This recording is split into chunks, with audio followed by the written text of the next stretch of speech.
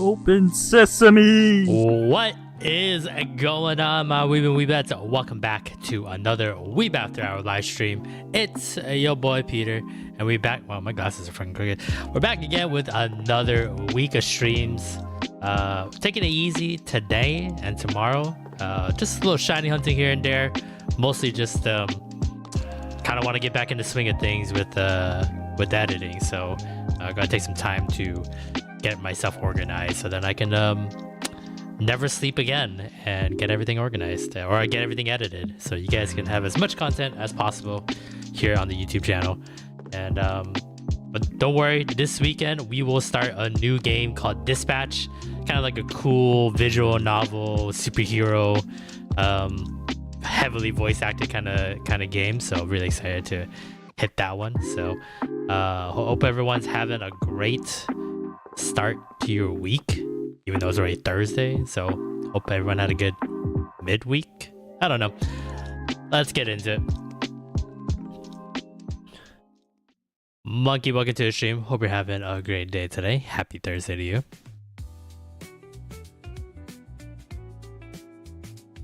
Nice Pitbull ornament. Someone gave it to me. I had to put it up on the tree.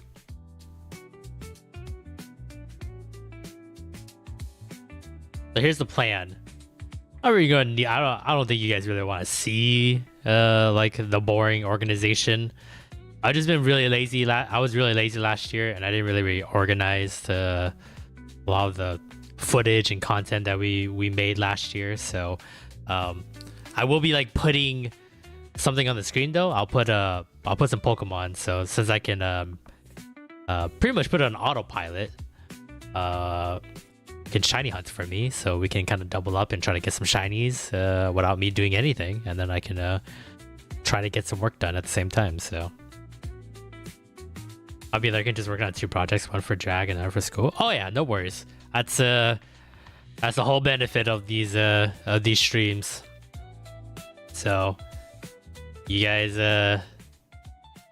get work done, I get some work done, and I can still put in my stream hours and not tank the channel, because people get rewarded when they are consistent with content, and unfortunately I haven't been consistent the past half a year now. So it's just an easy way for me to get hours without having to do too much.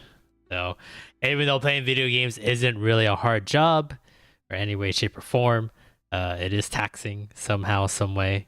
So for this one, I get to kill 2 birds with 1 stone, especially since I'm not only a streamer or a host, I also edit and do a lot of the background work for this channel. So it'll be nice to try to put the channel back in a good direction, because it's been going in a bad direction for quite a while now. So all right, let me figure out how I want this set up here.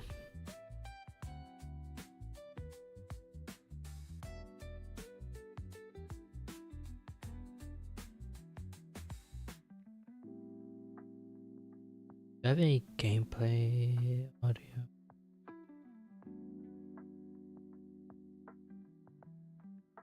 Oh, I don't have run ink yet.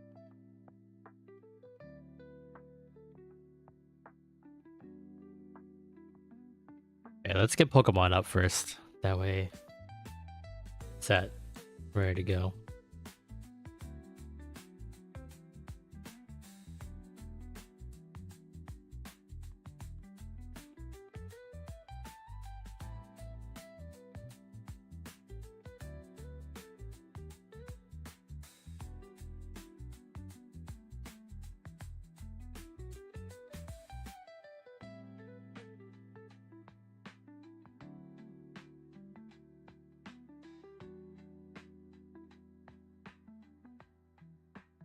Oops.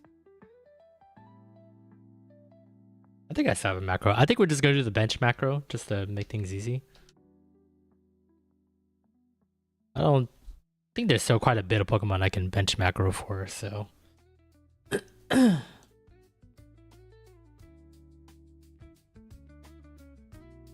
Okay, let me just make sure I got this correct here. Okay.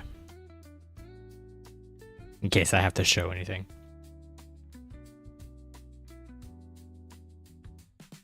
Audio sources.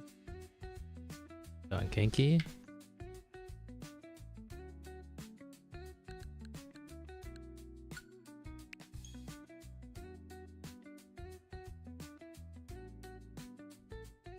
Luckily, I don't even need to keep my eye on this this game. As long as I hear that shiny sound, it'll be pretty good.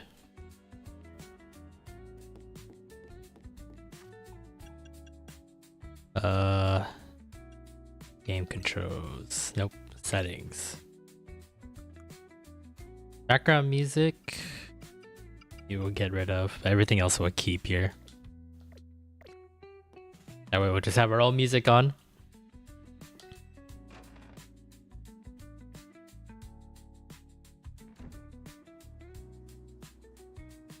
What should we hunt? What am I missing?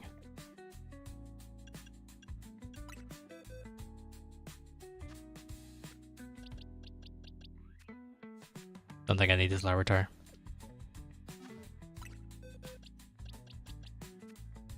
Or do I? I don't know, I put it in this box for some reason. Oh, I don't... Yeah, I didn't change my box. Hold on. No! Move. God, I always forget how to play this damn game every time.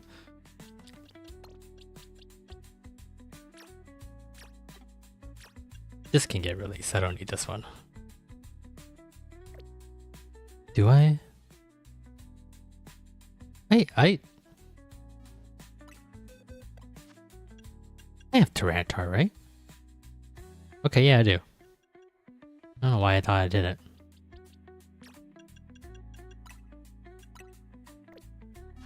I still have a lot to grind in this game. 70,000 hyperspace server points is not fun.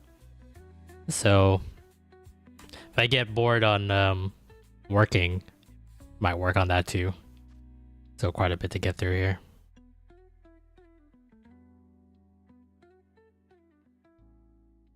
Well, I still need another Totodile, and I still need 3 Tepigs and 2 Chikoritas, so could bench reset for those guys. Could bench reset for some Pikachus too. Some Cleffas. I'm still missing quite a bit.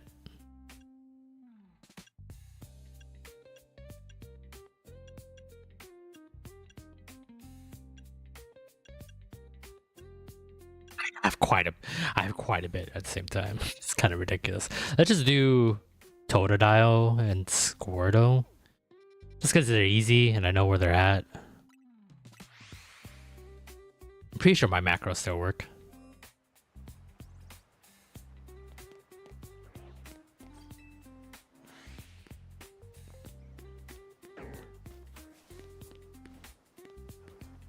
I want to sit on this one. Yeah, I'll sit on this one.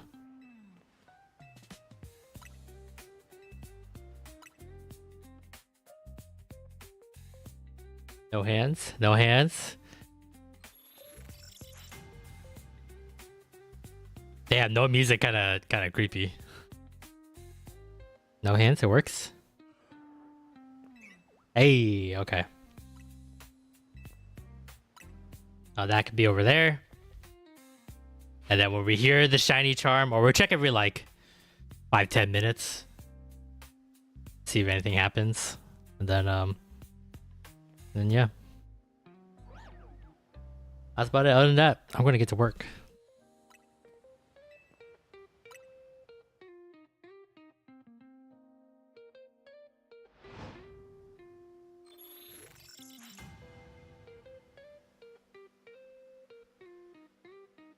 I need another screen though.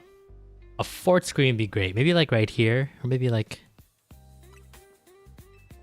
I don't know where I'll put that fourth screen. Fourth screen would be kind of nice. Then I can fully put like I don't know, like the plastic duck simulator or this in the corner. That way I can keep an eye on it.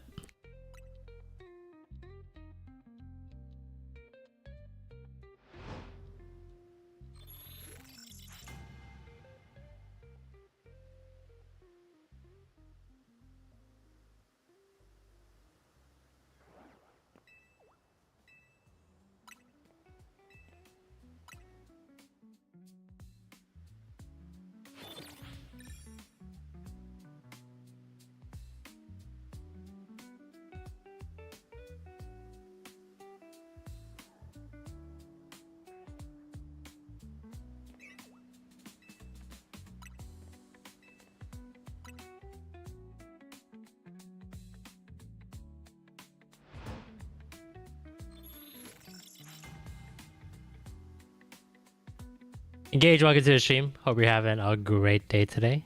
Happy Thursday to you.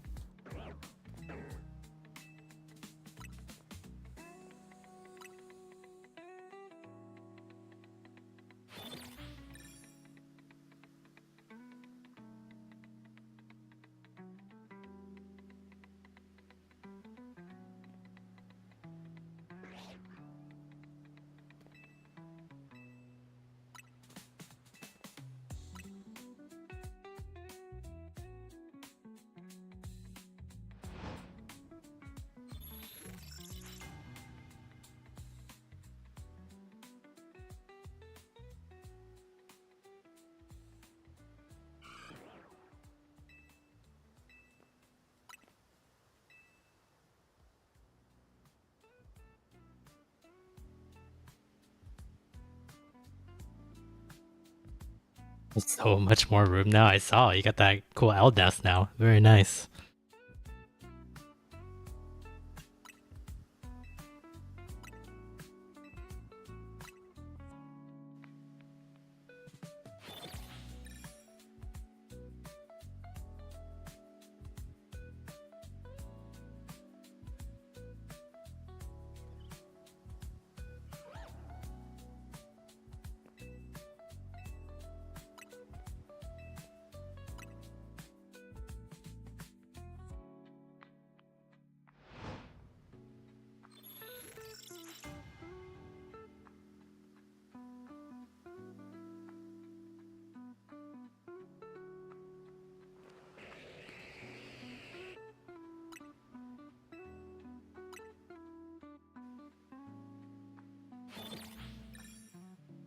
Really need to find a stand for my new mic. It didn't come with one. Oof. I mean, even like a table stand that just like sits up in the front, not too bad. Cause I mean, guess it depends on what kind of mic you have too. I don't remember if you said you had a directional mic or a more like direct mic.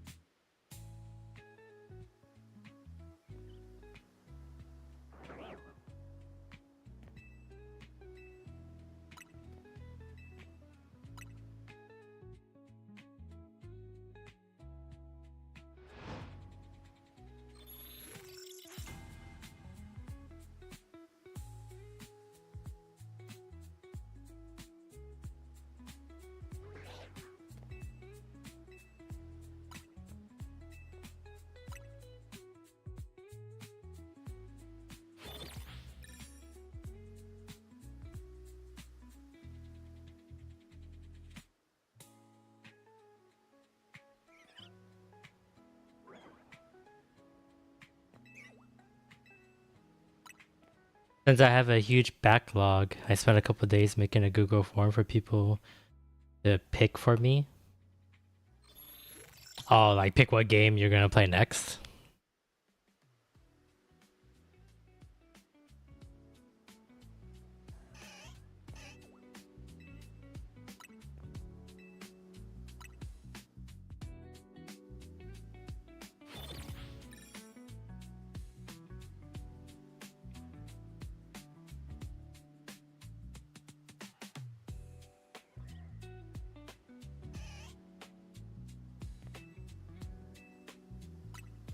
Too lazy to find it out myself.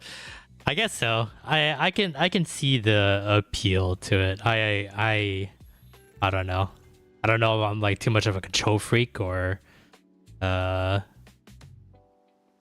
feel like, you know, whatever. I mean, I put the whatever games get to be voted for, right? So still games that I want to play. I don't know.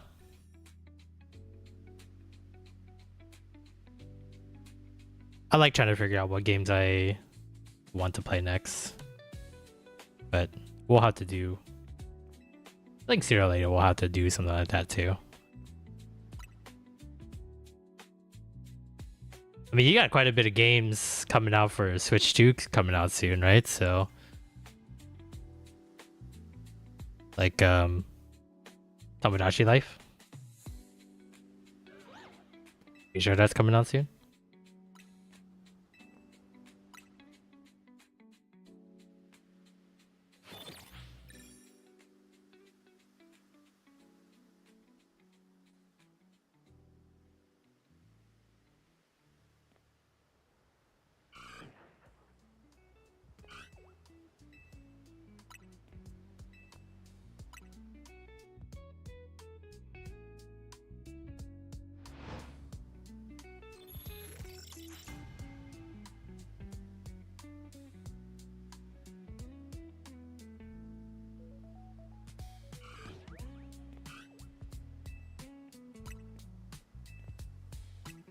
And obviously that would take priority, but when I have nothing else to play, I'll do a backlog stream. Oh hell yeah! Okay, I like the thought process there. What's the first one on the list?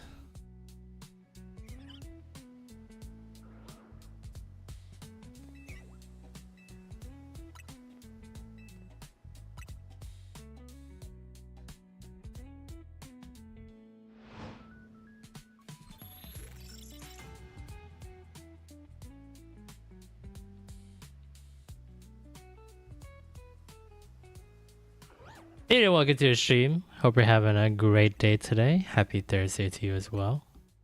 Happy Thursday.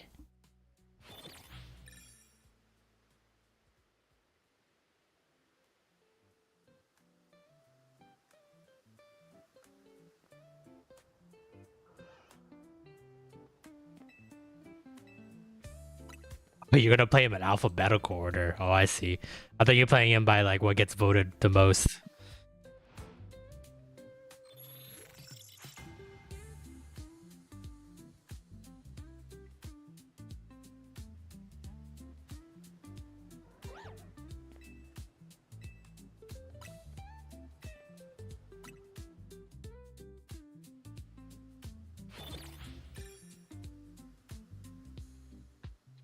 Oh, you just posted 5 minutes ago. Oh, I thought you... but you said you were working on it for a couple of days. I thought you like already did it.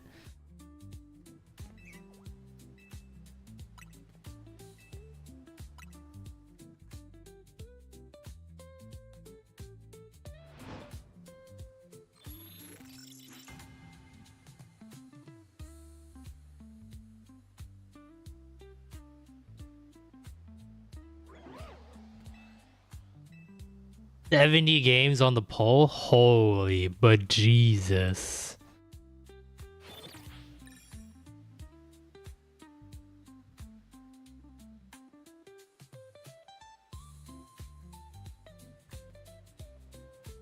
I'm kind of curious. Now I'm kind of curious what kind of games you put on there.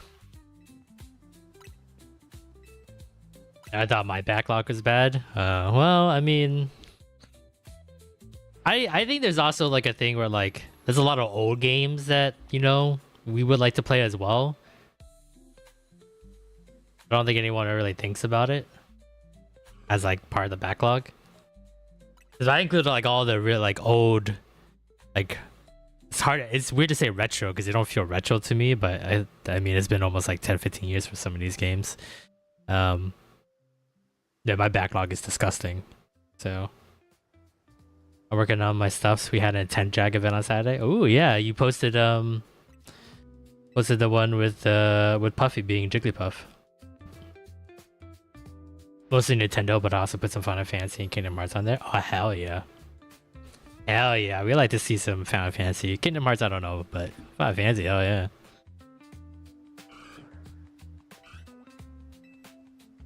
Let's see if I can find this post. You think I don't really have much that I subscribe to with the Weeb Power Hour. You think it would just pop up right on the top?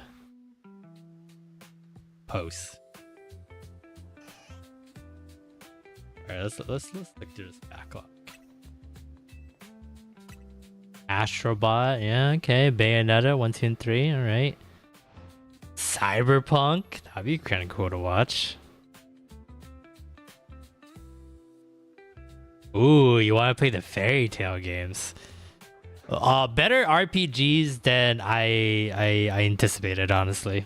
I think I played a little bit of the second one, but I did play, I think, most of the first one. That was surprisingly more put together than I expected for an anime turned video game. Most times than not, it's pretty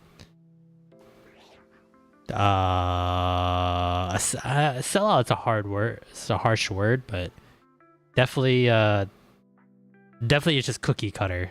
But the mechanics aren't as bad as most people make it out to be.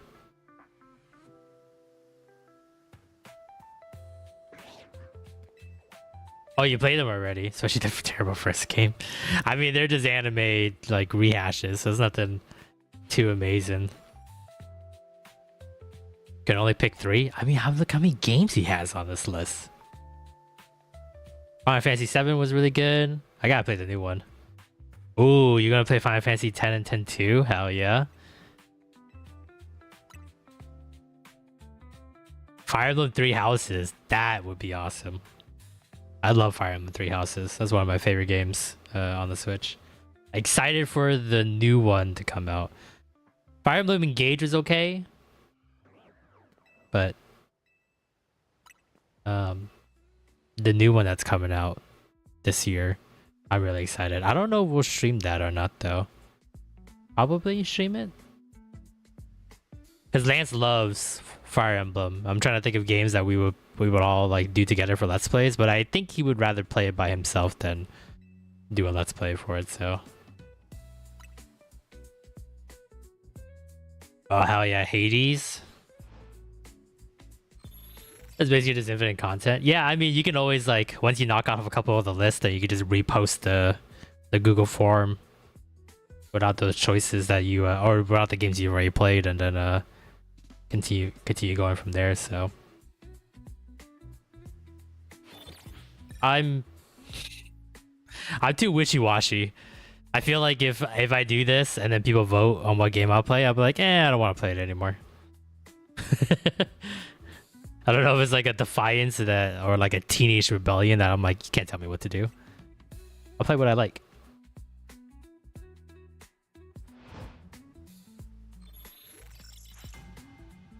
Oof, you put Brothership on here?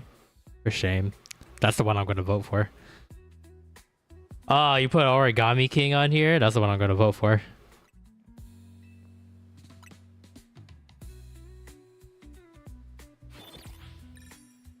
Oh hell yeah, 1,000 Year Door. I'm playing that right now. P3 Reloaded, hell yeah. P4 coming out soon. P4 this year. I hope. 30th anniversary of Persona. Better not fuck me. I know we're not gonna get Persona 6 this year, but at least give me Persona 4 remake, and then maybe a trailer for Persona 6. But I'm not gonna. I have no way, shape, or form, or any belief that Persona 6 will get released this year. So I thought some things I could do as one-offs too. Oh, very nice. Almost all the Pokemon games. Ooh, Red Dead Redemption. Have you played 2 on the channel? No, right? Figure in JRPG Dragon Quest 7 Reimagined released a demo. I know, I saw. So excited. And the great thing about 7 was that it was so convoluted that I don't remember like You don't remember how to like, you know, the order where you want to go. It's still kind of like open-ended in a way. It's still kind of open world-ish, but there's definitely like a clear way to like go about things. The 2 is in my top 10 favorite games. I'm surprised you didn't put RDR2 on here. I don't know if I want to play Dragon Quest on stream. Oh, it's complicated. That might not be good for me since I play on and off. Well, for what I've heard about this remake of 7, they actually cut out quite a bit of like the slow pace, convoluted, like traveling. Like the crazy thing with this with 7 was that like the backtracking was like pretty. A core mechanic isn't like the correct way of calling it, but it's a lot of like little worlds put together as one, right? So like you have to like travel to a lot of different areas, and you have to like come back and remember like certain areas after you've gone through some story and stuff like that. So but from what I've heard, they've actually like streamlined it pretty heavily.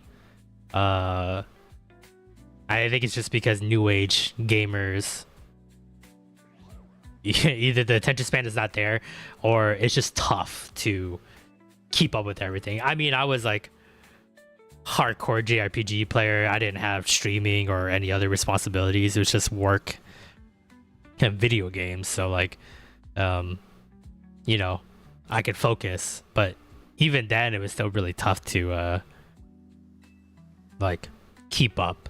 There's a lot to remember, but from what I've heard, this one they've actually like made it a lot easier and a lot more like less congested, if that makes any sense. Which kind of pissed off some of the purists. They really wanted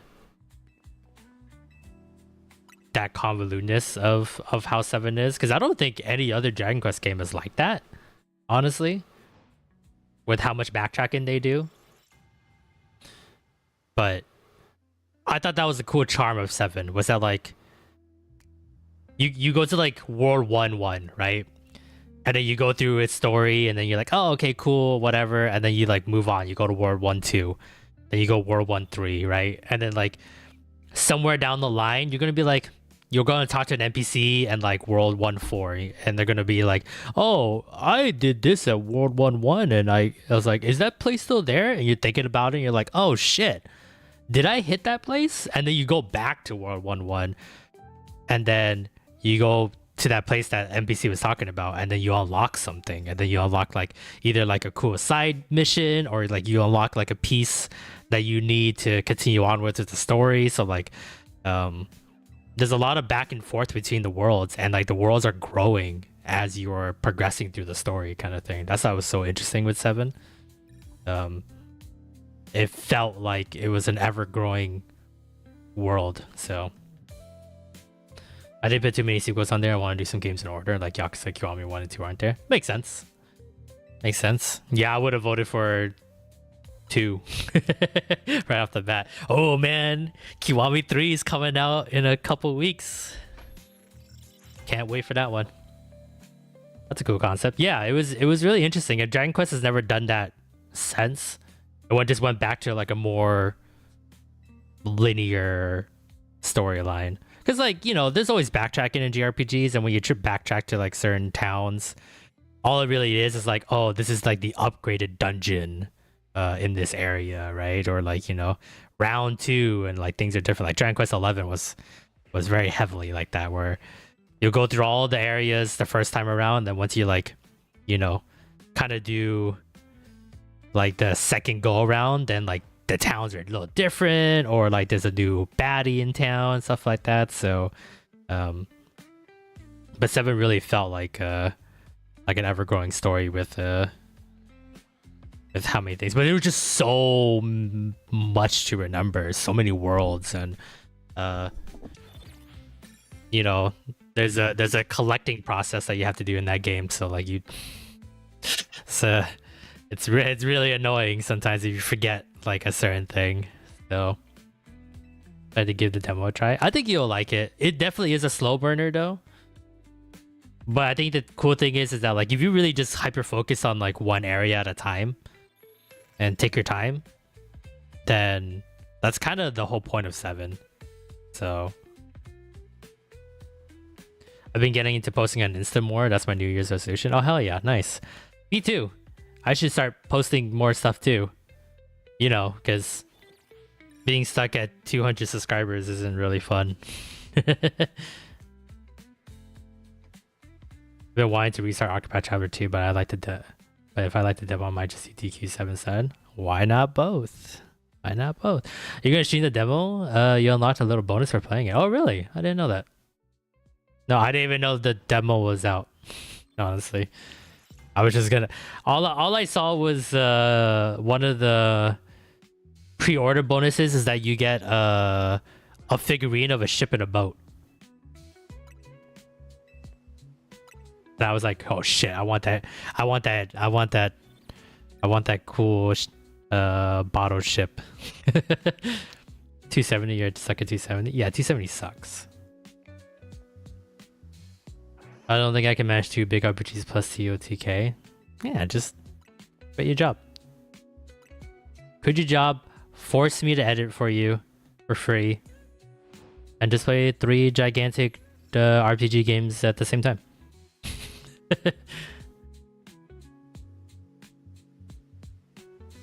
Alright, all the Super Mario games, all the Xenoblade games. Yep. Oh, ukulele. Oh, yeah. Knocks a 0. Very nice. Not a bad list. I like it. Okay, my job and my dogs are starting so dang expensive. Yeah, tell your dogs to get a job. Your jobs and your daughter.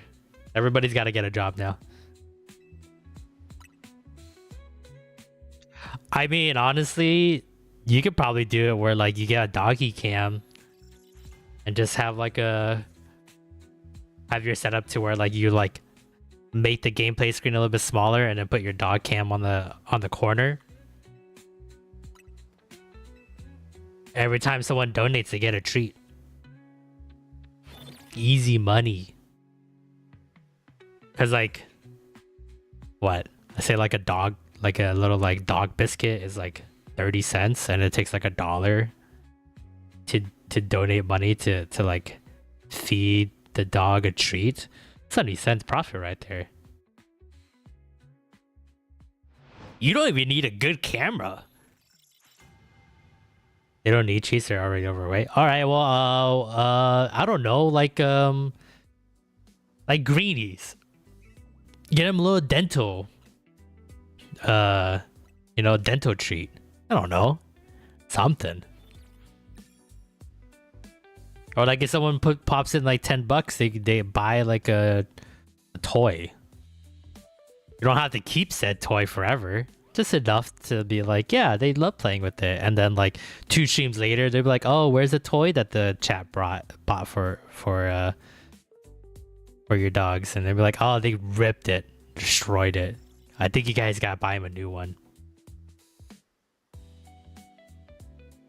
And just like go into like PetSmart and go into like the dollar bin and just like buy a shit ton of toys from the dollar bin, and then you just get the difference of money. $10 to buy a toy for a doggo, $9 profit. Money. Cash money. Easy stuff. I've seen so many channels who have animal cams, pet cams, and people spend more time donating to the pet than they do the streamer. It's just being the cats are expensive as hell. Well, you have like 5,000 animals in your household, so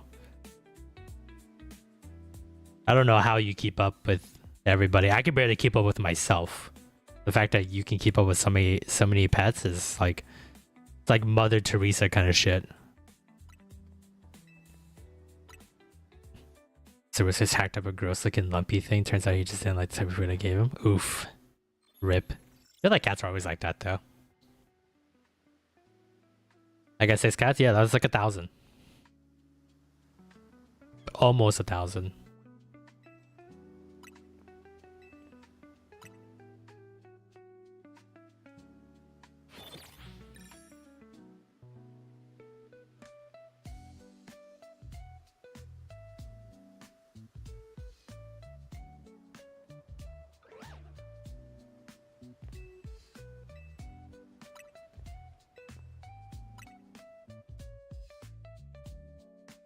But that also spits out back out food which she doesn't want.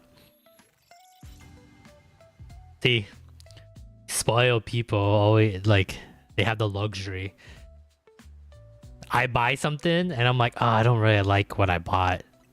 Like food wise, like I want to try something different. I'm like, I don't really like the taste. I'm like, but I spent like $5 on it. I have to eat the entire thing. I have to get rid of this. So I just have to suffer. I have a dog and 2 cats. I would never catch with a monkey. I mean, the monkey sibling gang are like 10,000 animals amongst the 6 of them now. 6? Yeah, 6 of them now.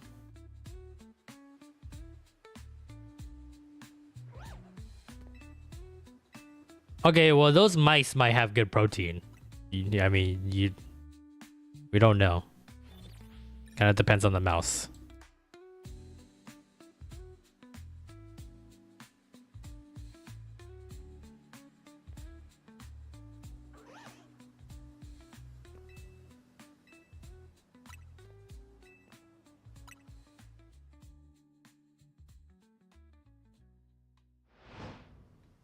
I really like this game. That was a good series. Another one we gotta get done.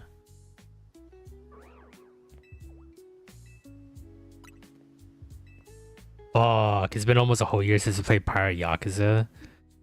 Fuck me, matey. Not been almost a whole year.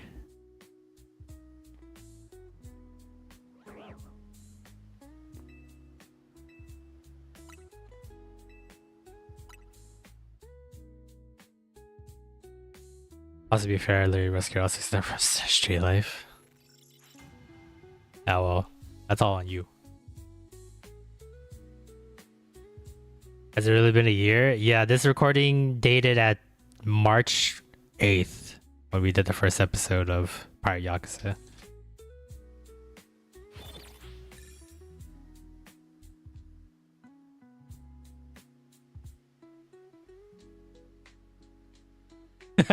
I totally forgot I bought a pirate outfit to go with the the beginning of the game, and I see myself slowly getting rid of the pirate outfit because it was fucking hot as shit.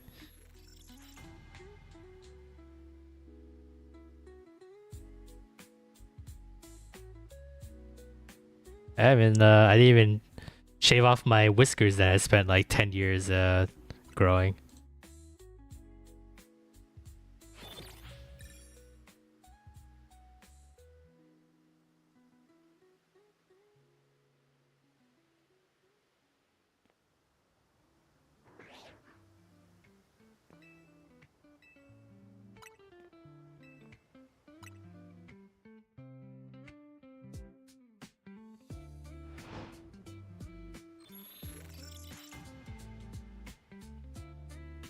I have too much shit in my hard drives. But rescued his own son with the streets. I just took him in because I felt bad for both of them. Well, I mean, you set the example, so I think it's a free clinic now. Bring all their friends and families.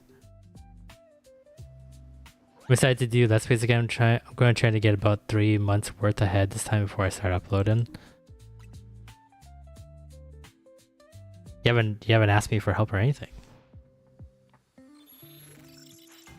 Where's the demand? Where's the demand to help?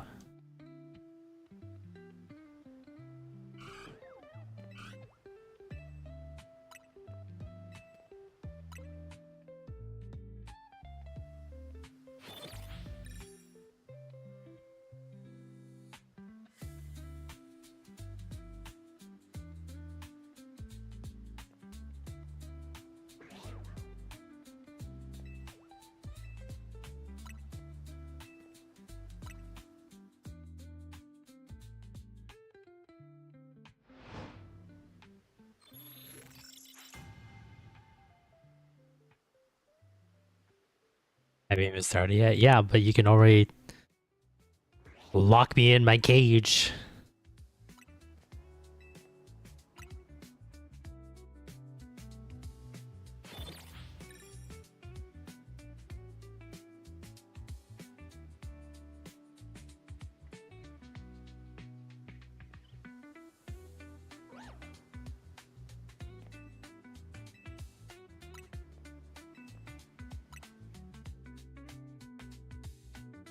Dun, dun, dun.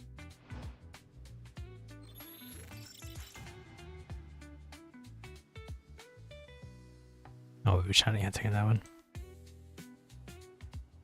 Want your focus to be on Ace Attorney or Phoenix? I will be coming soon. Thank goodness I didn't lose all the footage.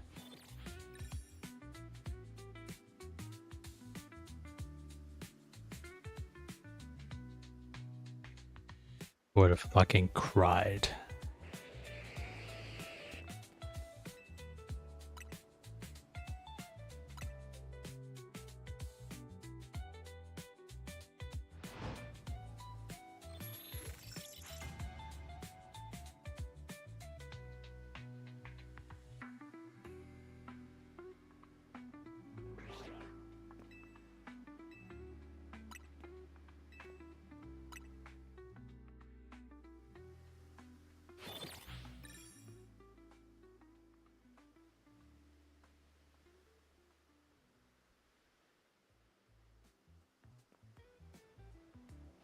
Yeah, get rid of this video.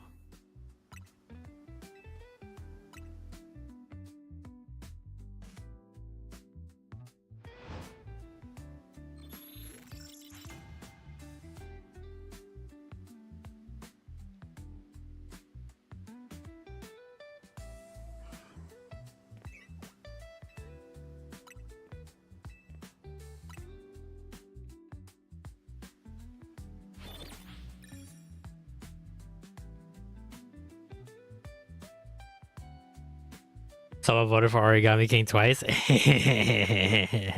kidding, I didn't vote for anything yet. I was gonna say I voted on 2 different emails. I actually have like 4 different emails. I could vote for Origami King 4 times.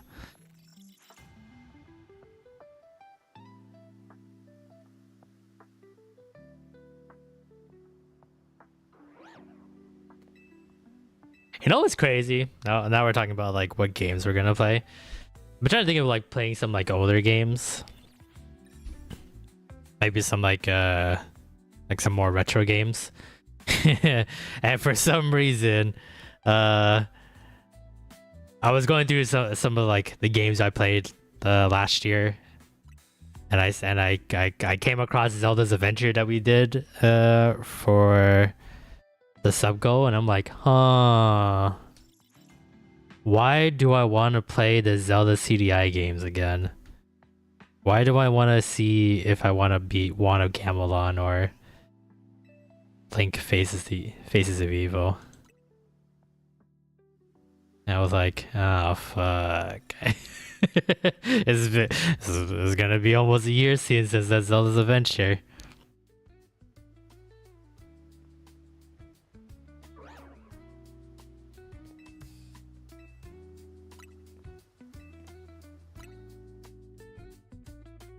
I actually have a video idea for Zelda's Adventure too, so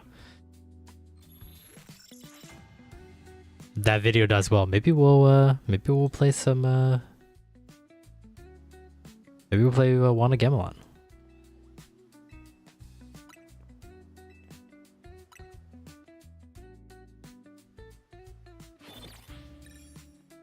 Or Faces of Evil, whichever one.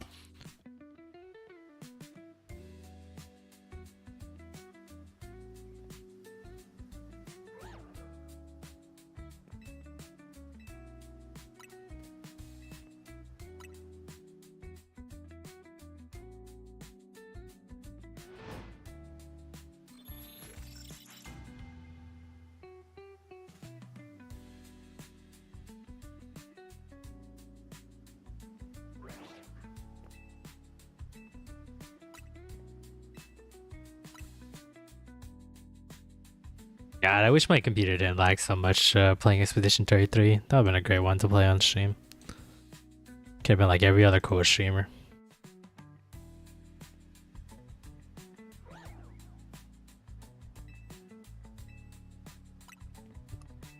Which tiny Pokemon then?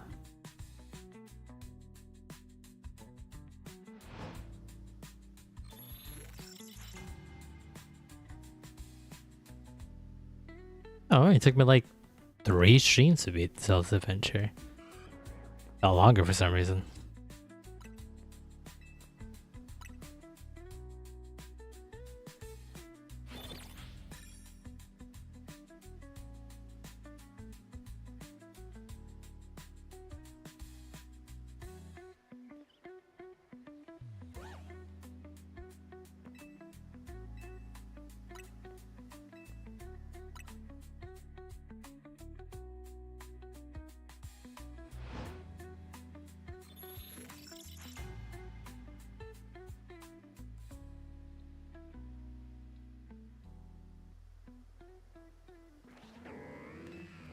Ooh, scrambled egg sounds pretty good.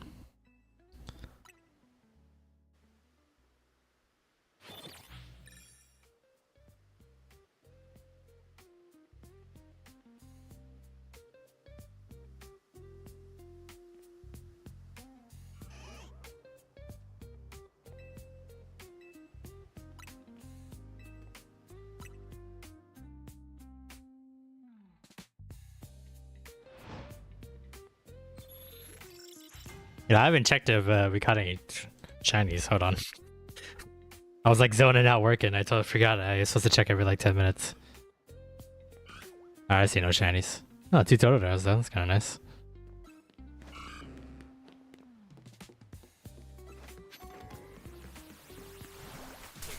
Alright.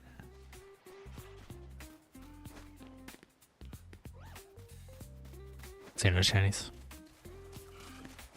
Totodiles would be nice though. I think I just need one more Totodile. Ow.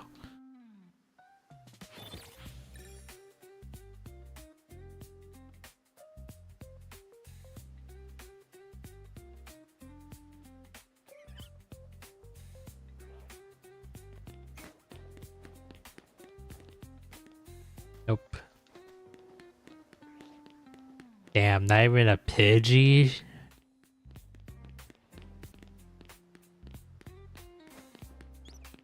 I like Callie and Lacey love little bits of scrambled eggs. Hell yeah. I mean, who doesn't? Actually, you know what? I know quite a few people that don't like eggs. It breaks my heart, but if you don't like something, you don't like something, you know?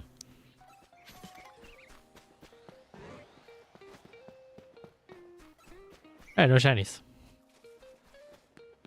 Back to the grind.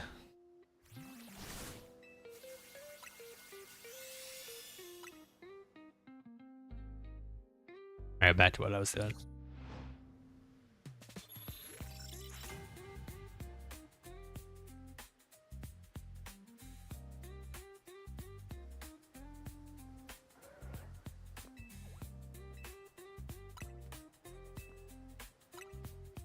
I don't like giving them a whole lot because they get gassy. I mean, we all get gassy with eggs.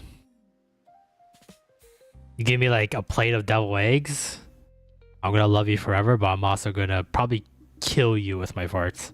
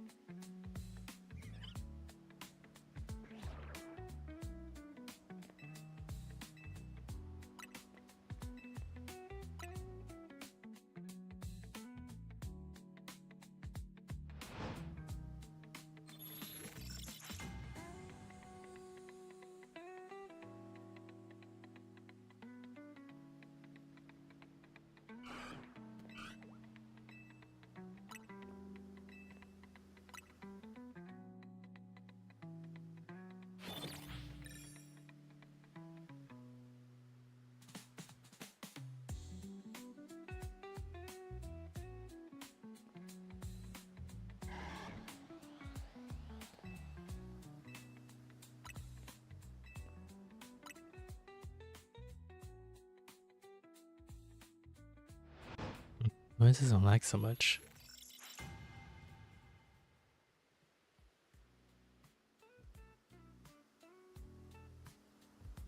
Oh, this is Kingdom Hearts. This is what killed my computer. I remember now. And it really was a rough year last year.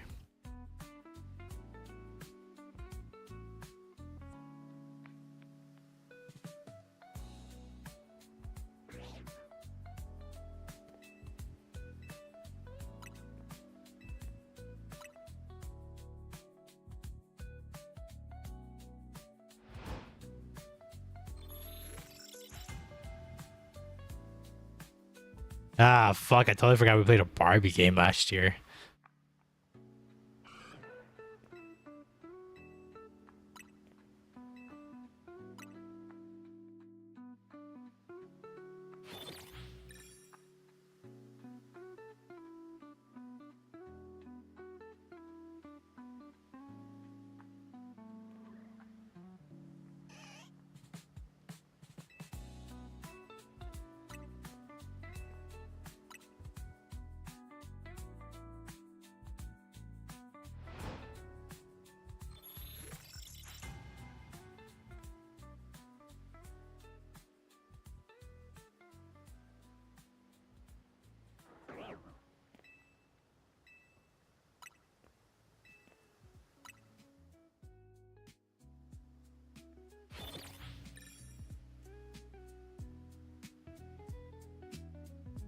Hey, we really didn't play a lot of games last year.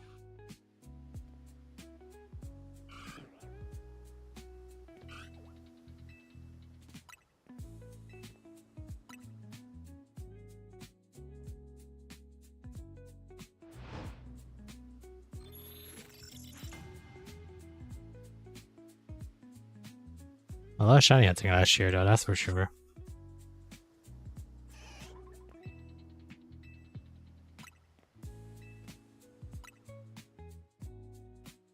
What game is this?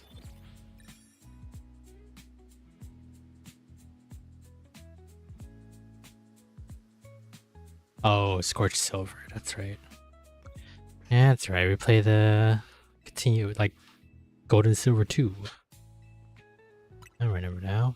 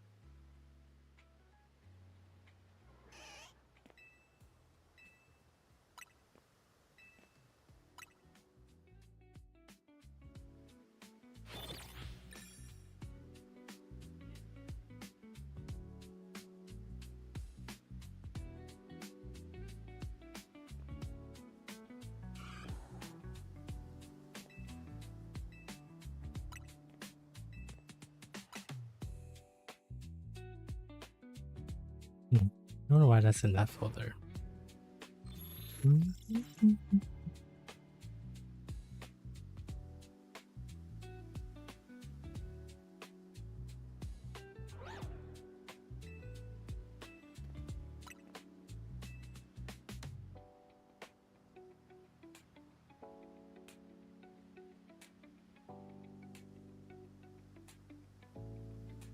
When did we record this? What? 1/6?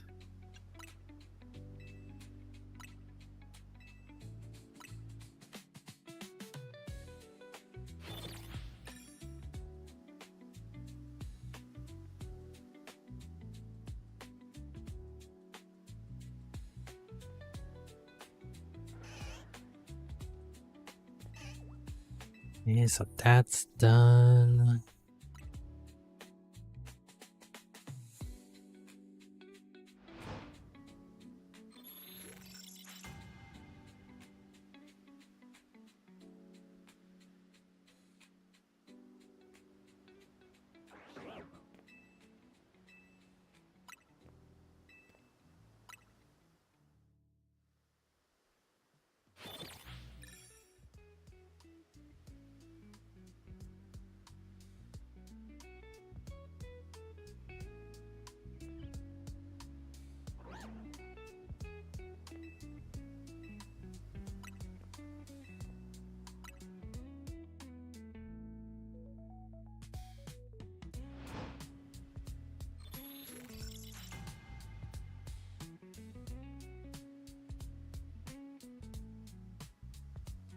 Oh, that's didn't download that yet. Should probably download that now.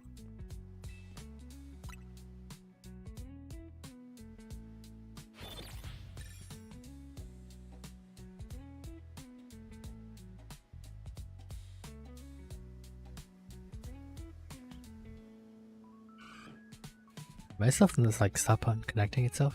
God damn.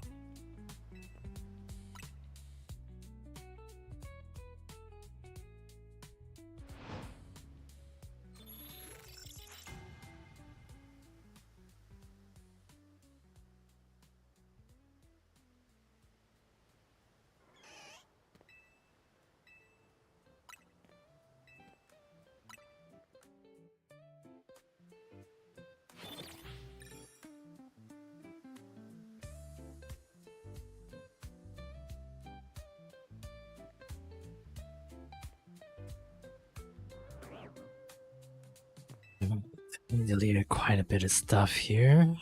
Let's empty the recycle bin.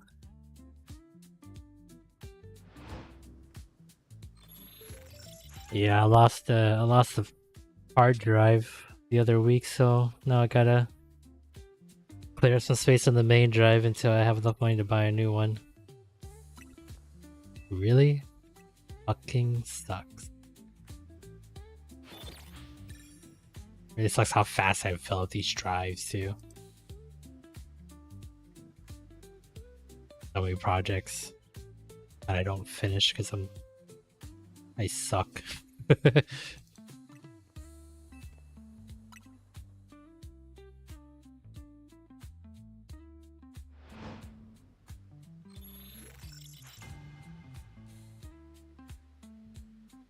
did that stuff go?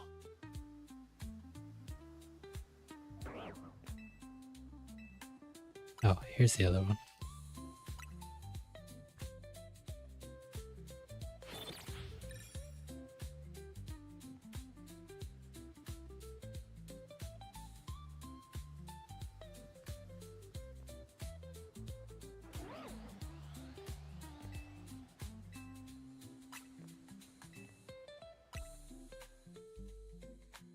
I think that's how it goes.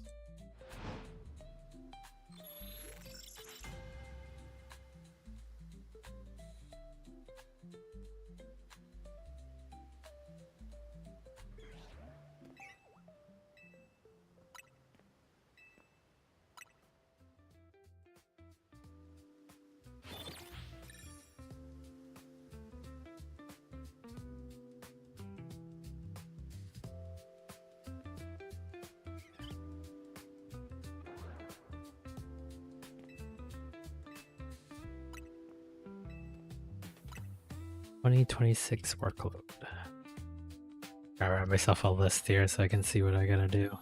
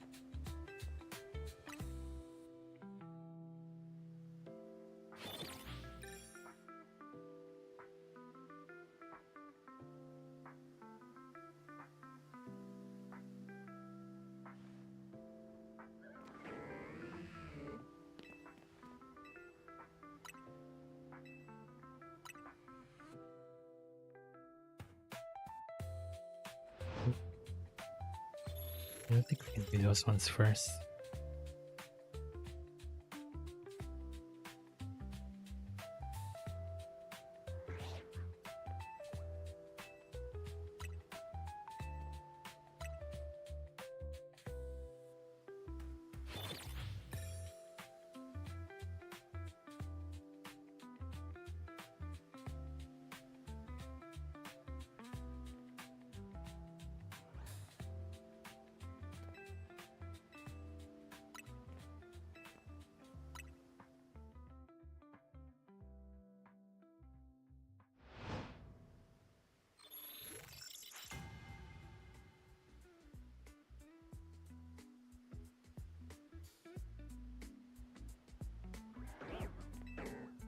That's a lot of work.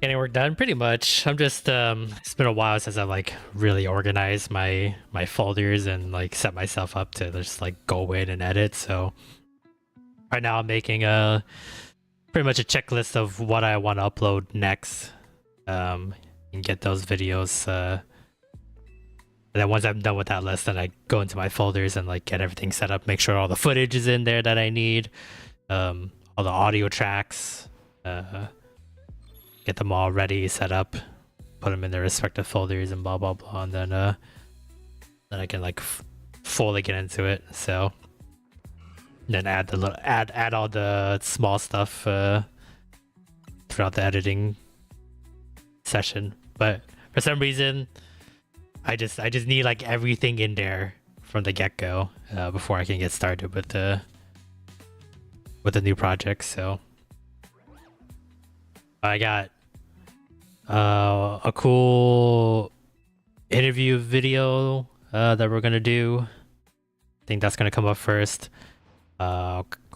We filmed quite a bit of episodes for Halloween that never got released, so want to get those done. There's a couple one-offs that I would like to get done because they're one-off, and get back into the regular series that we had. And then I have some writing projects that I can finish writing the script for in the next couple months, and then we can work on those videos and get those out. So just something a little different for the channel, and I just kind of want to see what people think about it, and kind of want to just see how I think about it if I ever want to continue doing something like that. So but yeah, a lot of work to get done. I would like to try to get those started now. Hopefully start seeing some of the stuff coming out soon.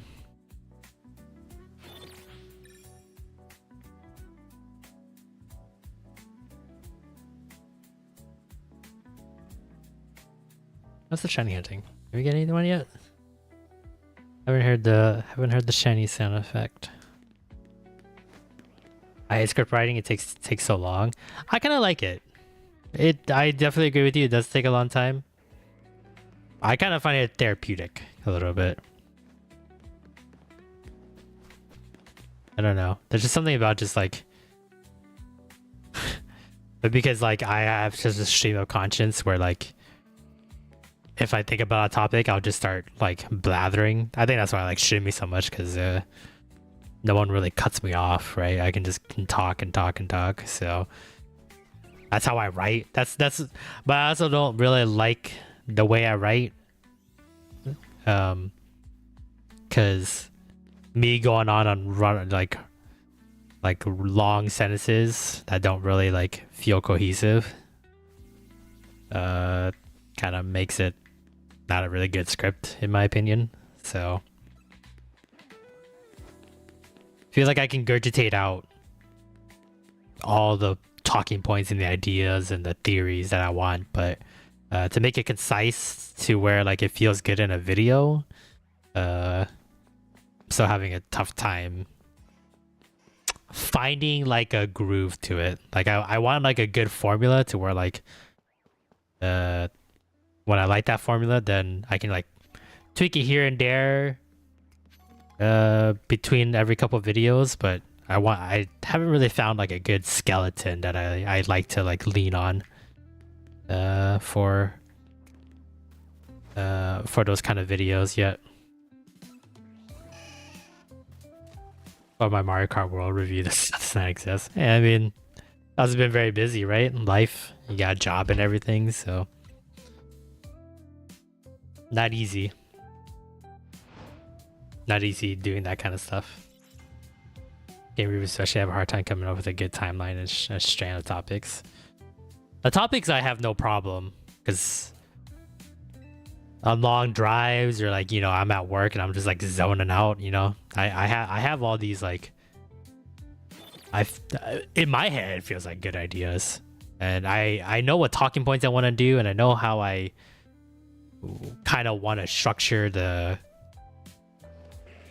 video, but I don't know, the meat and potatoes never work out. It doesn't feel fulfilling enough. It feels very bare bones. Like I don't have enough sides to it, I guess.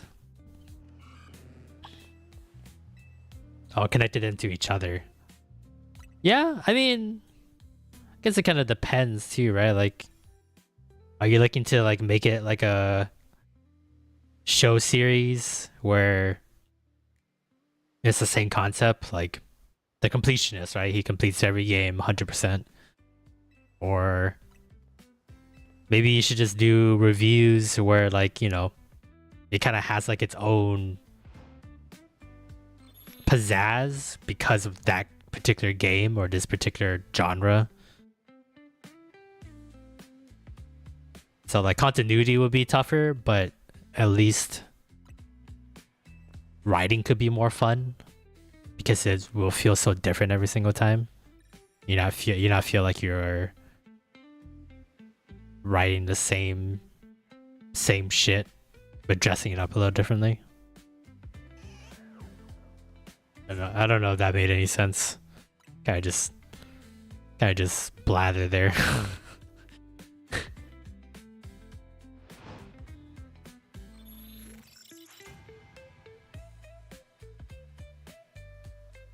Because I think I like with like structured like a structured series, like every series, everything in that series will be very similar. And like how I would present, you know, the video itself. But then also I feel like every time I get into like the next episode of that series, I would change something pretty drastic, and then it would kind of like, I don't know how well it will fit into the series. And I'm a very like, I feel like I did something really cool video wise. I'm like, yeah, that's a pretty good one. We can keep that. We can leave it like that. And then like I constantly, the next time I come back to it, I constantly want to change it. I'm never like satisfied with my own work.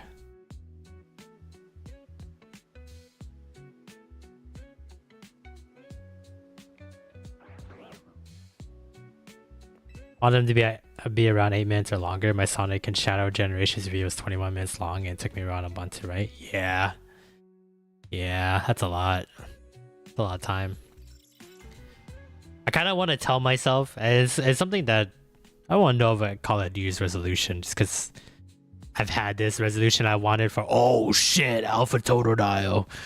I kind of wanted this for a while. It's just kind of like, I keep like rewriting stuff and I keep like redoing projects just because like I figure out a new way to do something, or I think of a new idea to change. Damn, back-to-back alpha. But I kind of should just go for it. Like I've been sitting on this one writing project for like 2 years now. This like project series that I think would be pretty cool to do, and I still really haven't found anyone out there. Maybe I just haven't looked hard enough that has done this type of series or this type of content.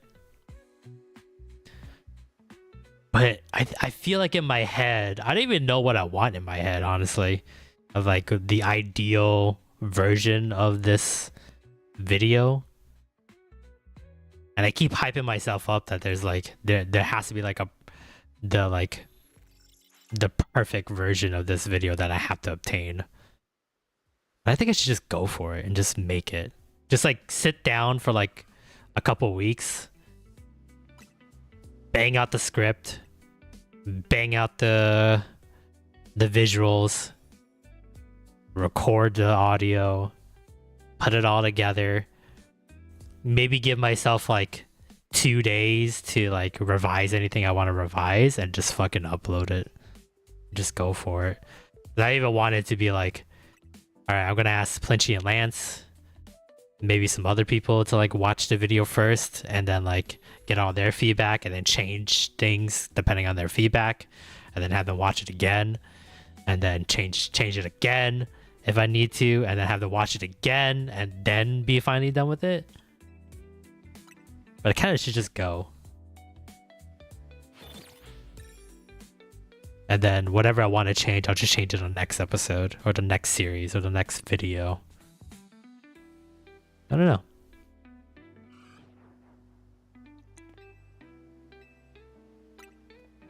I don't know if I like am more afraid of putting myself out there, or I'm more afraid of wasting my time with making something that I feel like would be mediocre at best. But I feel like that's why we're so hard stuck with so many little subscribers. I feel like I'm doing a lot of work for little gain. So that's something that there might be a lot of the work streams, because I'm in the process of like hopefully getting another new job, because I don't really like the job that I'm at now. So want to have a lot of time to be editing on the side when I'm not streaming or recording. I think at this point I'm never gonna have enough time to fix everything, so I think I just gotta go for it. I have a finite amount of time before I have to realize that maybe this is not it. I gotta retire. And I don't want to retire. I want to die on camera.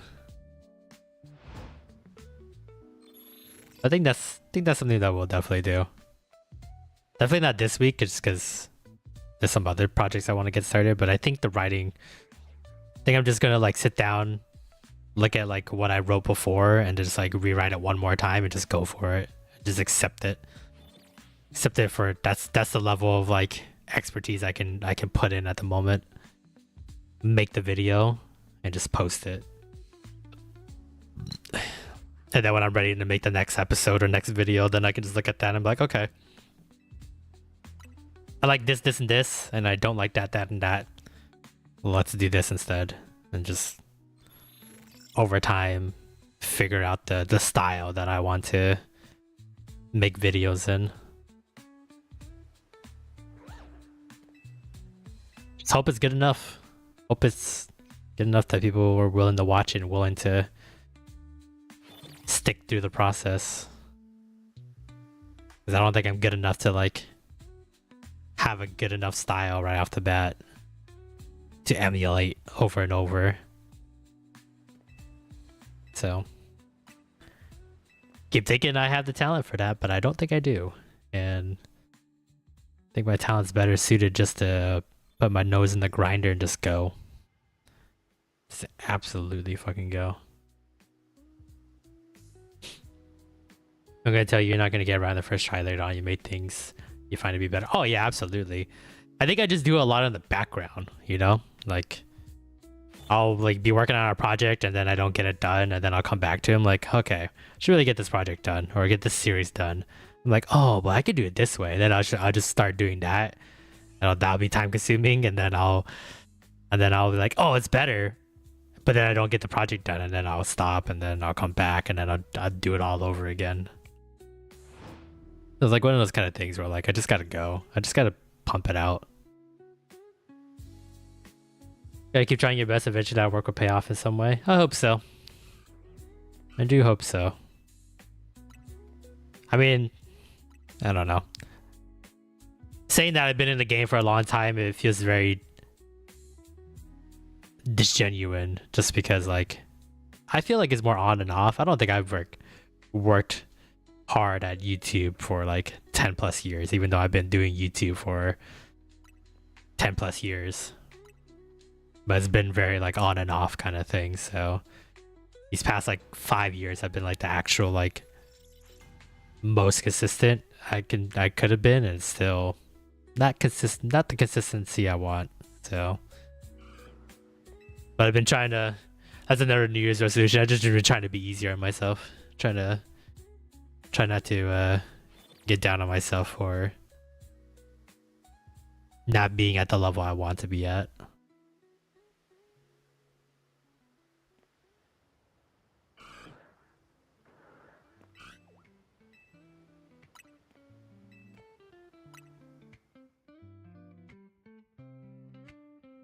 But yeah, I think that's what some of these work streams are going to be. Once I like get back into the groove of things with like getting 100 line episodes out and probably editing like quite a bit of the next Ace Attorney game. Might do quite a bit. I think I'm just going to do like a nice couple nights of script writing, and just whatever I write, I'm going to accept it. It's going to take it.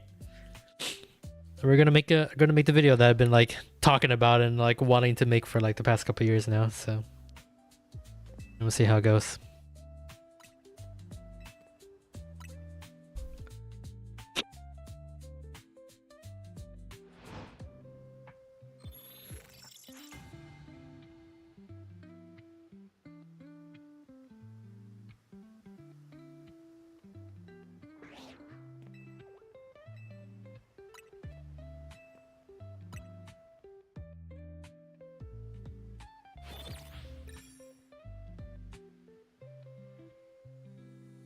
Are we on an ad break anytime soon? Oh shit, we're coming up to an ad break. Any shinies before we go on ad break? Yeah, I'm on dry on the shinies today on ZA. I've noticed ever since the DLC came out that I've been having a harder time like getting shinies the normal way with the macro controller. I highly doubt they nerfed the percentages. I'm just trying to find some kind of excuse to why I'm not getting a lot of shinies. But then I remember like I left this on like at night. I like go to bed and then I just wake up and there's just like a bunch of shinies sitting in front of my face. So like I got spoiled with that that notion. All right, nothing. All right, I'm gonna use the bathroom and put us on an ad real quick, and then get back to work. I will leave the Pokemon on though. If you guys see a shiny, make sure don't run away. All right, be right back.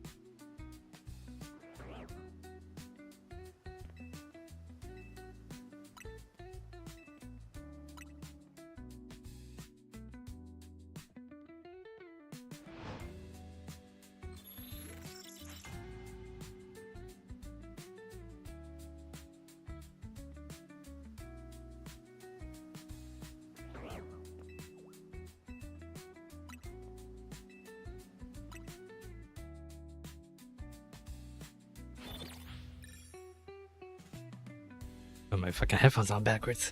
Alright, I'm back. Thanks for waiting. Even though really nothing exciting happening on the screen.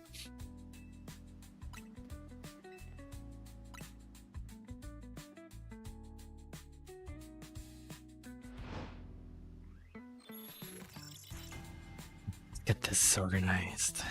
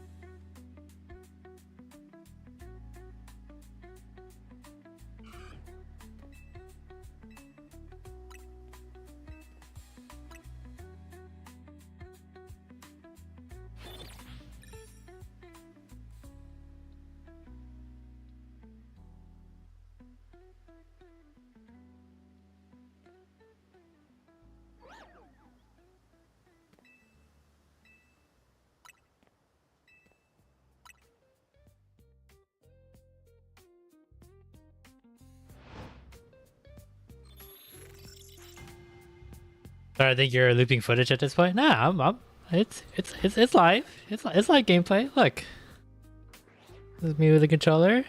Me moving left. Me moving right. I just bought the 8-bit do controller, so I can macro. Shiny Hunt now. Absolutely fucking boring to watch, but for multitasking, kinda nice. Not gonna lie. Too bad the DLC you can't really macro. I mean, you kind of can macro certain stuff. I think there might be like a Latias Shiny Hunt that we might do once I get to that point. That there might be a good macro for it, but you know, not like the ideal way of shiny hunting. But I'm not complaining just because I can do other stuff when I don't have to hold on to the controller. Also, this game has the shiny charm sound, right? So like, it's not like Pokemon Scarlet and Violet where like I have to fully focus on everything.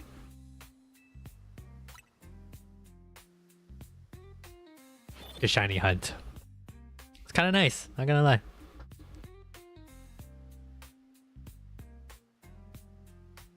I don't think they ever make it like this ever again, the way they shiny hunt in this game. I like it easier, but I think this surprisingly this might be even more easier than it should be. And I'm the like the laziest shiny hunter ever.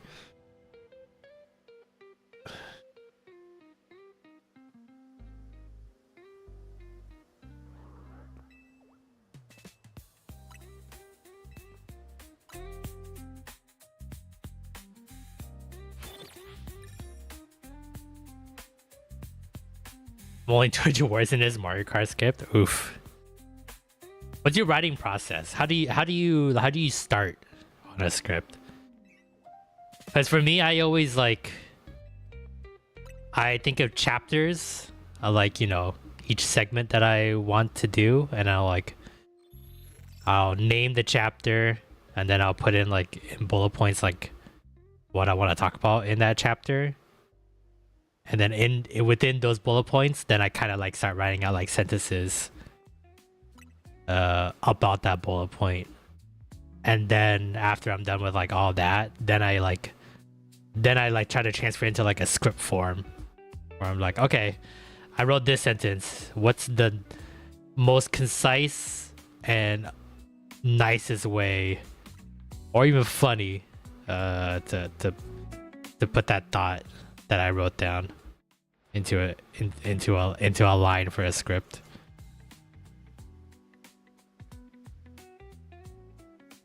That's kind of like my like way of doing it, but I'm kind of curious on how you like to do it.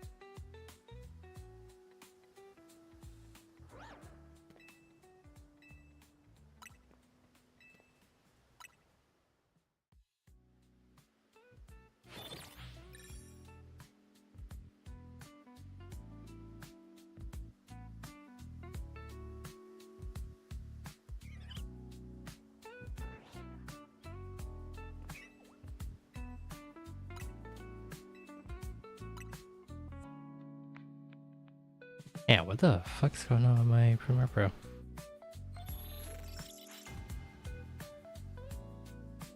Usually I do a brief history of the game or series. That's my starting point. I'll lead into the main review.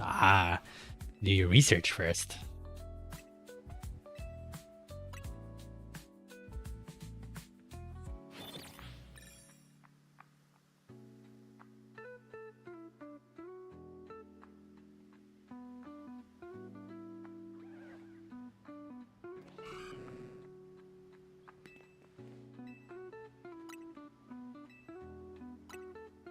Very brief. I mean, just depending on what the game is, right? You don't have to go too hardcore.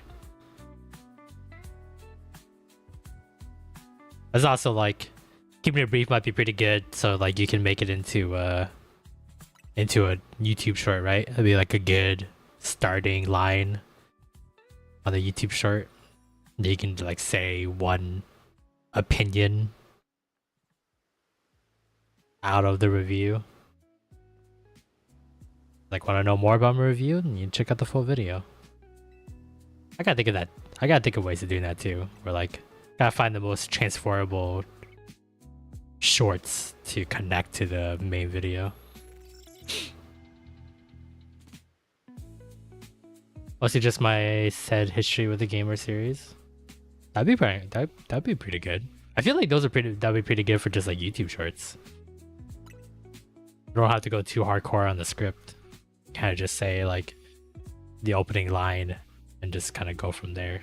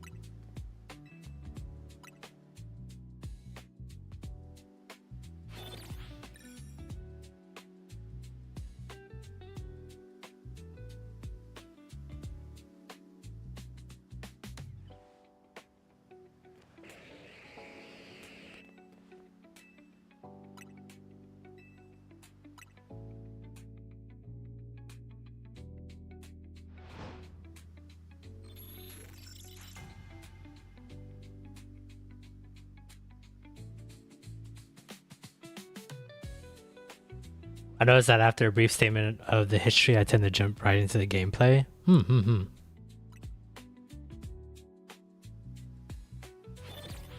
Maybe you gotta say like a witty line or like a something to kind of like bridge into the gameplay. Well, I guess plot's not too bad if you do it that way.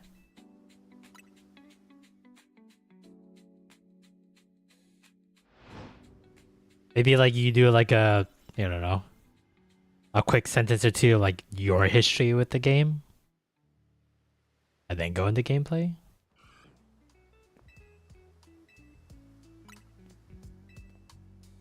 Maybe something that helps breaks it up a little bit.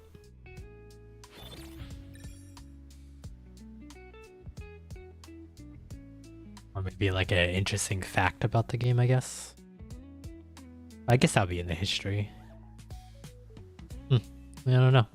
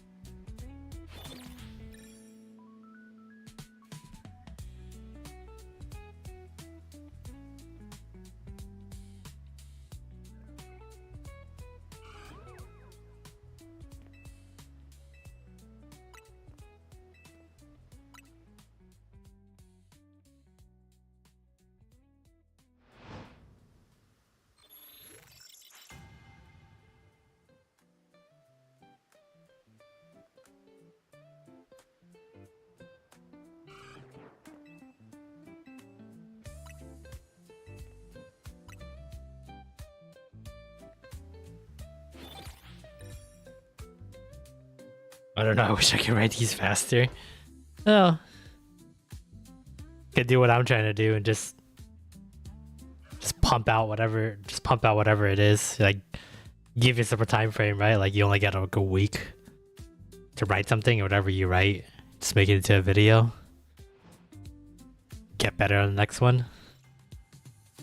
Because I'm kind of getting to that point where I'm like, I'm kind of tired of not having anything for the channel. Oh, I do one review per month? Shoot for a month. Got 20-ish days left of this month.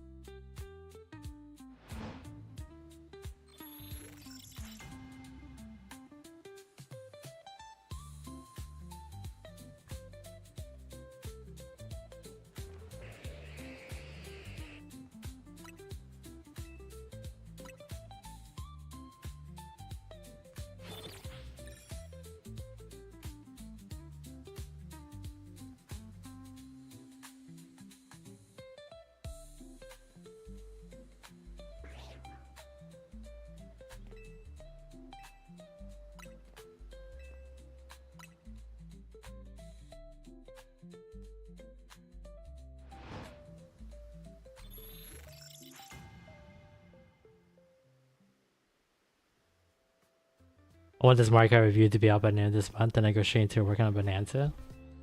Do it, do it, do it. You know, he's cheating, do a work stream like I'm doing. Kill 2 birds with 1 stone. Just, if you don't want to show what you're working, then just like... just start playing some old clips of like, or just like start playing like your Let's Play series in the background. Like, you know, like you got Kirby coming out right now. Or just get some of the Mario Kart streams and just pretend that you're doing a Mario Kart stream. And people are like, I want to play with you. It's like, after like 20 people. Well, they're racing right now. We're all racing together. And then you just go back to typing slowly.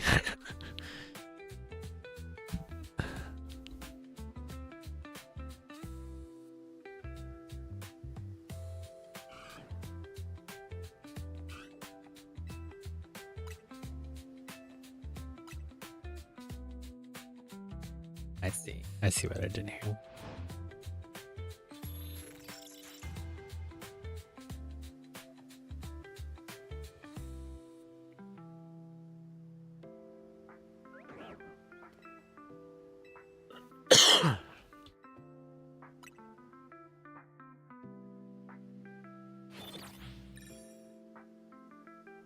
Oh, I didn't like that.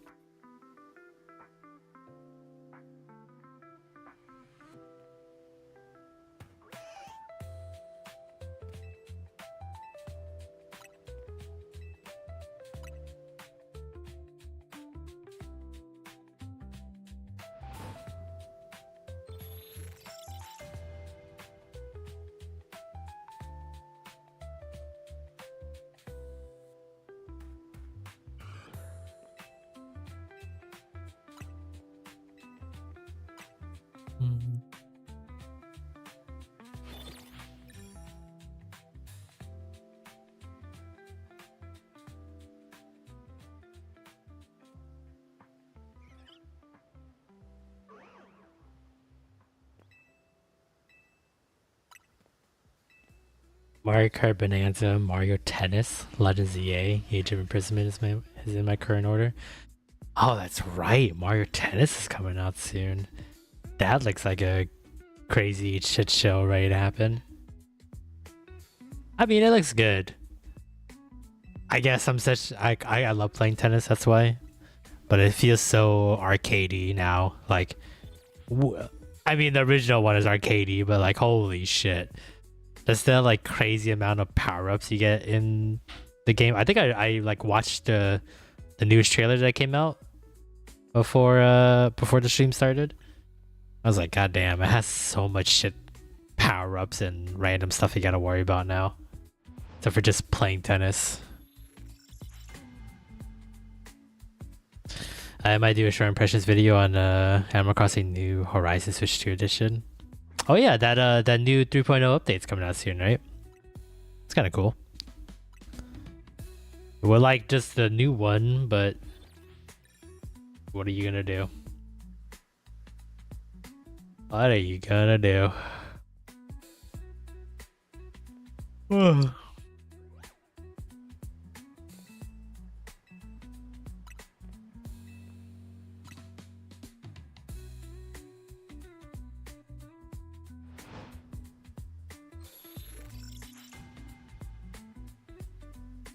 There'll be some good games coming out this year.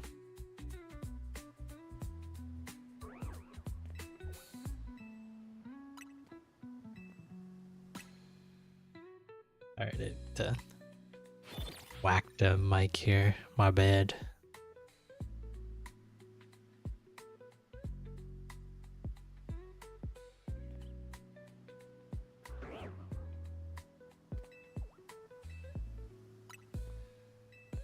Hope that February Direct is good. I don't see why not. Now that they spent the year trying to bridge the gap between jumping from the Switch 1 to the Switch 2, like this year should be the year to like really hone in and try to get people to start buying a Switch 2, you know? So obviously Pokemon Champions coming out soon. Probably going to talk about that. Pokepia is going to have something, but obviously that's not going to be the Pokemon Direct, but probably see more trailers on that one. Fire Emblem is going to be another big one this year. Biggest thing is going to be a 3D Mario game. Whatever that would be. Whether it be like an Odyssey 2 or God forbid a Galaxy 3. Or whatever new one is. Yeah, a couple months. I think they were saying like what, like Q1, right? Like March or something like that for Pokepia. Pokopia. I don't really know how to say it.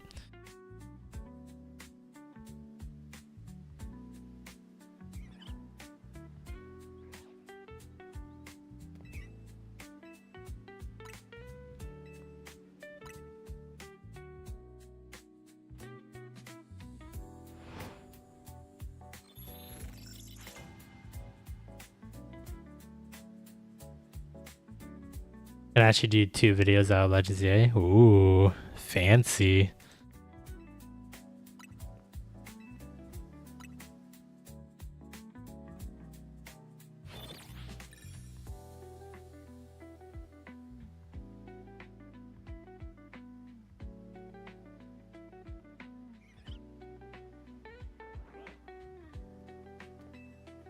Main game and DLC? Hell yeah.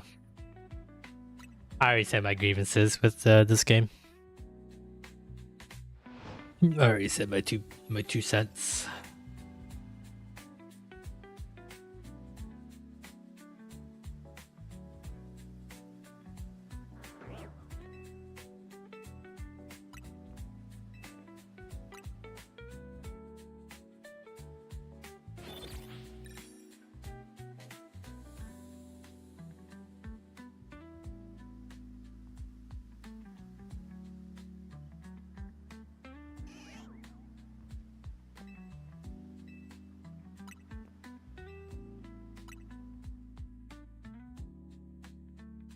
My review of this game would actually be pretty positive. I mean, there's a lot to like positive wise to take from it. So I you know, I know that goes against the grain of Pokemon fans and complaining about everything, even the good stuff.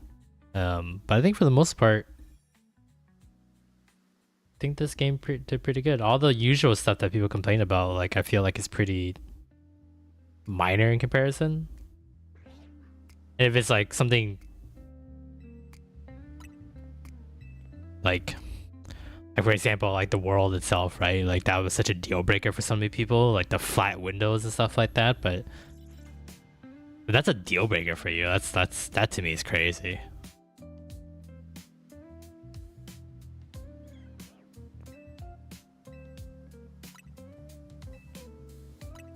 Now that's a game was like advertising like full-on realistic world. That's like sure we can complain about it because they promised it, but I don't think any Pokemon games are ever gonna promise like realistic windows. But funny too is that seeing like actual pictures of cities in Paris and some of the architecture, and some of the windows are fucking flat as shit, just like how it is in the game. It's kind of like, you know, eh. Are you ready for the insanely expensive 30th anniversary merch? Pokemon merch in general is just insanely expensive in general. Because if it isn't an anniversary year, like it's always going to be like, oh, special promo or like a special collab where like there's only going to be so many made, or you know, we only get to do it with this company like once every 5 years or something like that. So fuck, Pokemon merch is always goddamn expensive. We're not even going into like TCG like area too. Like all like the like there's so much like kitchen ware that Pokemon like releases every year. It's so fucking good. Last year they had like this whole like China dish tea set of all the evolutions like printed on each individual dish. Oh, it looks so good. There was like a EV waffle maker that was like pretty cool but kind of expensive. Then there was like a whole bunch of like shoes that were like fucking limited edition and only in Japan. So it's like never gonna be able to keep up with it. And like the fact that like not all the merch is gonna be like carried over to the West kind of sucks too. Like you gotta be like, they give away a lot of like cool merch in Japan in stores, but you have to like wait in line to get those merch, and like no chance for us to get it unless you want to pay an absorbent amount of price on eBay.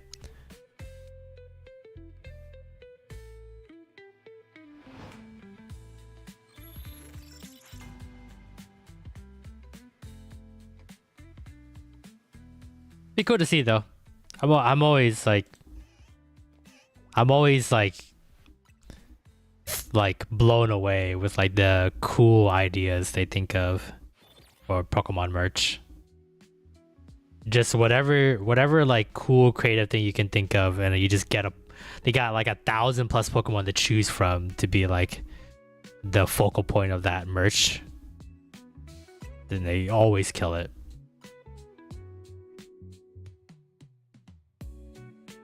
So I'm excited for a 30th anniversary. I feel like this is it. This is like pretty pivotal turning point for Pokemon in terms of like, can they continue to sustain what they've been doing?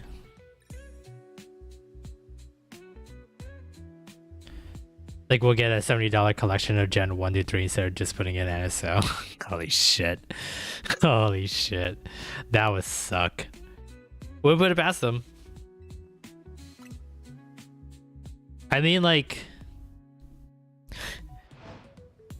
it would just be nice. They have remakes of the first 3 already, so like to have like just the remake versions of 1, 2, 3 on a one cartridge be pretty cool, but I doubt it. I don't know.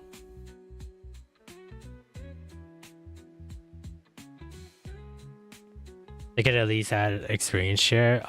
Excuse you, you're not a purist, and you are a baby if you want experience share all. Or whatever. Blah blah blah.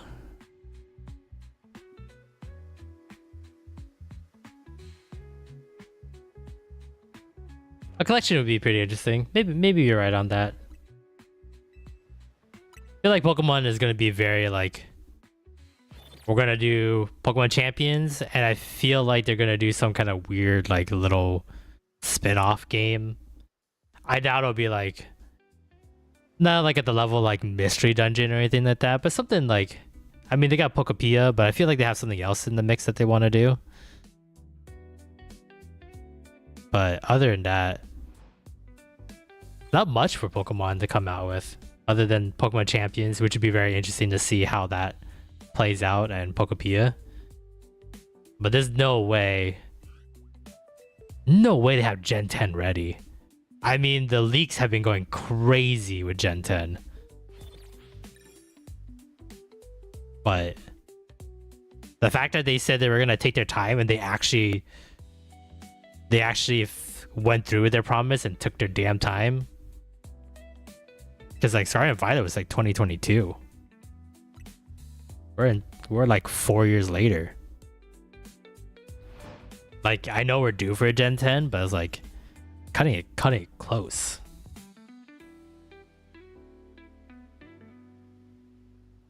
Some of the leaks that were like for Gen 10, that shit looks like it's in fucking alpha.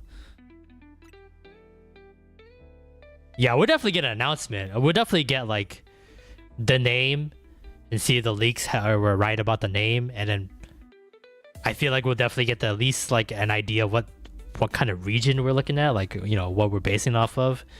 It looks like it's gonna be Southeast Asia, which is very interesting because that's like my country.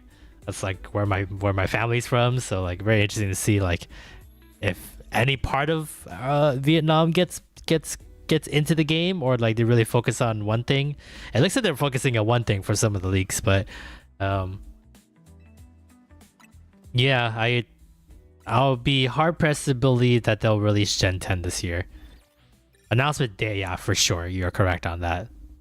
Pokemon Day comes in, you know, in a month or so. 30th anniversary. It's like, sorry, on the 30th anniversary, we can't give you the 10th generation of Pokemon, but we could give you this instead. And that's what makes me think they're gonna do like some kind of weird spin-off thing.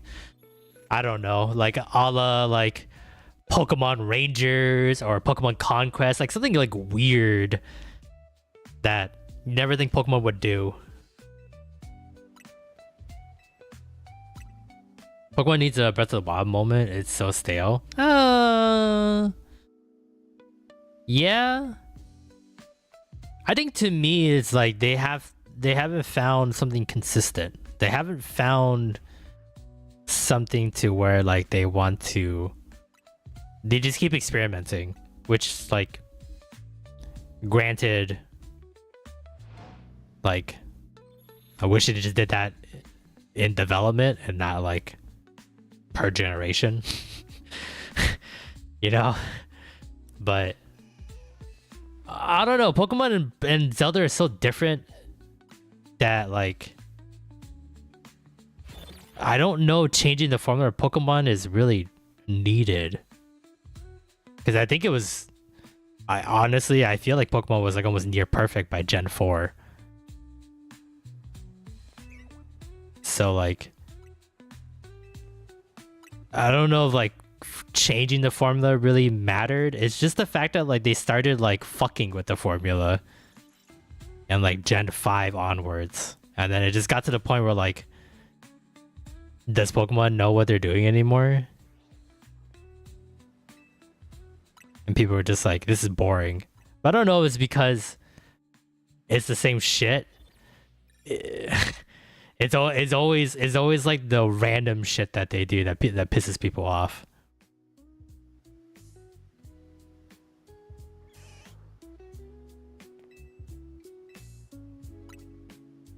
But I feel like, I don't know, formula wise, kind of okay with it. I can't really think of much personally, and this is coming from a guy that like could talk about Pokemon for way longer than he should, humanly possible. But there's not much of the core mechanics that I would switch. Even after like playing Pokemon ZA and having a lot of fun with it, and having the new battle mechanic. I think it's great. It definitely needs a lot of tweaking. It's definitely not at its like ultimate version of itself, but I also don't want it to be the norm for Pokemon moving forward. I'm so okay having it just purely for the Legend series. Kind of like, you know, just like Pokemon Coliseum or Gale of Darkness, where like, you know, capturing opponent's Pokemon during the battle was like a huge core mechanic, and like it wasn't about planning battle, it's just purely off of like beating the trainer. But like if you wanted the Pokemon that's the shadow Pokemon that trainer has, you have to like figure out ways to be able to get that Pokemon too, while making sure you don't get your ass beat with the battle as well. But I can't imagine, I don't know. Can't imagine that being a focal point in this game. But knowing Pokemon and them loving to like just like fuck around with the formula, maybe what we saw in ZA is only the tip of the iceberg with Gen 10. Which kind of sucks, because I love the turn-based Pokemon, and honestly, after like watching professional VGC players for like the past year or two now, and like kind of learning the metagame again on Pokemon battles, like it's so much better than I give it credit for. It is so detailed, and it is ridiculous how fast the meta changes in Pokemon VGC. I don't want that to get fucked around. But then again, Pokemon Champions is coming out, and that might be the thing that separates it, where like if you want pure competitive Pokemon battles, then we have it on Pokemon Champions. Here's Gen 10, where we're literally just gonna change everything, because now we don't have to worry about the battle purist and them worrying about if they're gonna have competitive Pokemon battling for this generation. I kind of regret not getting Z8, but I feel like I've seen so much of it now, there's no point since I know most of the story. That's true. I mean, with these kind of like 3D Pokemon games nowadays, like it feels like the fun is... I feel like they recaptured the fun of capturing Pokemon again.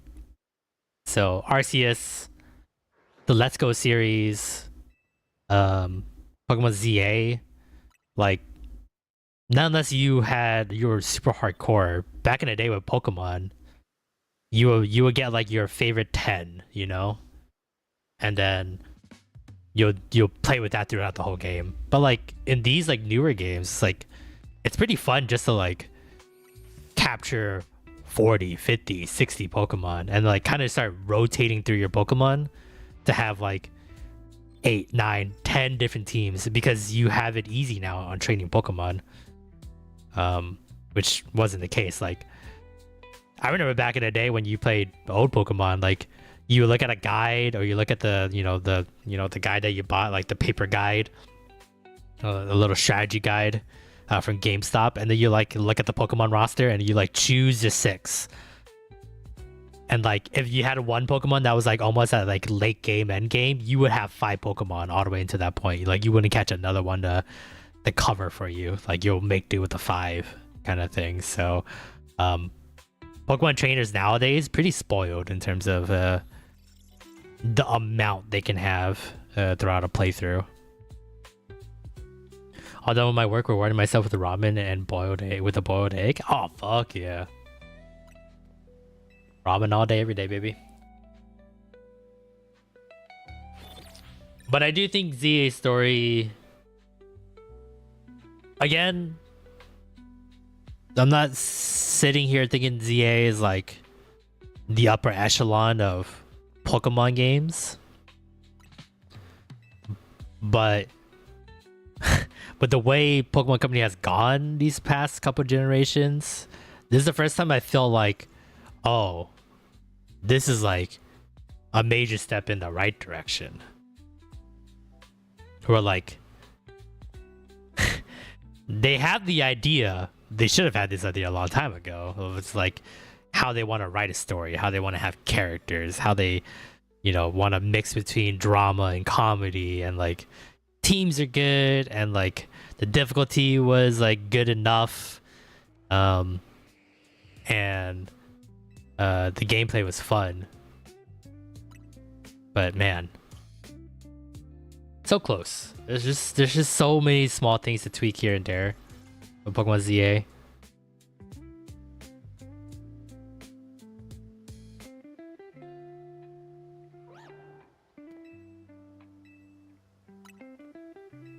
But that's the hope.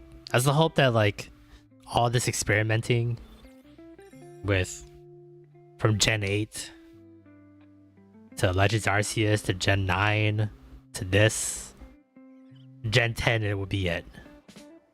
Not like the quintessential Pokemon game, but like the game, the generation to be like, oh shit, Pokemon's back. We haven't felt this way since Gen 5. And it'd be very interesting to see, well, one, what the trailer will look like on Pokemon Day in next month, and two, when we finally get to see more gameplay, probably late this year, early next year.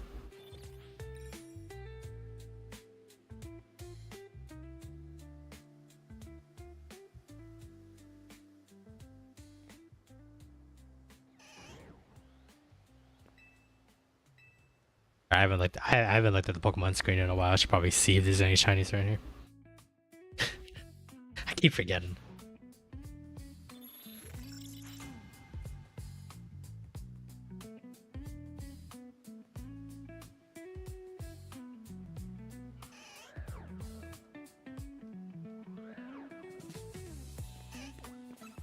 Oh, no shinies. No shinies.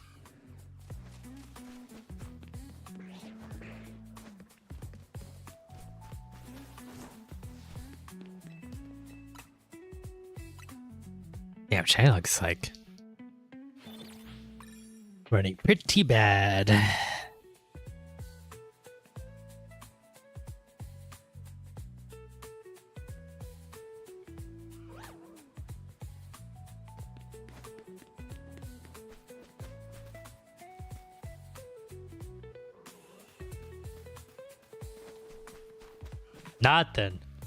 Nothing.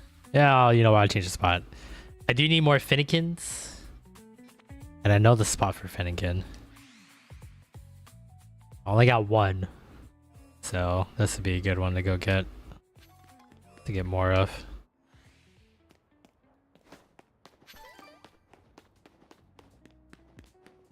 But I think I got like almost everybody else in this area, so Finnegan's really the only one I really need. I'll go back.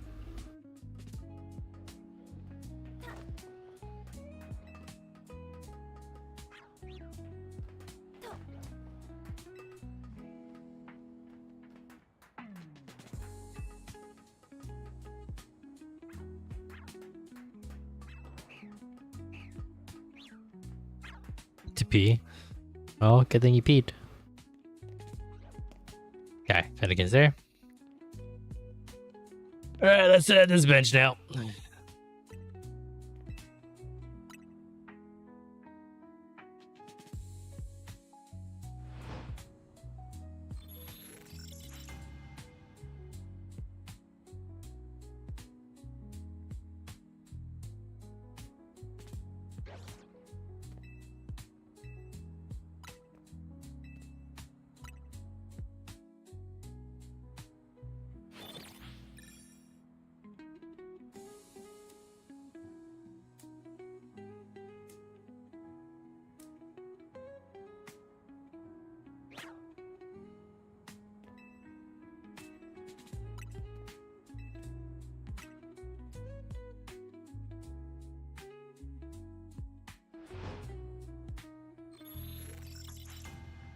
That with Kirby now? Ooh, that's right. Like your finale just came up just not too long ago, right? Congratulations on another series done.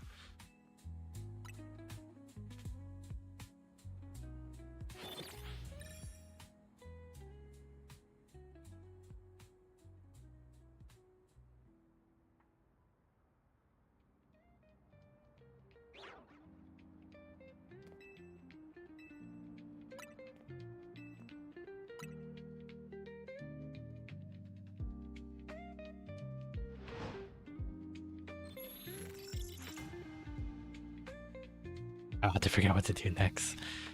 There will always be more work, unfortunately. Always more series to make, always more video games to play.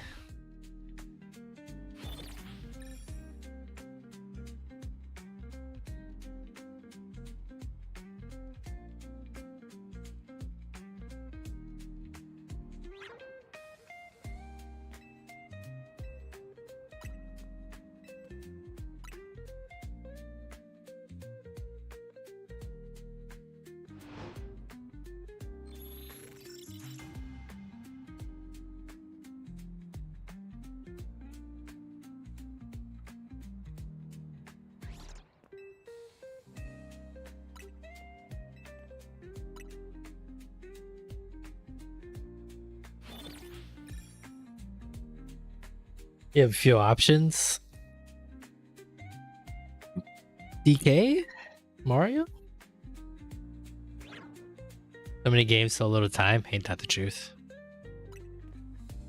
If anything, we've recorded too much for one person to fucking get it all done in time. I have like too much to edit.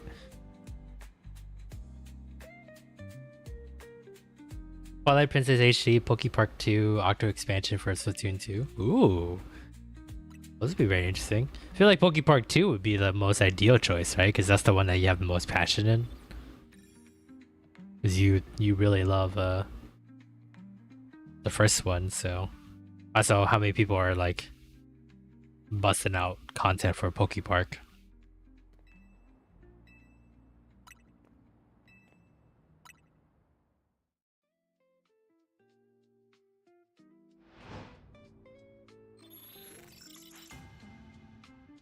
I'm excited for February. We have a lot of gigs booked. Ooh. Are you guys going back for your Valentine's gig like you guys done the past couple years?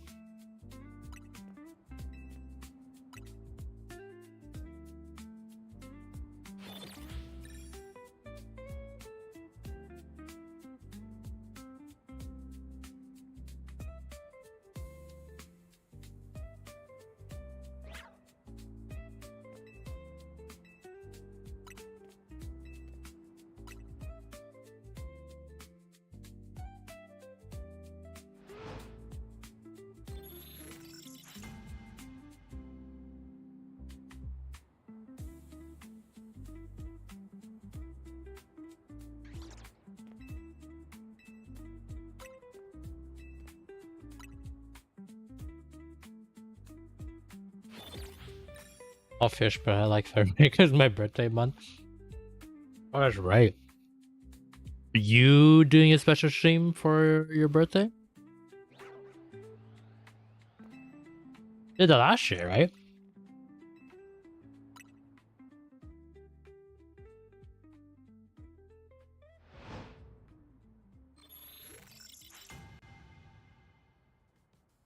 I mean, I like January for that reason, so... Oh, fuck, your birthday's coming up soon.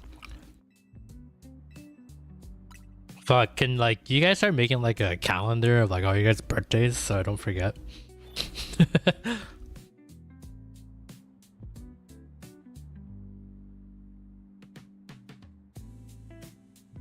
God, all you guys' birthdays so soon. I don't think I'll shame on my actual birthday, but I'll probably do something the same week. Oh, hell yeah. Hopefully I can make it that stream. I can legally get drunk on the 25th. Oh shit! Damn. Could have had a chance to get Gage his first drink, but Pob is already that ship has already sunk.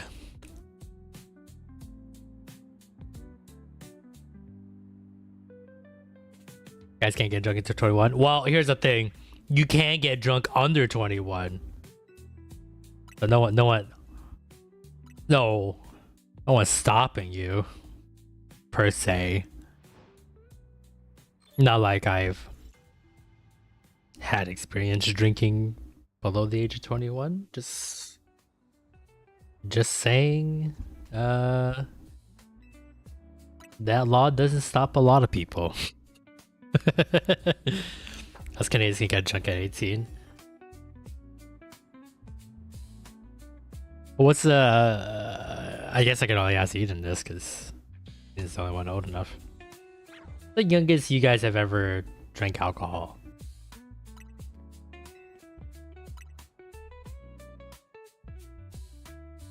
Doesn't have to be like blackout drunk. No one's asking for like your, 21st birthday kind of shenanigans, but is that my first taste of alcohol like quite early?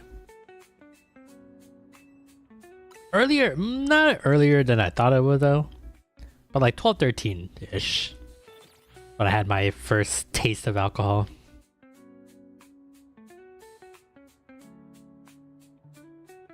You're like, I don't know.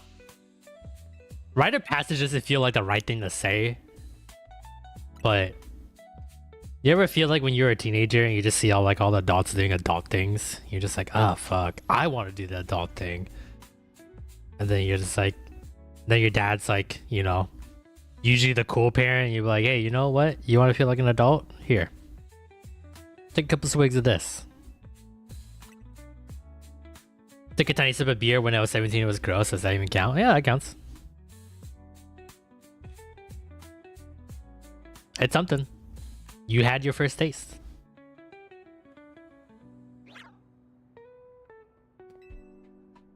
Ah.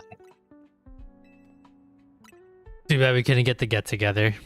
You can have Gage try his first alcohol and first or have him order his first alcoholic beverage and his first sushi. I've had some fancy French wine that Jenny brought at New Year's. Ooh, very nice. Red? White?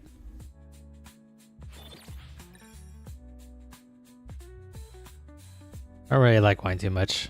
I'm okay with wine. Or white wine. Red wine's kind of meh.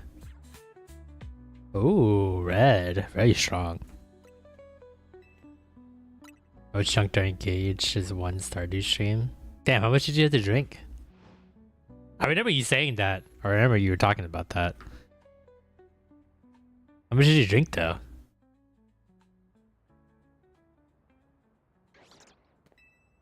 I haven't had sushi. Oof.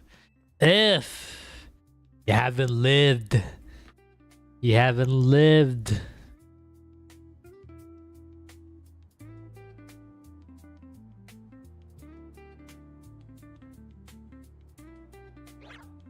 Glass and a half? That's not too bad for a first timer.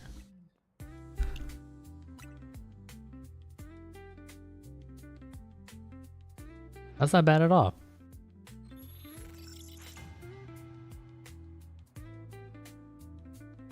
Surprisingly,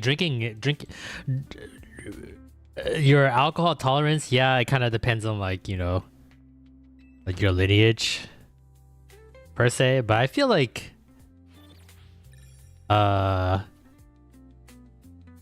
more than your inheritance, it's like a talent.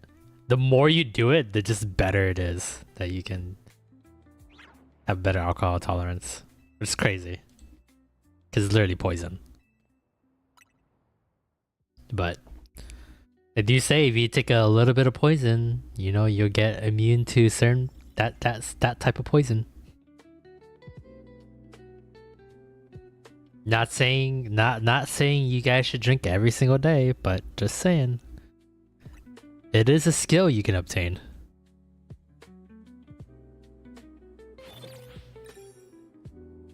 Ah, damn it. Now talk about drinking, I want to drink now.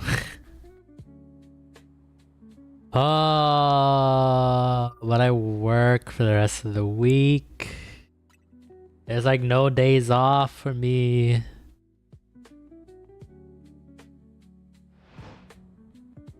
I did some interviews for some new jobs and kind of might wreck the stream schedule a little bit. But if I get this one new job, it'll be like, at least it'll be kind of normal. It'll be like a Monday through Friday set schedule though, so I can't just like pick whenever I want to start my day kind of thing. But maybe it might be better to have like a set schedule. I don't know. But it's like 6:30 to 3:30, which isn't too bad. Honestly, I like doing morning shifts just because I get more stuff done throughout the day. But I need to get weekends off, so it might be if I do get that job, it might be one of those kind of things where like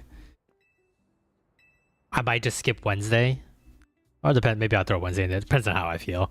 But like Wednesday, Thursday, Friday would be just like kind of stuff like this, where it'd just be shiny hunting or just kind of just chatting or work streams. Because it'll be hard to like find time to edit with the full 40 hours like that. But the weekend,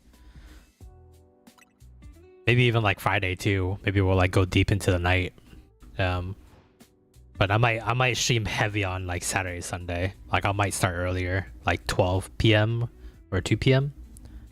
and go for like 8 hours. That way, like if I skip out on Wednesday or Thursday, then like I kind of pick up those hours doing like a long 6 to 8 hour stream on Saturday and Sunday. So what kind of jobs are you looking at? So tastes like really sweet grape juice. Oh hell yeah, that sounds actually pretty good. I don't like much red wine. It's too bitter.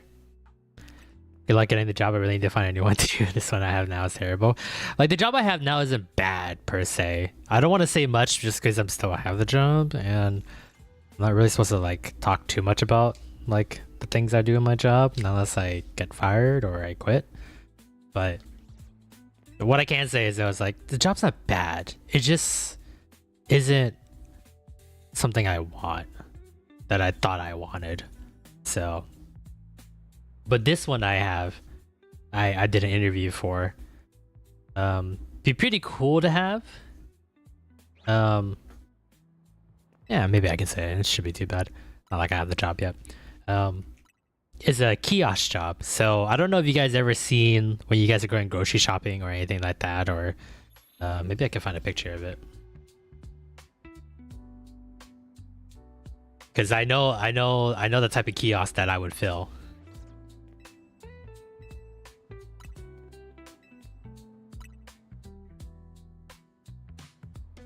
Have you guys ever seen a kiosk like this when you're shopping? I have the potential to be filling out these kiosks as a job.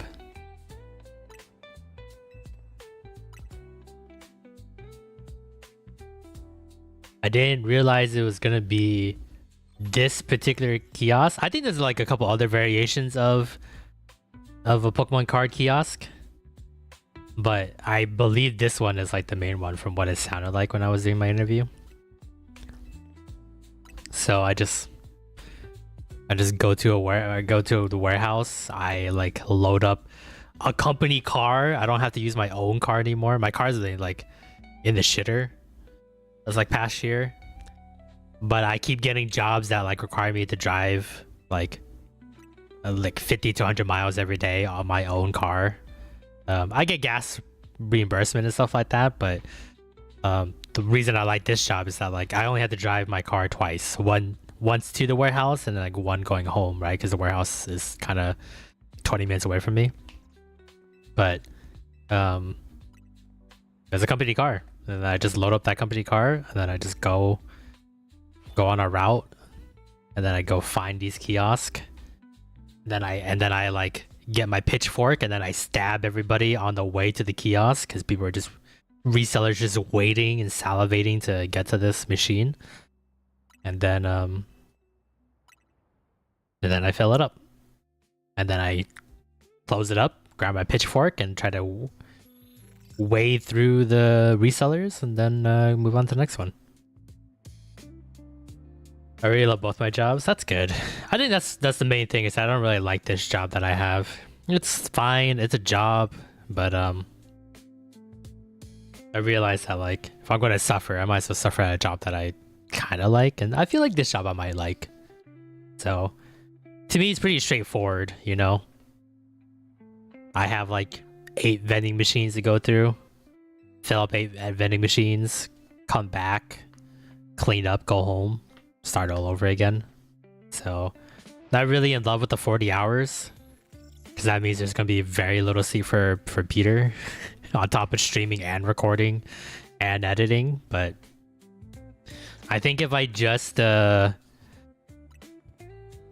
up the idea that I'm gonna be playing a lot of video games or completing a lot of games this year on stream, and just focus on like editing and doing a lot of work streams, then I should be able to handle the 40-hour work week.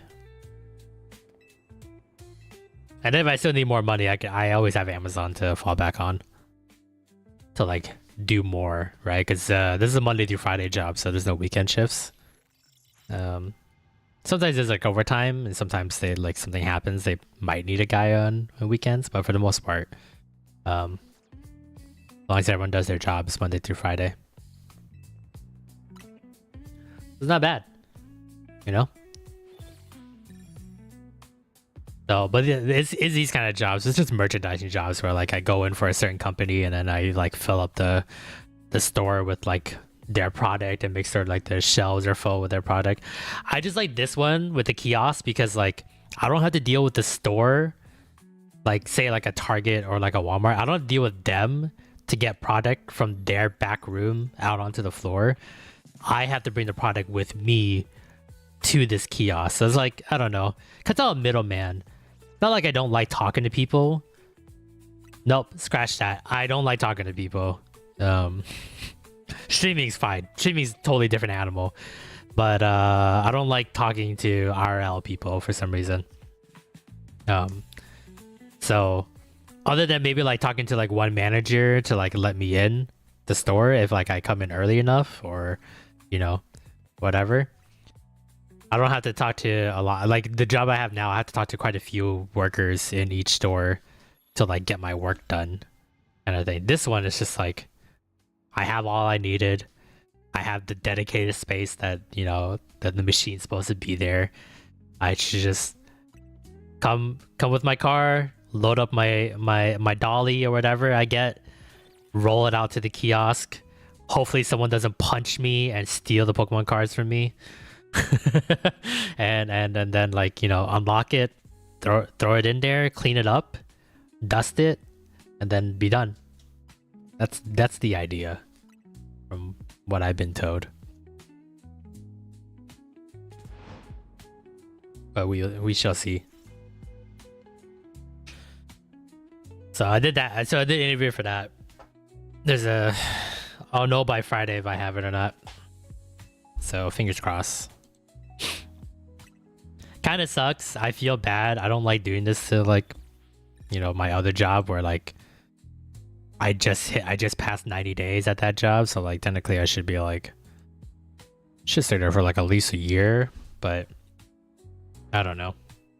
I feel like this job and the way it's scheduled, it's like early enough in the day where like even if I finish at 3:30 or 4 o'clock, I can still probably start driving home before traffic hits, like when everyone wants to go home. And then I can be home, eat real quick, stream, and then, you know, be done with stream, call it a night, maybe edit a little more into the night, and then just kind of relax, doze off, and then do it all again the next day kind of thing. And streaming and working, I only have to do that like maybe once or twice because you know, usually I get Monday, Tuesday off for recording days. So essentially I only have to do it for like Wednesday, Thursday And then Friday, Saturday, Sunday, I just kind of recover from there. But also be the days I'll play like bigger games because I'll essentially be able to sleep in and have a little bit more energy. But you know, I'll see how that goes.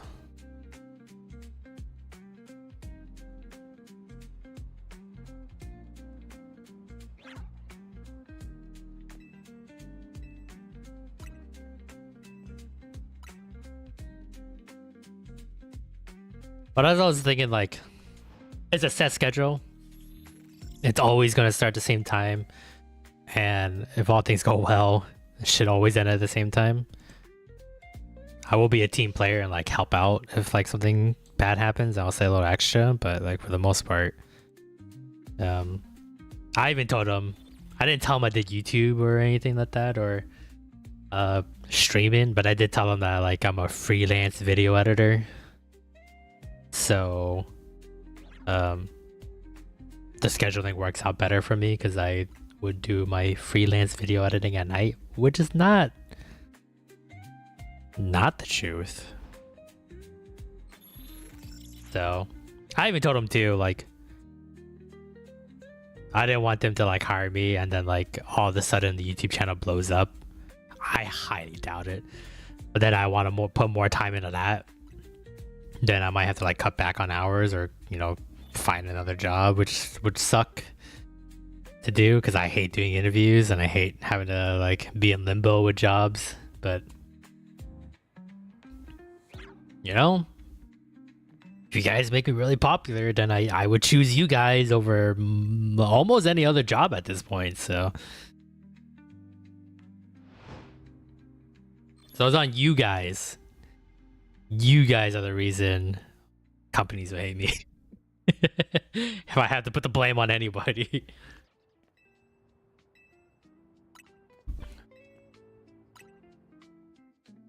I mean, I can pay you $1 to edit one video out of a stream. I mean, that's more than what I make now. I make negative couple dollars every time I work on stuff for the channel. Grizzly Dad tried to do the same thing with me. It was like,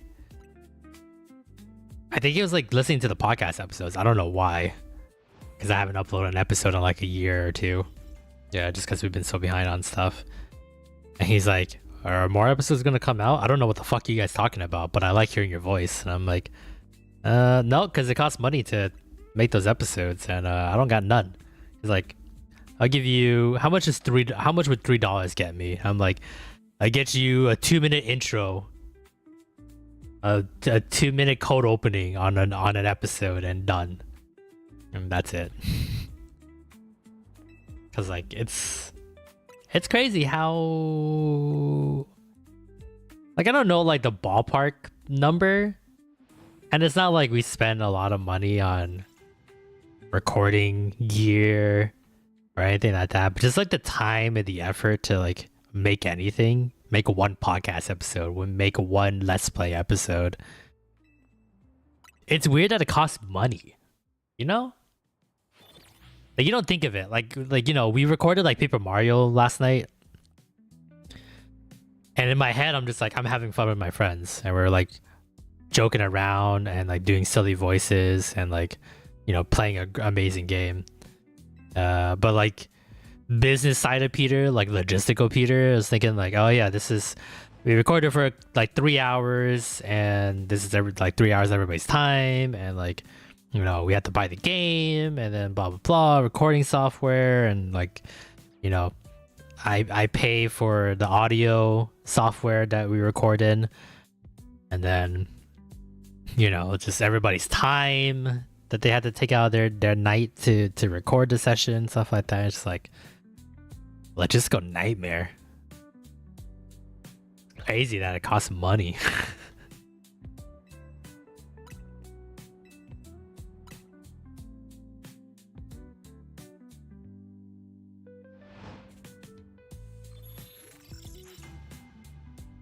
That's something I have to start thinking about. If we ever like get big enough, every episode we make has to make a certain amount. Every video we post has to make like a certain amount just to get our time and money back.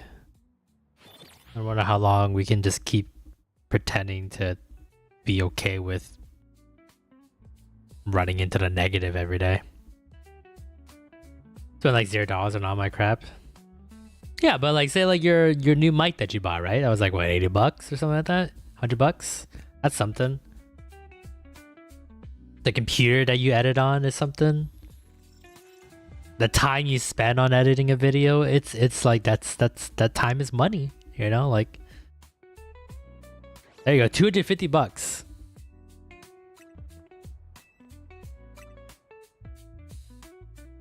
So even if every video makes $1 that you use that mic on, you have to make 250 videos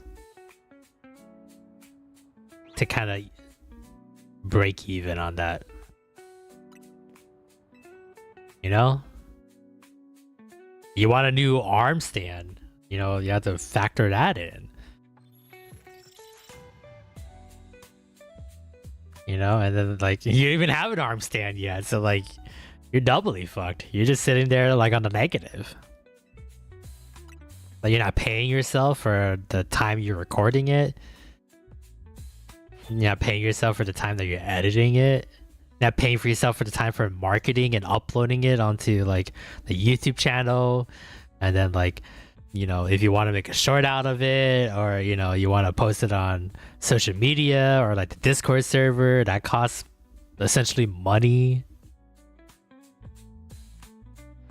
It's all like phantom money, but essentially it is money that you lose out on because of the time that it takes. Oh shit, totally forgot about Pokemon. Alright, let's see if we got any shinies. YouTube makes some decent money in the next year. I'll hire your dad for me. Oh hell yeah, I'll take that deal. I already told Eden that same thing. Oh, shiny! I hear it. It's a double Swablu shiny. Oh, I already have Swablu though. I'll take the alpha though. All right, I hear you. I'm pretty sure I have like.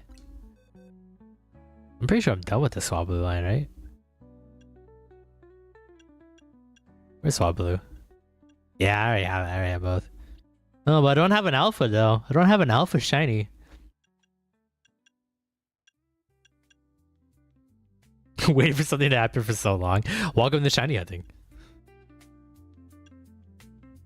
Yeah, I already had like 2 Artarias and a Swablu. Crazy. Alright.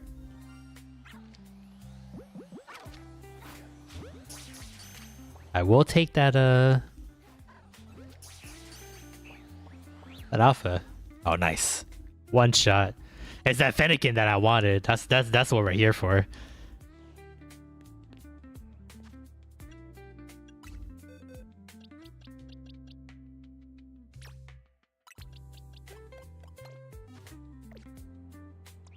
How big are you? God, you're so huge. Hold on.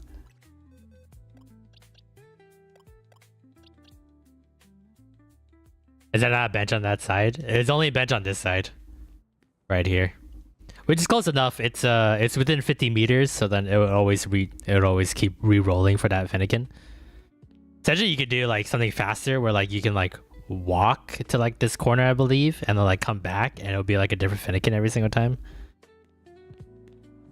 There's like another way where like you kill the Fennekin and then like you save right before a minute happens after you kill the Fennekin, and then like a new Fennekin will respawn, and then if it doesn't respawn as shiny, then you just hard reset the game or soft reset the game, come back, and then you should save like 2 or 3 seconds before it respawns, and there should be a new Fennekin. But it's just easier just to do this bench right here and get it. But this bench hits everything, so like see the Salamins and the Bagons, those could be shiny, potentially shiny. Arteria and Swablu at daytime, Noivern and Noibat at night down there. That Alpha Lumpany, that static, that's a potential shiny as well. And then there's like a Kakuna and Weedle on this side. Which good chance is always shinies over here. There's like a lot of Weedles and Kakunas here that you can get shinies from. So somehow I didn't get a shiny on that one. And Chubbish.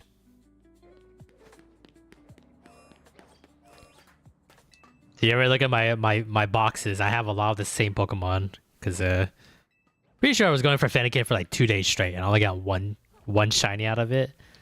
But I got pretty much everybody else on the list in this area.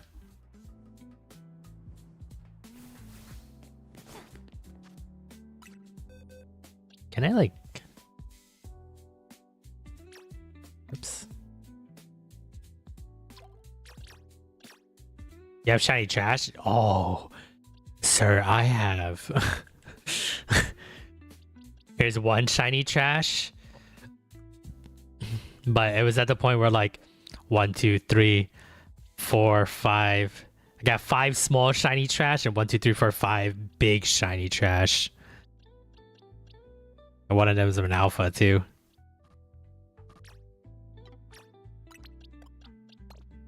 Like, I got big this motherfucker is. But he's my shiny trash. Yes, you are. Yes, you are. Yeah, it's huge though. I'm in love with alphas.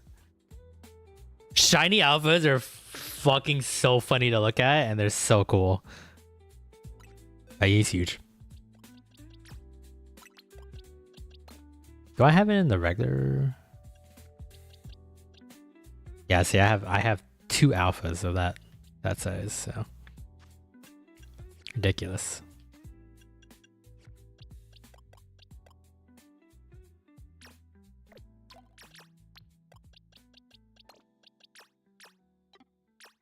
Yeah, like alpha versions of Pokemon are like ridiculous, man.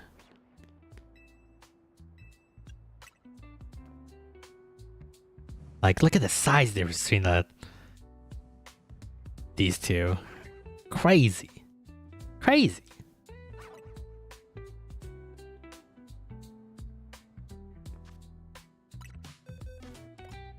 I like we'll evolve this one. And get an alpha Alteria.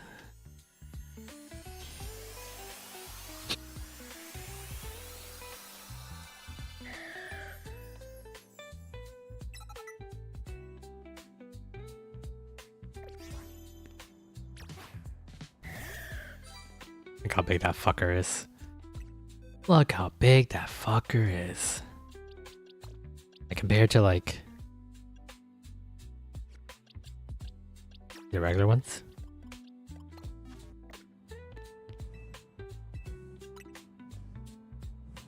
Look how fucking gigantic that is. Crazy. Yeah, I love alphas. It's so fun. It's so fun to look at. Also, this game has a great like photo op like session, like the camera and stuff like that to like take photos of your Pokemon.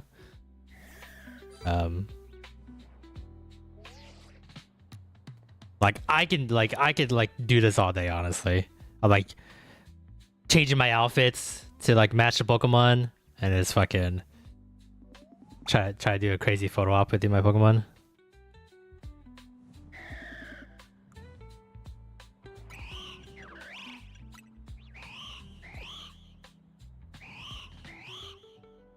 Yeah.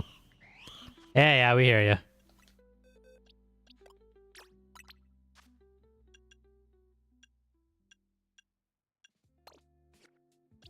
I want to switch with you.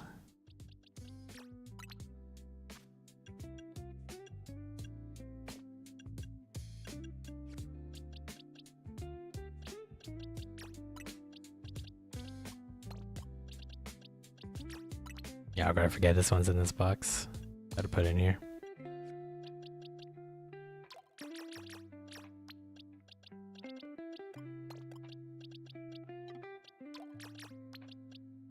Gotta reorganize box later. But yeah, I have too much shinies now. I gotta release some of them because I'm running out of box space. But got too many fucking Pidgeys. Got too much fucking Fletchlings. I was on a Bagon kick for a little while. Got a bunch of Noibats. A bunch of Weedos. A bunch of Snow Runs I had for a while. Bunnelby was getting quite a bit of. Badoo and Roserade I got a shit ton too. Malamar I got a shit ton. So just looking at how many fucking Fletchlings I have. It sucks.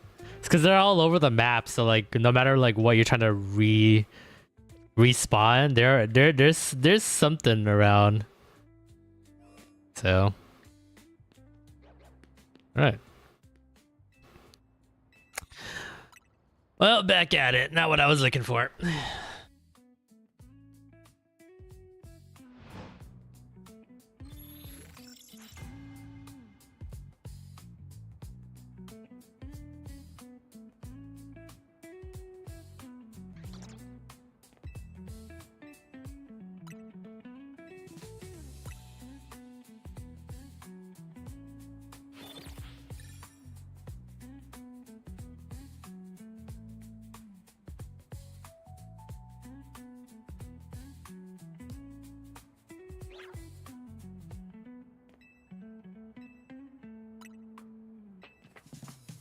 Did you vote on the poll? I did not. There's too many options. I froze up. I can do it now though.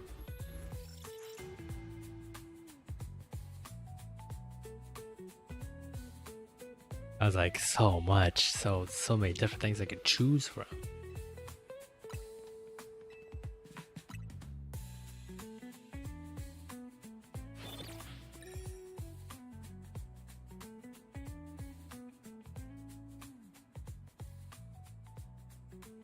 I'll choose all the ones that suck. So like Mario and Luigi Brothers Ship, Origami King,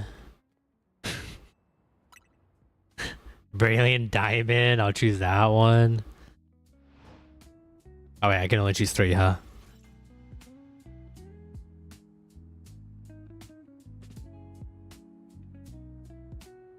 Super Mario Sunshine. I know you hate.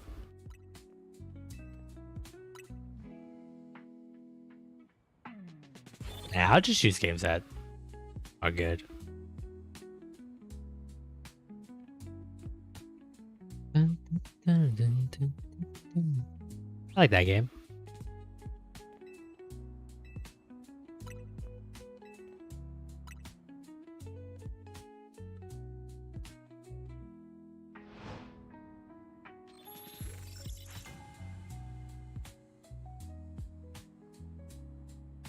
Alright, I have submitted.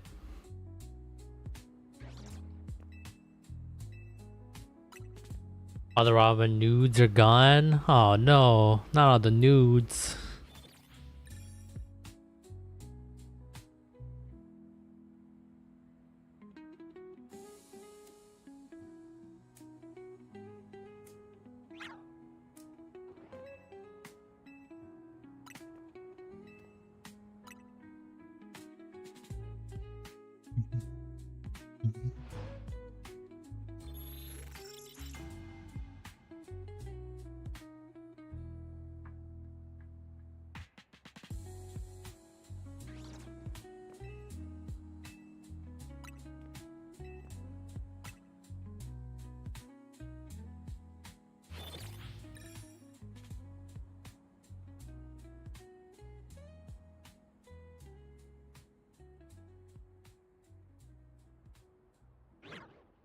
They wanted to play Mystery Dungeon? Yeah. That remake that they did for the Switch wouldn't be the game I would want remade for Mystery Dungeon, to be perfectly honest.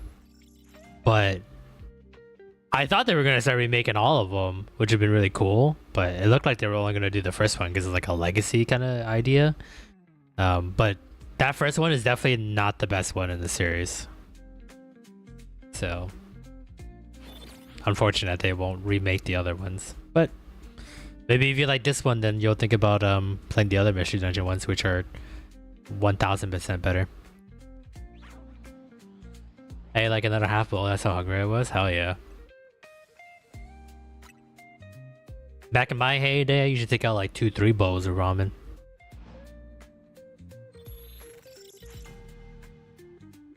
That's how fat I was. Yeah, Yakuza and Fire Emblem. I think it's just two games that I don't really see a lot on your channel. Maybe the change of pace might be kind of cool to see. Maybe other people will like it. Also, those two franchises have a very like niche community. I feel like not too many people hit up that niche community, so maybe it might help the numbers a little bit, especially Fire Emblem. Such a dedicated fan base. I know I'm a Fire Emblem. I don't think I'm a hardcore fan, but I love Fire Emblem. And sometimes I'll find like these Fire Emblem like challenges. They're kind of like Nuzlocke a little bit, like Pokemon Nuzlocke, but they make a mod of like Fire Emblem Secret Stones, right, on the GBA, and they'll be like, they get one character and they have to play the whole game with that one character only, and like how would they do it, kind of thing. They always choose like the hardest characters or like the shittiest characters to make, and it's really interesting. Especially with like they go full in depth on like how the character build would be and like how they would level up, because like Fire Emblem has like a weird leveling up system, especially in older games. So very like RNG based. So sometimes the run goes sour pretty quickly because one RNG related level up. But Three Houses is amazing. Probably the best Fire Emblem game, which is crazy because Fire Emblem Awakening was like crazy good. I play that. I'm doing casual mode. I don't want them to die. But then you're not really playing Fire Emblem.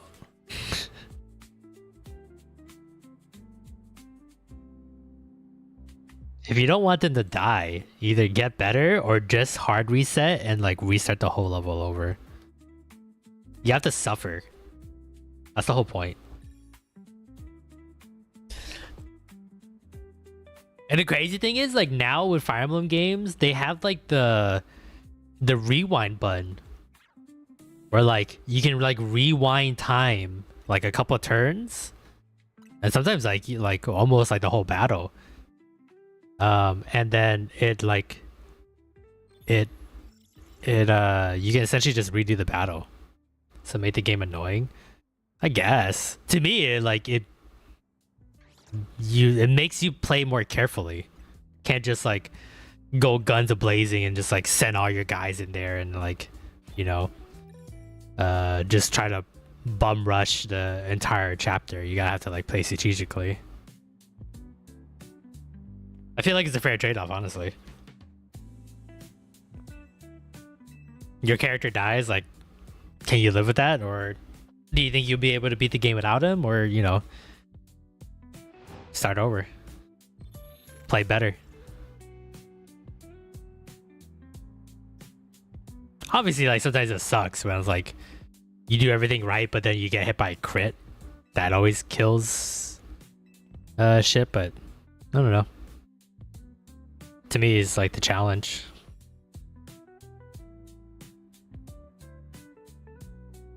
I think you have to like play it in heroic mode or whatever they call it.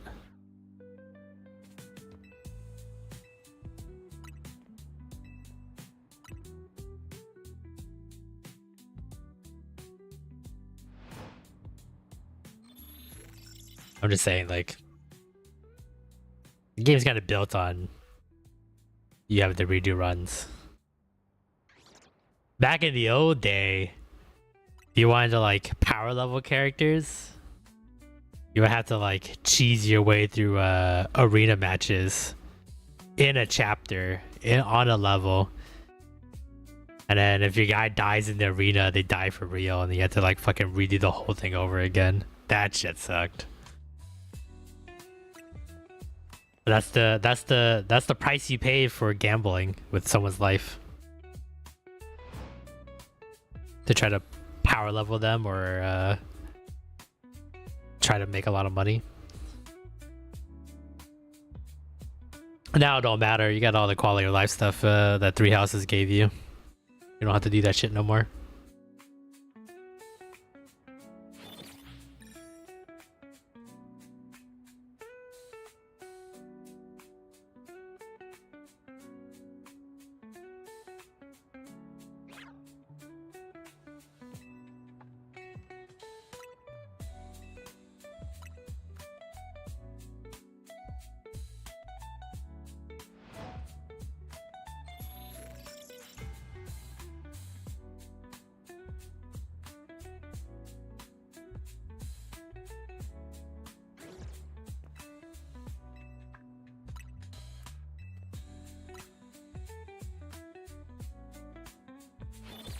Alright, let's see where we're at here.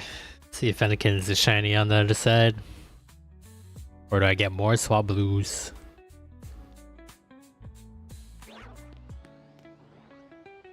Fuck!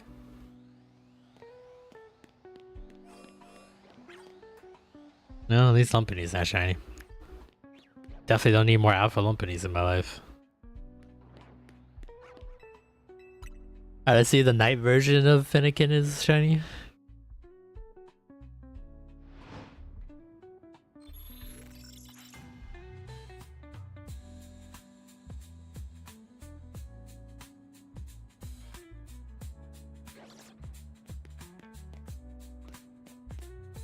Damn, no Noiverance, huh? Damn! I'm as dry as a bat. No shinies.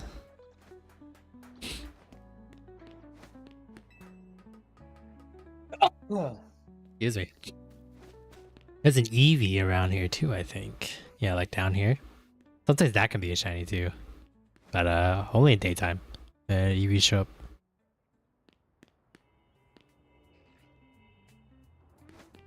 Yeah, hyperspace. Actually, let's all this is like pretty underwhelming now with hyperspace. With how easy donuts can be. Too bad it's RNG based with the donuts, but gotta make it difficult somehow, right? Want a new evolution? I did too, but I want it to be good. Then again, though, I mean, there hasn't been like a bad evolution, but they all haven't been like home runs either.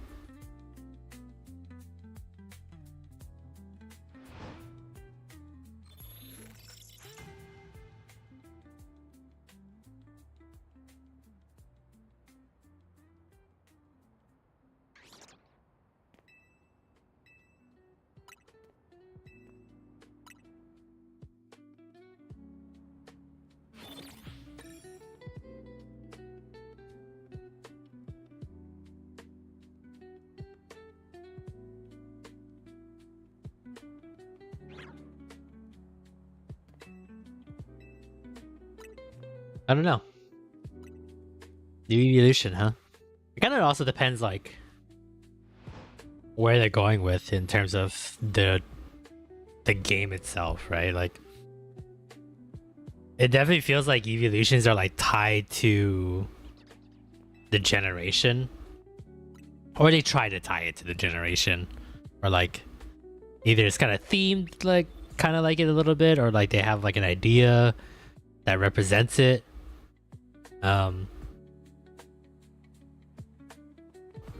Depending on, like, I mean, if the leaks are true with Pokemon, Gen 10 Pokemon, then maybe we can get one.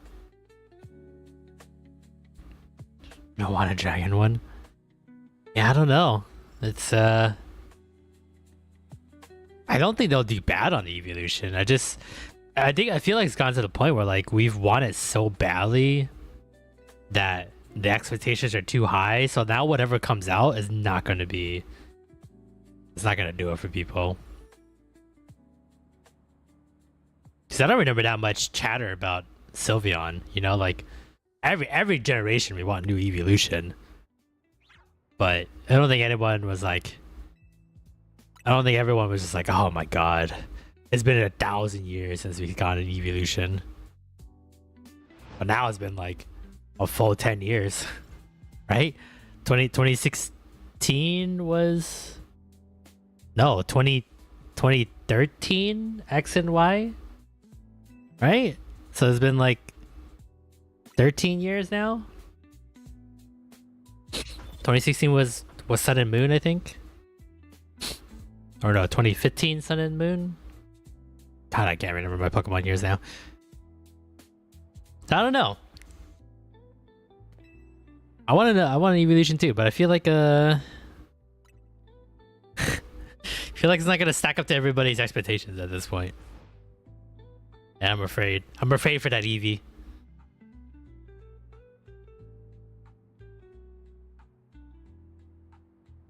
But we are due for new evolution. And I wonder, with the scope of things, Gen 10, it's been 30-year anniversary and stuff like that, and I don't know, this region seems very poised to have a new evolution. Southeast Asia is kind of random for the next gen. I was still thinking China at some point.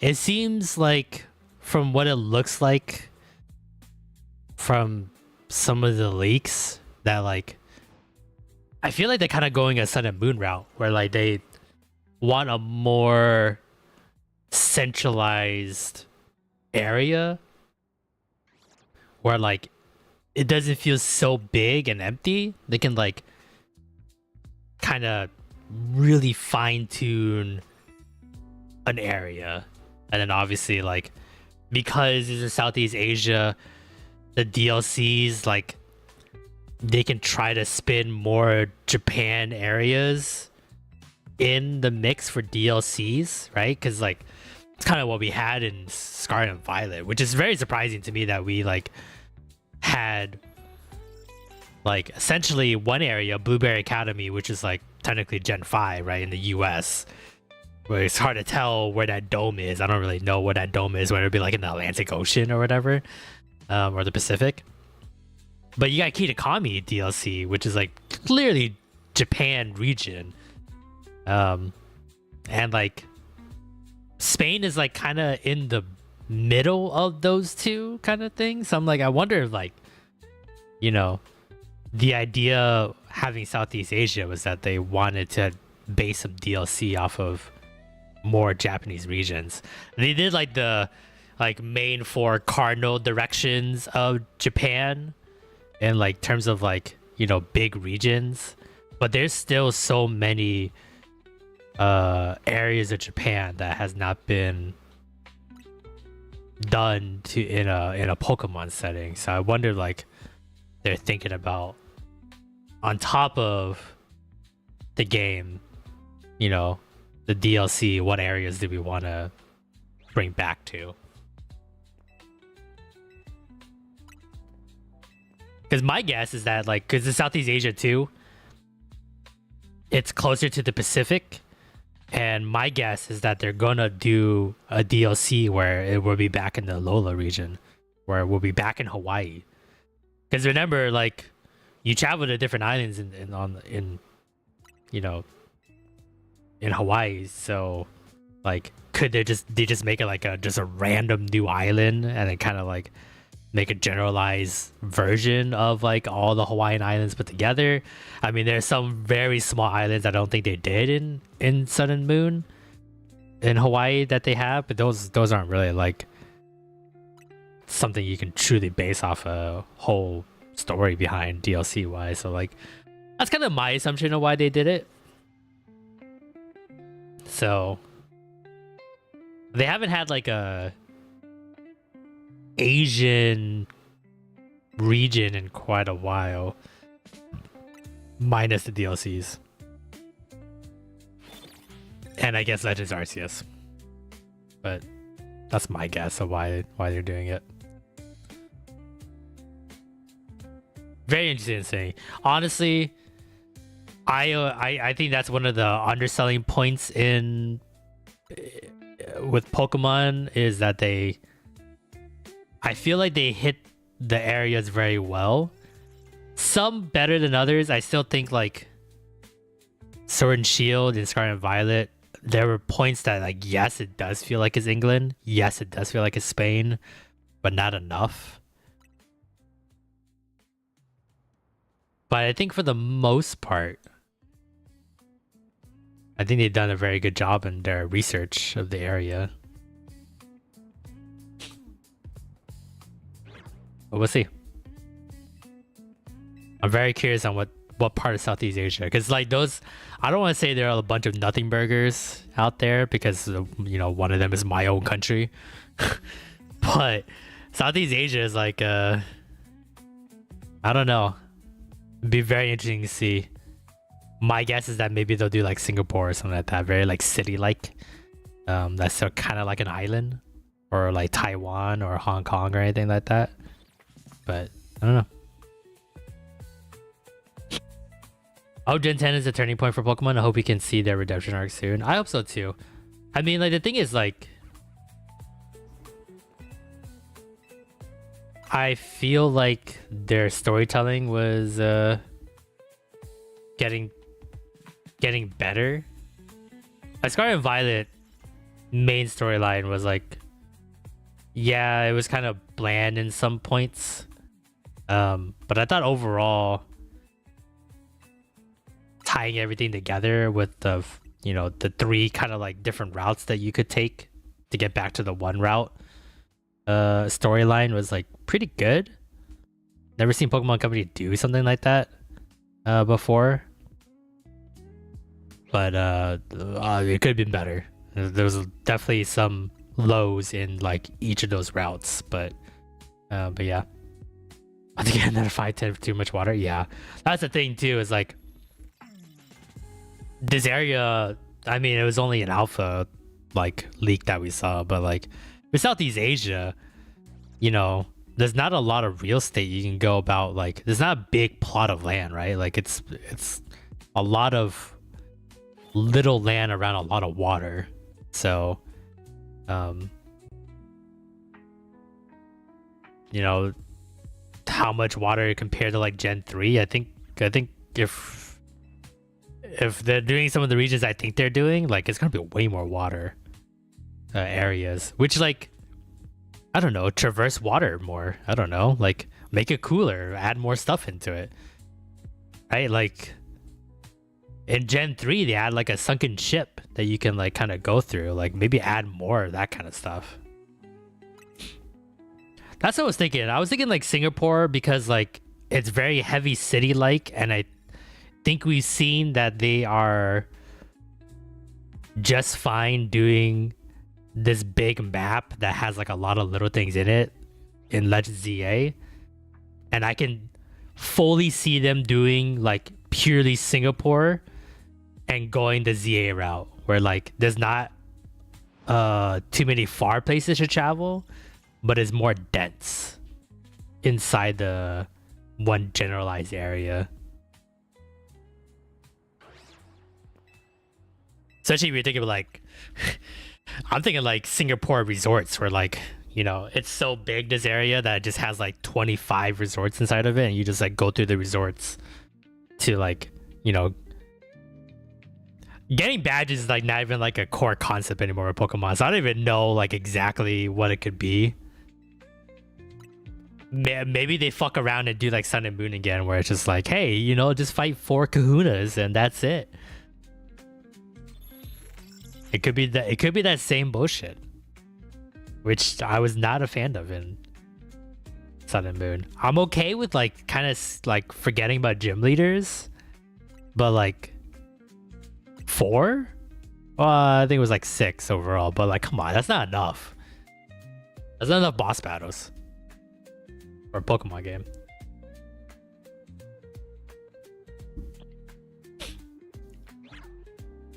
But that's my thought process with that. That you're totally right. I think they will do Singapore, and I think they kind of want to do it the way they did the Lumio City here in ZA. It's very pretty. Yeah, there's a good nightlife in Singapore, and there's a lot of like tall buildings. And honestly, I feel like it could be like an homage to Gen 5 in New York City, which could in turn maybe drop a couple of hints that a Gen 5 remake will be coming. I don't think they should, because I don't think they could do it justice, but it's Pokemon Company prints money. And there's a whole new generation of Pokemon trainers that have never seen Gen 5 before. So this would be the time.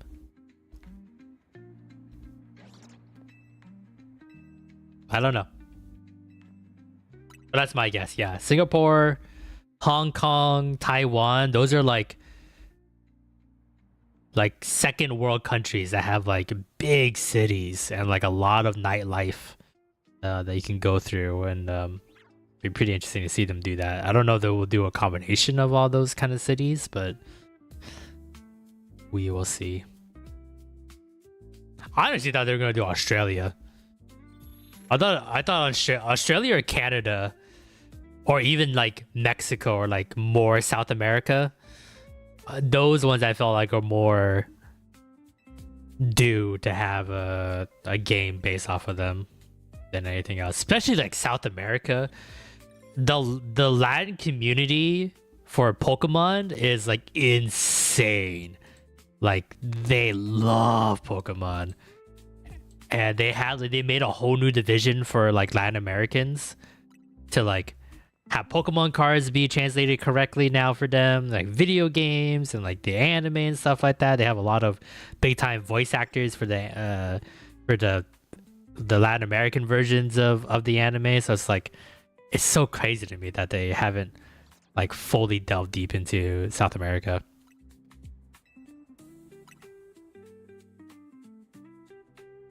Singapore has like 30 species of frogs, so getting that frog Pokemon. As long as the frog Pokemon ain't a water type.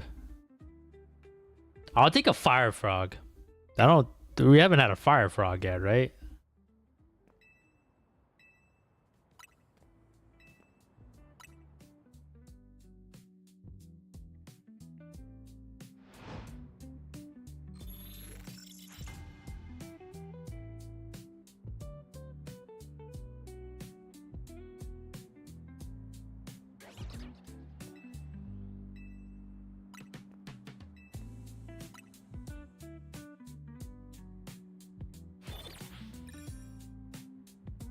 But yeah, I don't know. I like frog Pokemon though. I think all the frogs they've done is really good. Wait. Except for Palpitoad. Which is more of a toad than a frog, I guess. But the, same general area. Yeah, I'm not a big fan of Palpitoad. Or no, not Palpitoad. No, yeah, Palpitoad. What's the next one? Seismitoad. Ugh. The fucking bumps on Seismitoad? No, thank you. No. Thank you. You get a shiny? I'm running drier than I thought I would. That's crazy. I have another shiny Swablu. Damn it! They also have 75 species of snakes. I feel like they don't have enough snakes yet. Yeah, I hear ya. I know. I see him. Can I at least have like a shiny Bagon? Even though I don't need it? Nope. Alright, let's get another Swablu. New snake evolution line? I mean... When was the last time we did starter snakes? Like Gen 5, right? With Snivy? Yeah, why not?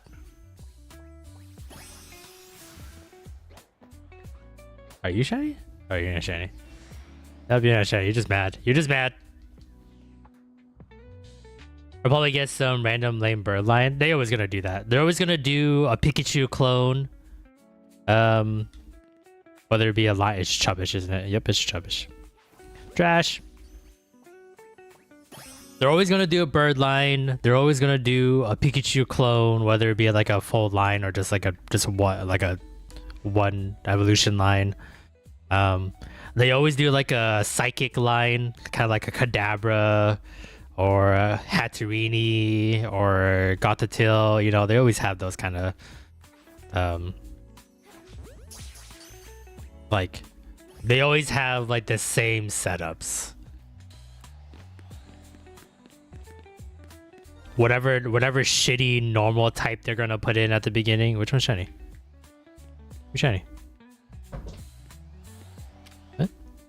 You guys aren't shiny. Who's shiny?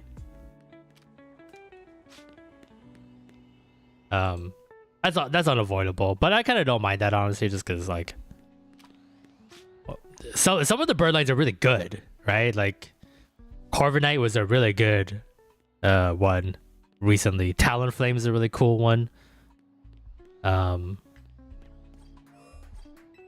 Even like Toucanon, yeah, it's kind of hard. Toucanon's not really like the bird line for Sun and Moon, but like I consider the bird line. It's pretty good. But yeah, a squirrel, right? It's always like the weird normal type that they always like to put in, like Rattata or Furret or Zigzagoon, or you know, it's always like Patrat, right? Like it's got some shitty normal type that you have like 10% of the time it's good. I like Furret though. Furret's cute, and Galarian Zigzagoon was amazing. But yeah, I mean, Gen 8 has Skolvid, right? Like this squirrel looking thing, right? So it's like, you know, they always have like certain Pokemon evolution lines that they always hit. That's always a thing for them. What the fuck was shiny? I heard the shiny thing go off. I didn't see no shiny.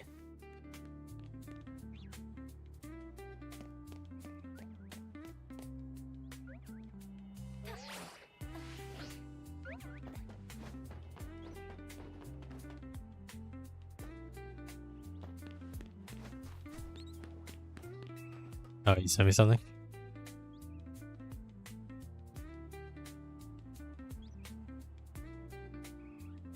What is this? A Finlayson squirrel. Yeah, I can see him getting an evolution line. Maybe they do like Alvin and the Chipmunks, where like they get like red, blue, and green, right? And they like the monkeys, like the Pansage, Panpour, Panfuck.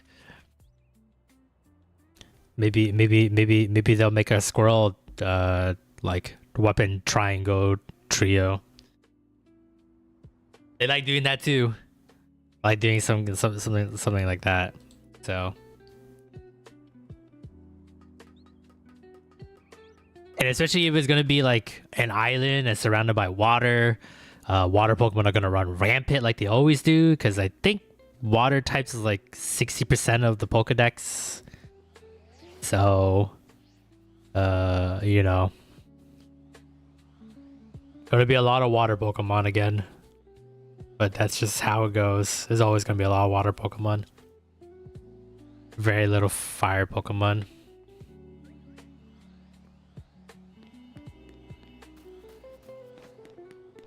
I don't know what's shiny. Swore I heard the shiny thing go off, but can't find it. Oh well, I guess.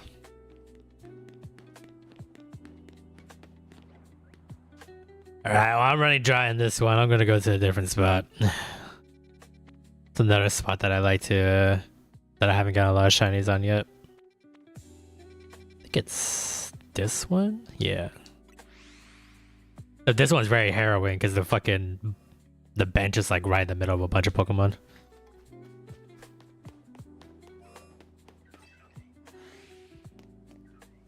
Mouse deer? Oh, I'm sure.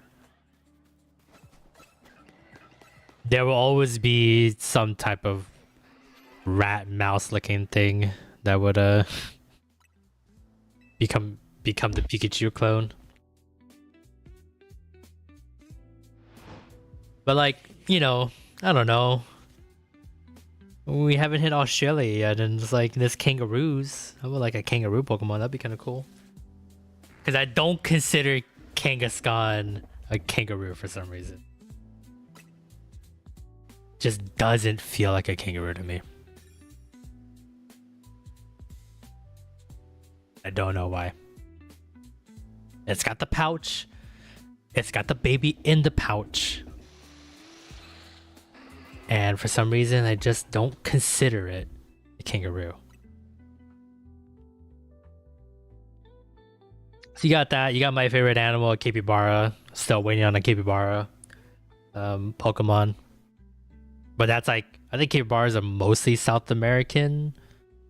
So we're probably never going to get a capybara in my lifetime.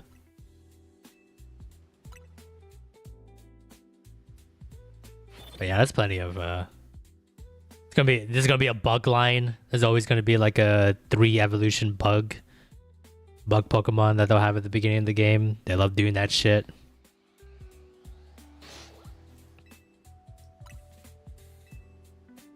Zach, welcome to the stream. Hope you're having a great day today. Happy Thursday. Bats. Need more bat Pokemon. I don't think we have a lot of bats. We say. Bats would be cool. Especially if they make that like a starter Pokemon. That'd be kind of cool.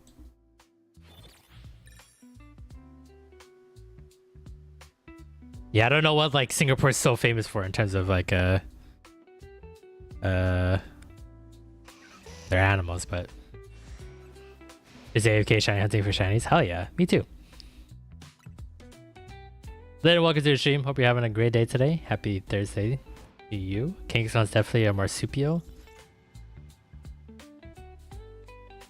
Never remember what a marsupial is. I think I spent all my brain power just trying to remember how to say marsupial correctly.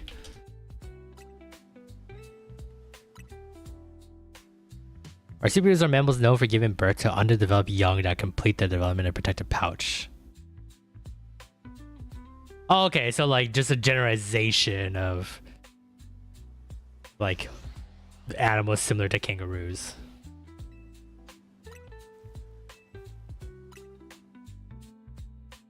Maybe we should do a Loxin style video trying to figure out what Pokemon they make for these animals.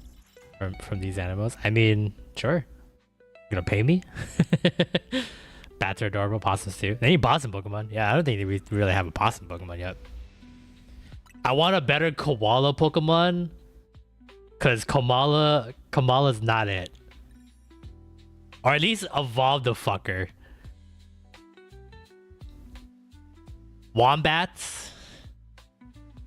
Do we have a Wombat Pokemon? Wombat would be pretty cool. I'm just looking at the marsupials that I have on all this stuff. What type of animals is famous in Singapore?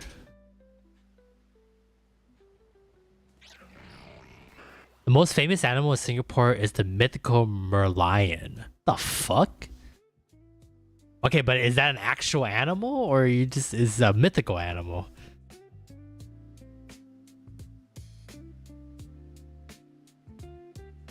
Oh, it's I found the fucking legendary for this game. For Gen 10 Singapore generation. Merlion. Mermaid Lion. This is your new legendary, boys and girls. It's the national symbol of Singapore. Kamala's horrible. I like the idea, I just wish it had an evolution. You know? Like, that's all I want. Yeah. Merlion.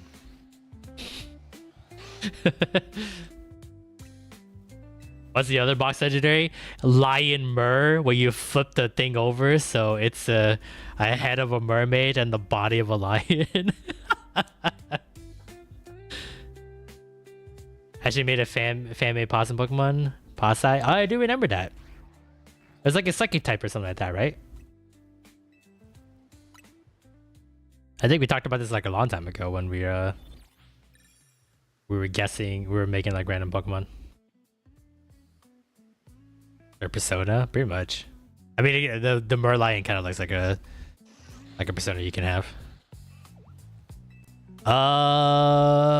famous local wildlife. The Google AI says otters. We can always use more otters in Pokemon, right?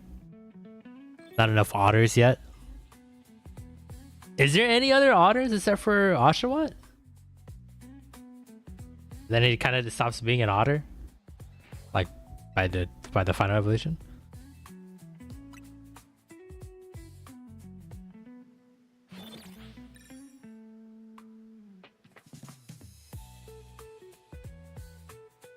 I can't think of any.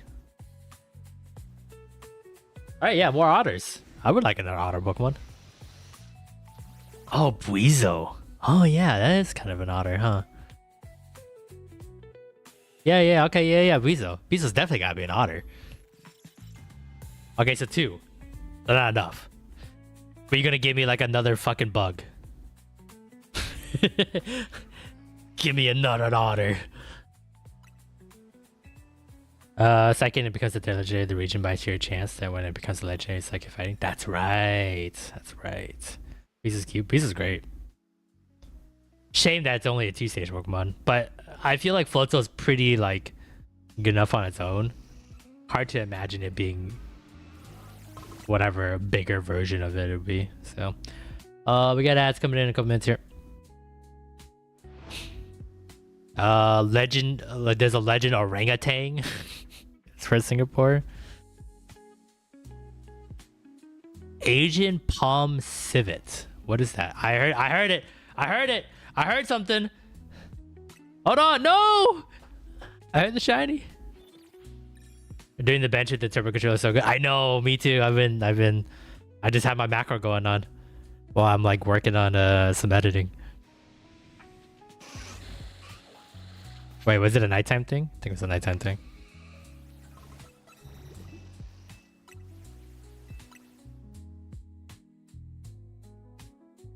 We need an object. I feel like at this point, Rotom is like getting forced into like all the objects. They're just gonna make another Rotom version, like Rotom laptop or something like that. What's shiny? Oh, I already have you. Oh, boo! I already have a Shuppet. Pretty sure I already have a Shuppet. Hold on. Ah.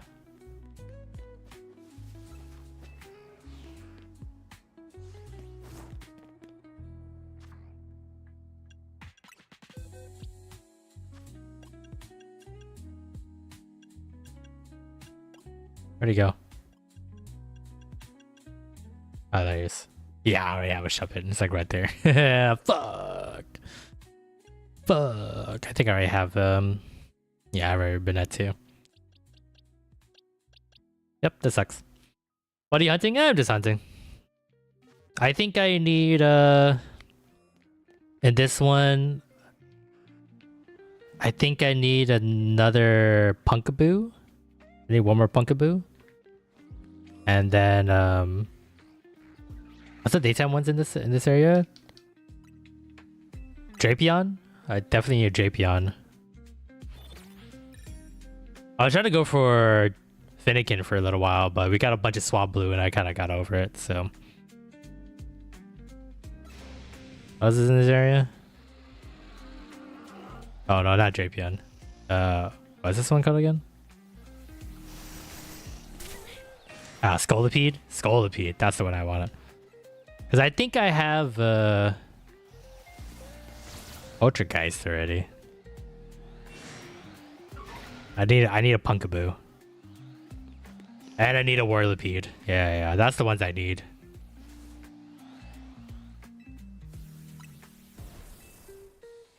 I don't know why I keep getting Scolipede and Drapion mixed up. They're both like purple and big.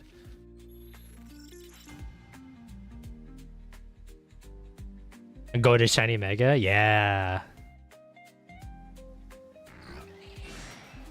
I don't have that entire line. I think I spent like a whole night. I think it was like, what, area 5?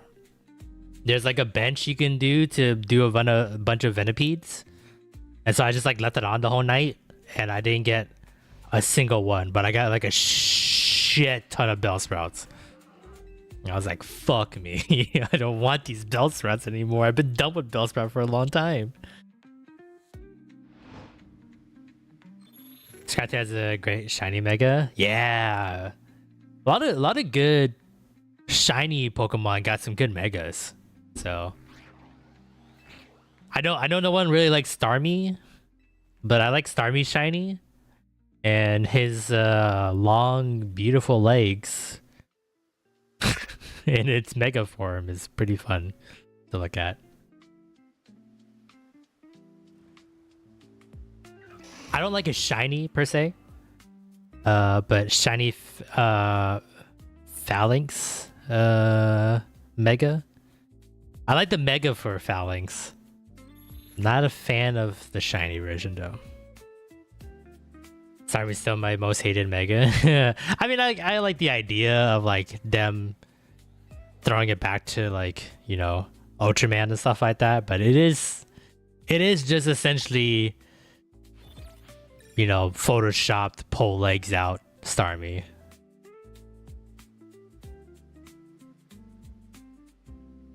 But you know, they at least it was a thought process, so like I feel like they can kind of get away with it a little bit, but yeah. All right, so apparently this Pokemon, this animal here, an Asian palm civet, is very common in Singapore. Kind of looks like a meerkat, like a meerkat mixed with like a lemur face a little bit.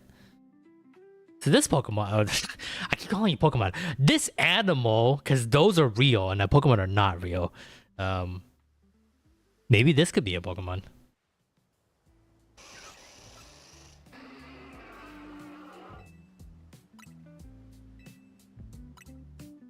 Raffles banded Langer. What the fuck are these animals?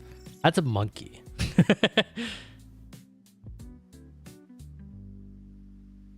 probably did get the mon you wanted, reset it, and it reset over it before you check because too many shiny. That's true.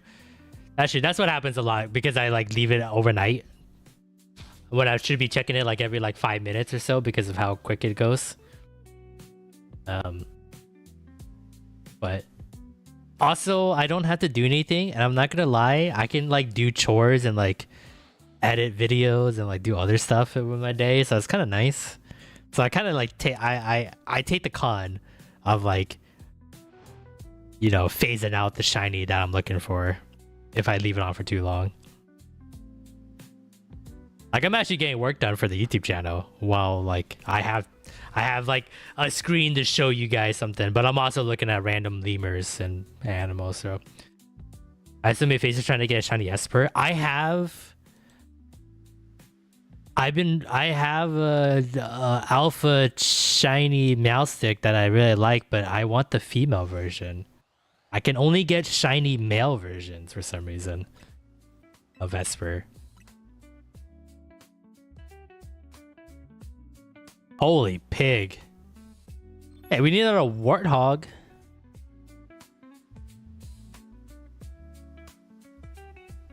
I don't see it as hunting. You might as well gen at that point to each their own. Oh, I hear it. I heard it. I totally get what you mean. I definitely understand that aspect. I think that's why, like, at least with this shiny hunting method, it's not forced, right? Like, you can essentially still do it on your own, kind of thing. Oh, it was a nighttime one.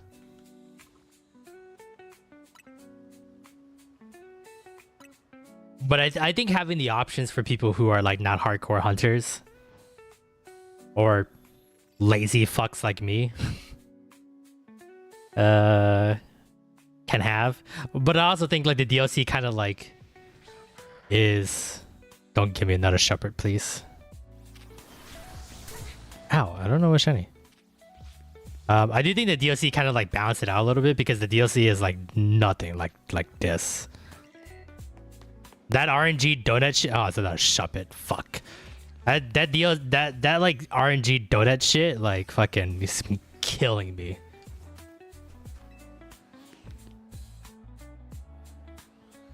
I do find autosave annoying. Yeah, I'm kind of glad they kind of found like that like the dummy save, whatever, like the previous save if you like teleported to like a Pokemon Center or whatever.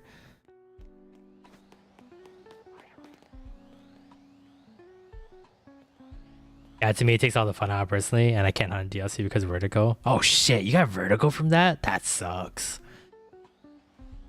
But yeah, I totally get it. Luckily, like what? Only like a handful of Pokemon were like are in this game that you couldn't get in any other like modern title game, so it's like not too bad in terms of like shiny hunting. Like most of these are just like purely you could have gone elsewhere, so if you like skip this game, it's not that bad. Hear me out, headphone Pokemon. Oh yeah, no, absolutely. That's what I'm saying. Like I think the Rotom, anything like electronics, I feel like they're just gonna make Rotom into that. Just to save time. Like we're not gonna make another Pokemon, we're just gonna make Rotom into headphone Rotom. Cause why not? You know? Yeah, the Pokemon Center hard save. That was not too bad. But I do the autosave was a little annoying. I used a Master Ball on,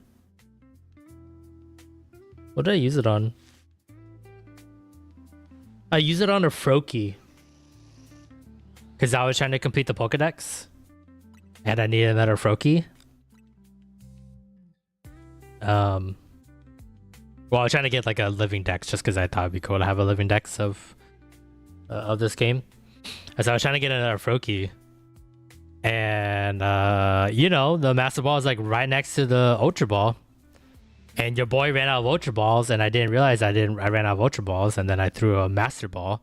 And I caught the Froakie, and I was like, hell yeah, I caught the Froakie. Oh, no, not Froakie. Chespin.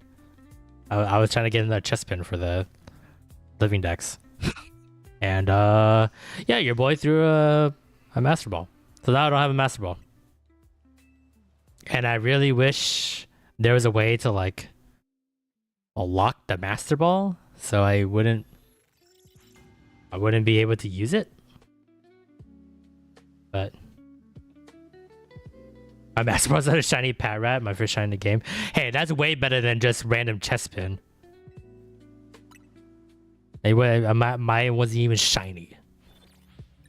It's just a random Chespin. So named him Uno? That's really cute.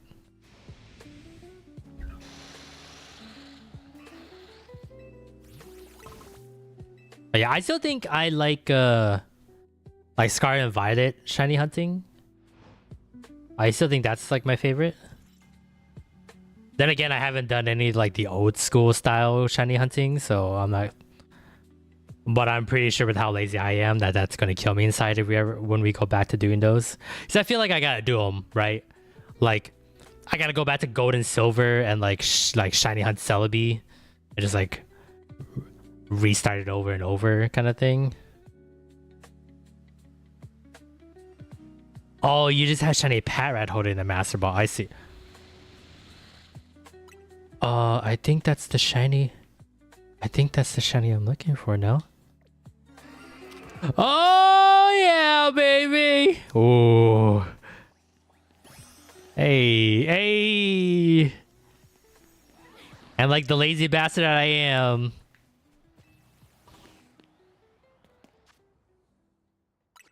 Thank you. Yeah, I didn't move it out of the box. This box shit's like a little bit annoying, but keep pressing the wrong damn buttons.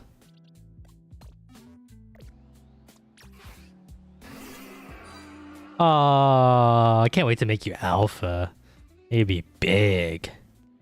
Yeah, shiny alpha next. Oh yeah. Oh yeah.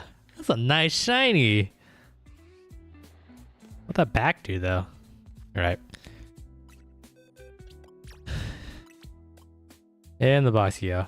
Oh, did you give us 64 boxes? Yeah, I have well, I mean they're all the same shiny, so like I just gotta get rid of them. But like look at all those Fletchings and Pidgeys I have. But yeah, I kinda wish they gave us more boxes, especially with how often we catch Pokemon nowadays. But whatevs. Alright, what spot do I put you in?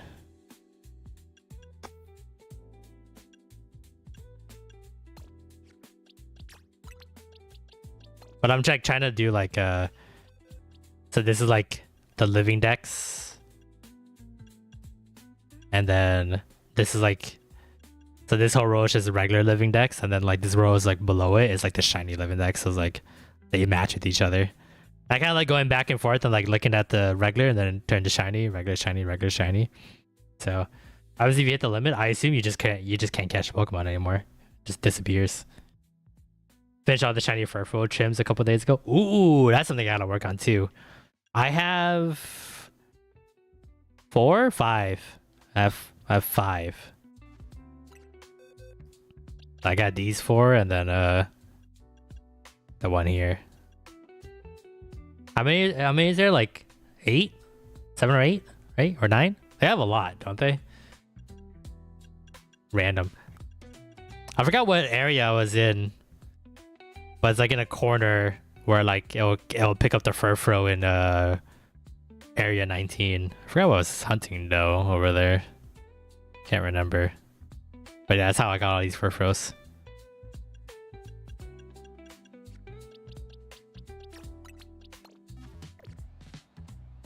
Alright, now I need a Punkaboo. And that's it. Oh, and a World Bead. But alright. 9 chins press regular. Okay, so 10. Okay, so I'm like over halfway. It's not too bad.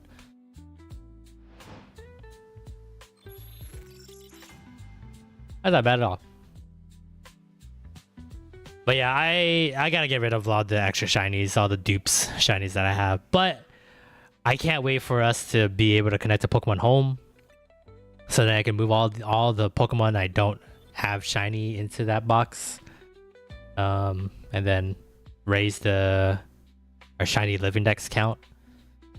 I think we're like at what, 300 something for the shiny living dex. And I know for sure I caught like almost like 50 that I do not have in the as a shiny living dex yet, so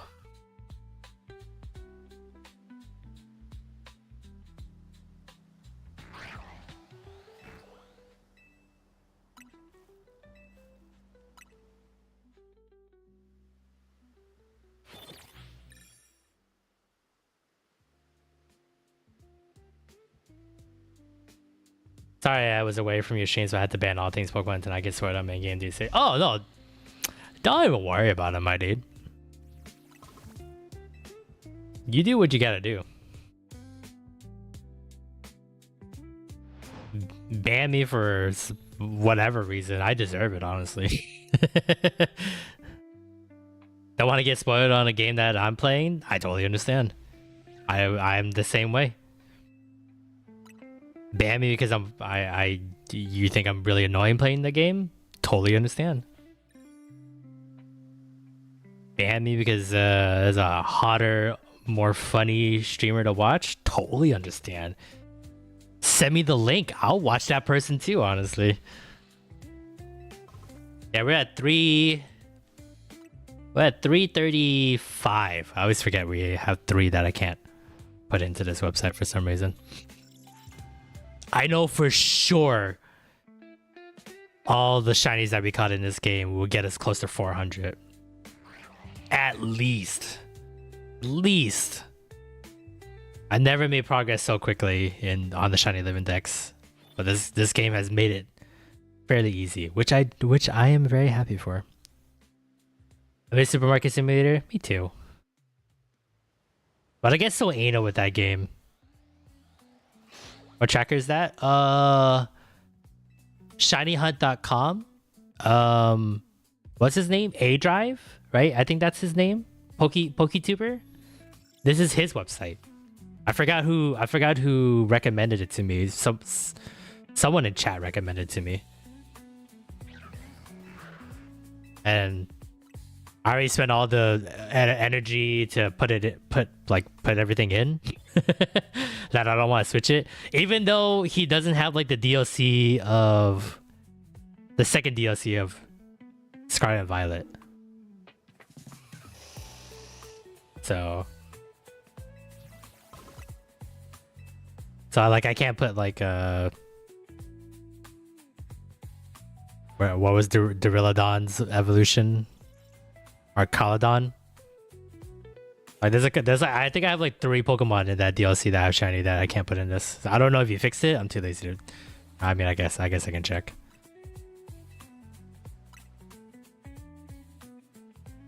Yeah, I can't put Caladon. That's an issue. Yeah, I don't know if he's still working on it.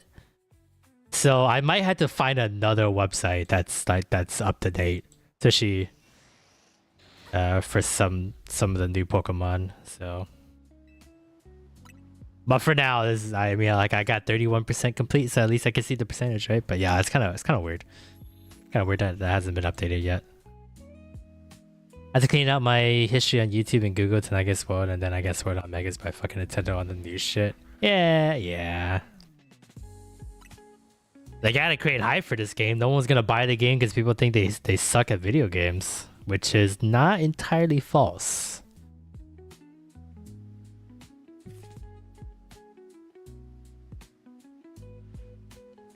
Yeah, I want to play more Supermarket Simulator, but I feel like I don't know. I'm not engaging enough with chat. I'm like so hyper focused on like making the supermarket look like I want to. So I kind of want to just like skip the process of like making money in Supermarket Simulator and just get a mod to like get all the items. Because I'm more interested in designing my supermarket than I am watching my employees work to make me money.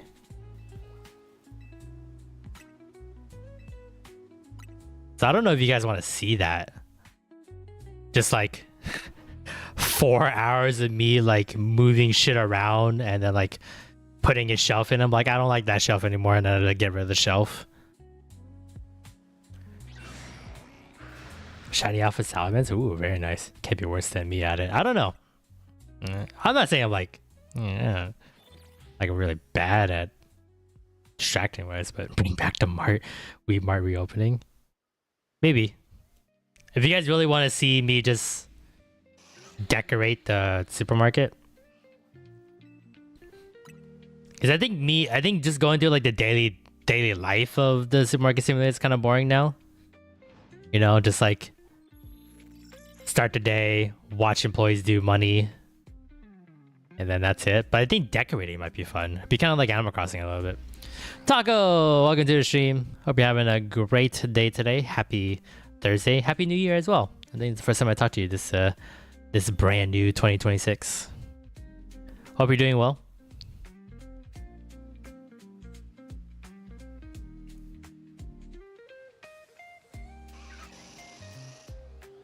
Yeah, Happy New Year. But if we, I don't know. If that's what you guys want. Maybe play Animal Crossing? I don't know. I don't really like, I kind of like designing in Animal Crossing, but there's something about Animal Crossing that like, I get over it pretty quickly. I don't know why. That's why I'm hoping like Pacopia would be really good. Because Pacopia is more closer to like Dragon Quest Builders, which I'm really excited for. I do have New Horizons, yes. I bought it right when it came out. Ooh, Shiny Alpha Lumpany. Oh, are you hunting in was it Zone 18, right? Where the Fennekin is? Are you like up there with like the Swablu and the Arteria and the Static Alpha Lumpany and the Static Alpha Salamence? That's what it sounds like. Pumpkin, me and the doggers are doing good. That's good to hear. I'm glad that you guys are doing great. Sounds like living together has been crazy, but fun. Yep, hell yeah, dude. I think I got my same Shiny Alpha Lumpany and Salamence. That's like the that bench is so good. I got so many shinies from that bench, but not Fennekin.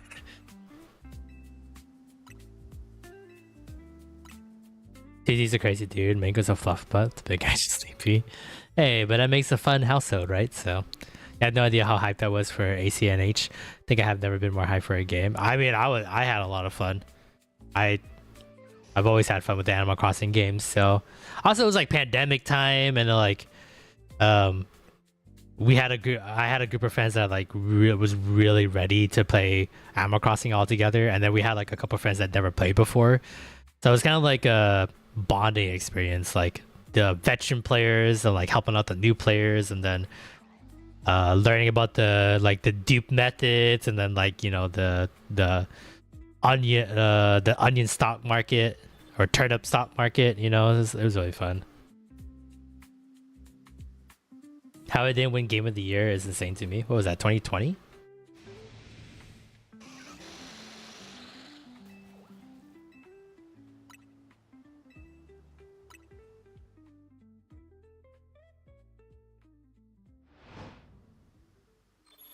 Oh, well, yeah. I mean, if it's The Last of Us Part 2, then I mean, like, come on, dude.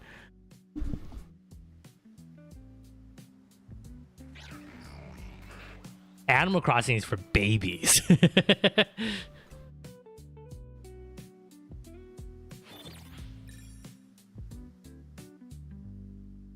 Game of the Year: Last of Us Part 2, Animal Crossing Horizons, Doom Eternal, Final Fantasy 7 Remake, Ghost of Tsushima was on this list, Hades was on this list.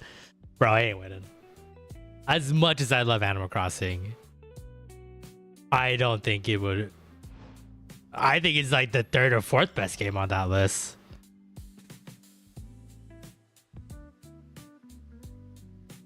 It definitely beats Final Fantasy and Doom, and I would probably like put it over Hades.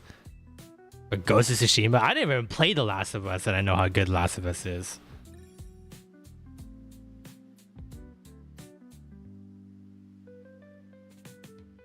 That's a stacked list, man. That's a horrible list to go up against.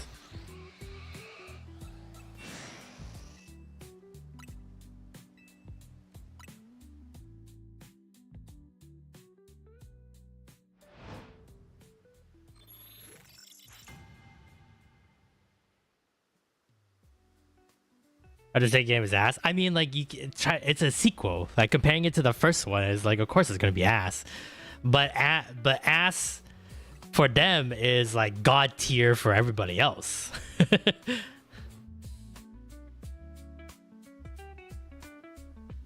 But comparing it to the first one, yeah, you know, it doesn't stack. But they're like 6 out of 10 is like an 11 out of 10 for a bunch of everybody else. Okay, what did 2021 look like? Maybe if they came out like a year later.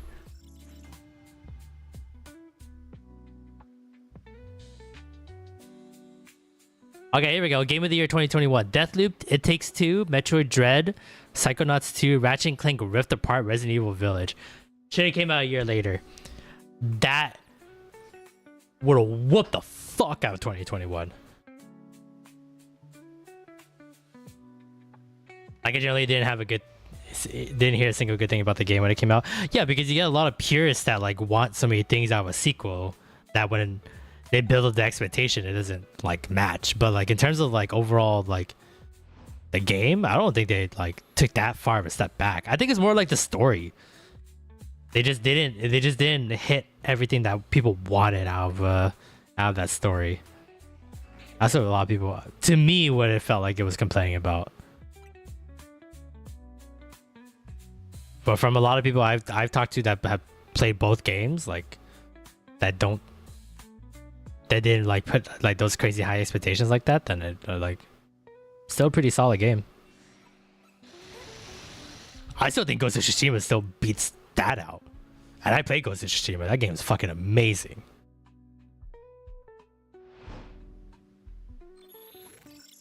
I really want to play the second one. Ghost of Yotai? Yotai? I don't know. Should have came out the next year. Come on. It Takes Two, Deathloop, Metroid Dread, Psychonauts 2, Ratchet and Clank? I love Ratchet and Clank, but part of a Game of the Year nominee? Like, come on. Resident Evil Village? That's a list you can beat.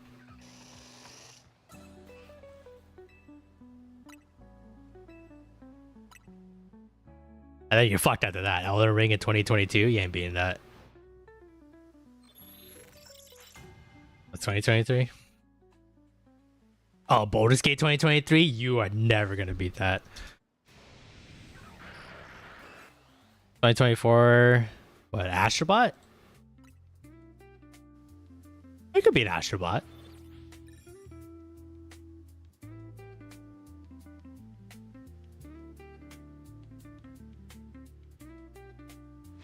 Maybe do Mega? Let me look at the list.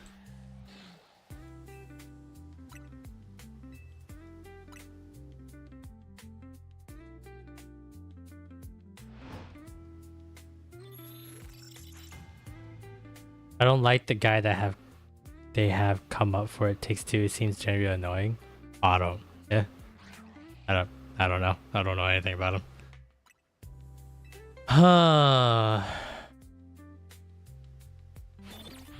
Let's see.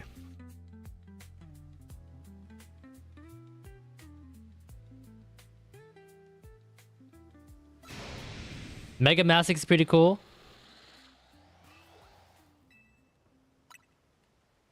Mega Scolipede is really fucking cool.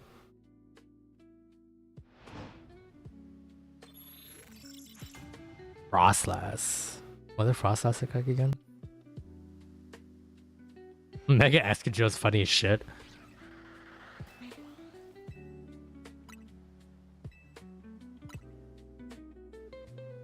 I do like my Hatsune Miku. Oh, Electros is really cool. Mega Electros, and then you get the shiny version of Mega Electros. Electros is really cool. Oh shit, what happened to this list?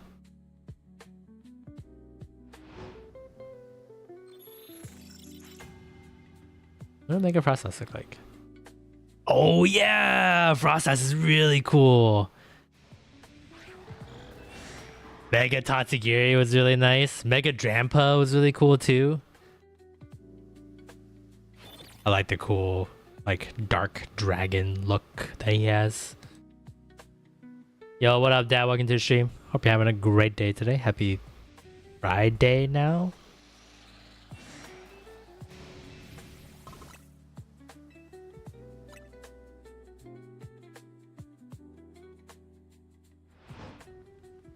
Yeah, there he is. Mega Tatsugiri. He's awesome.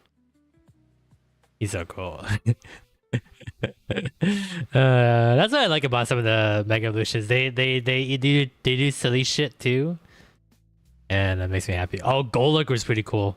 Even though there's not really much change in Golurk, it's just kind of like more fluff around him, but I kind of like it. Eating my sad sandwich diet. What are you dieting for? Fucking Starman, thankfully it was only main game Mega I was spoiled on. That's good. I was spoiled on a lot of it. Except the DLC, I didn't really get spoiled too much. But that was because I was like busy moving and stuff like that, so I didn't really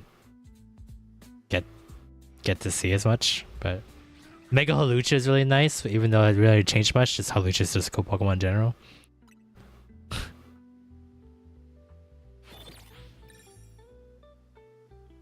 Yeah, Frostlass is a really good one. I think I'm gonna go with Electros because I thought Electros is pretty boring, but the fact that they made him so cool looking was pretty cool.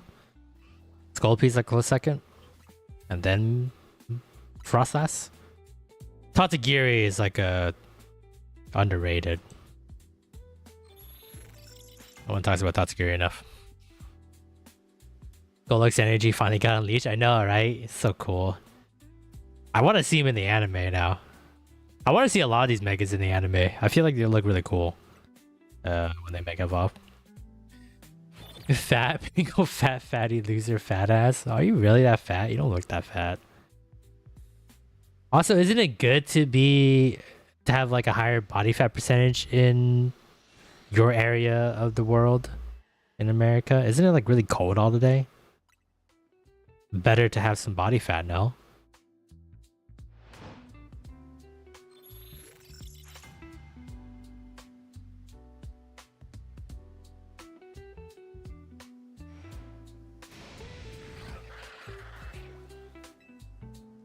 Bro's code stereotyping me. Am I wrong though?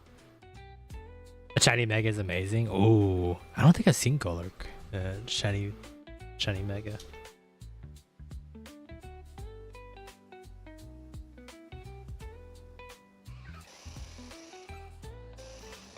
Oh, because it has the green parts instead, right? Oh, that's cool.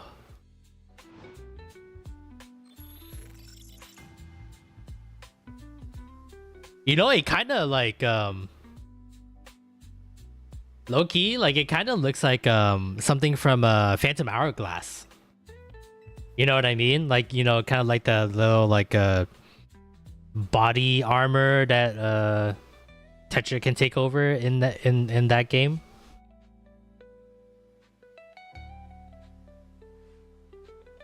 That's actually a misconception. High fat is bad, makes circulation bad. Ah, because the fat clogs up your vessels.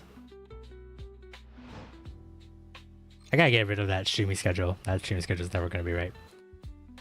Ember's Mega Shiny is awesome. Oh yeah, that's right, because he's blue, right? Really good shiny. Really good shiny Ember has. Too bad I don't like Ember. Got a chicken sandwich with the like sliced smoked chicken I made. Vegan cheese. Really because dairy makes my tum-tum upset. This low calorie bread, apple slices, almonds, and a protein bar. That doesn't sound too bad.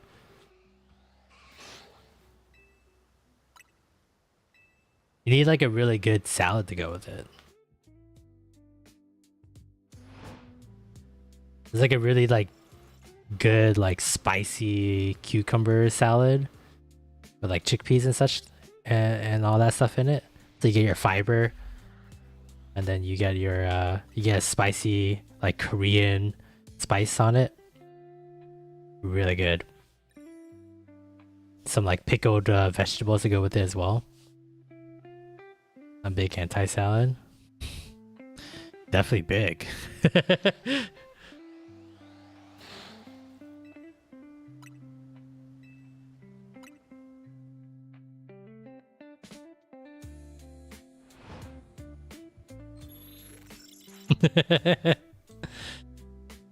You just gotta find. You gotta make like a bean salad, bro, or like a taco salad. Like that shit. That shit's great. You got a lot of good fiber in it.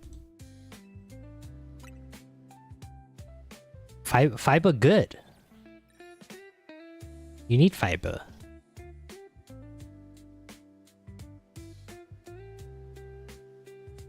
Vegetables on their own sucks to me. That's why I like it mixing things. Yeah, that's what I mean. Like a taco salad. You know, you can still put your like taco meat in there.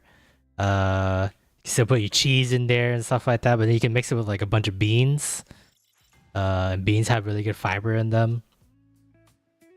And then like you can put them in a burrito wrap if you wanted to, or like you do like a salad dressing to go with it and add some like some vegetables, maybe some like lettuce or what is it, spinach and stuff like that. So cooking something. I mean, that's why you put protein in there. Protein helps it out. You want a Loco Moco so bad. One of the most like greasiest things ever. But I do have to say, being from Hawaii, I want a Loco Moco too every day. That's why I eat Spam so much. Spam is like my comfort food. I eat Spam like at least once a week. If not more, if I'm like out of money.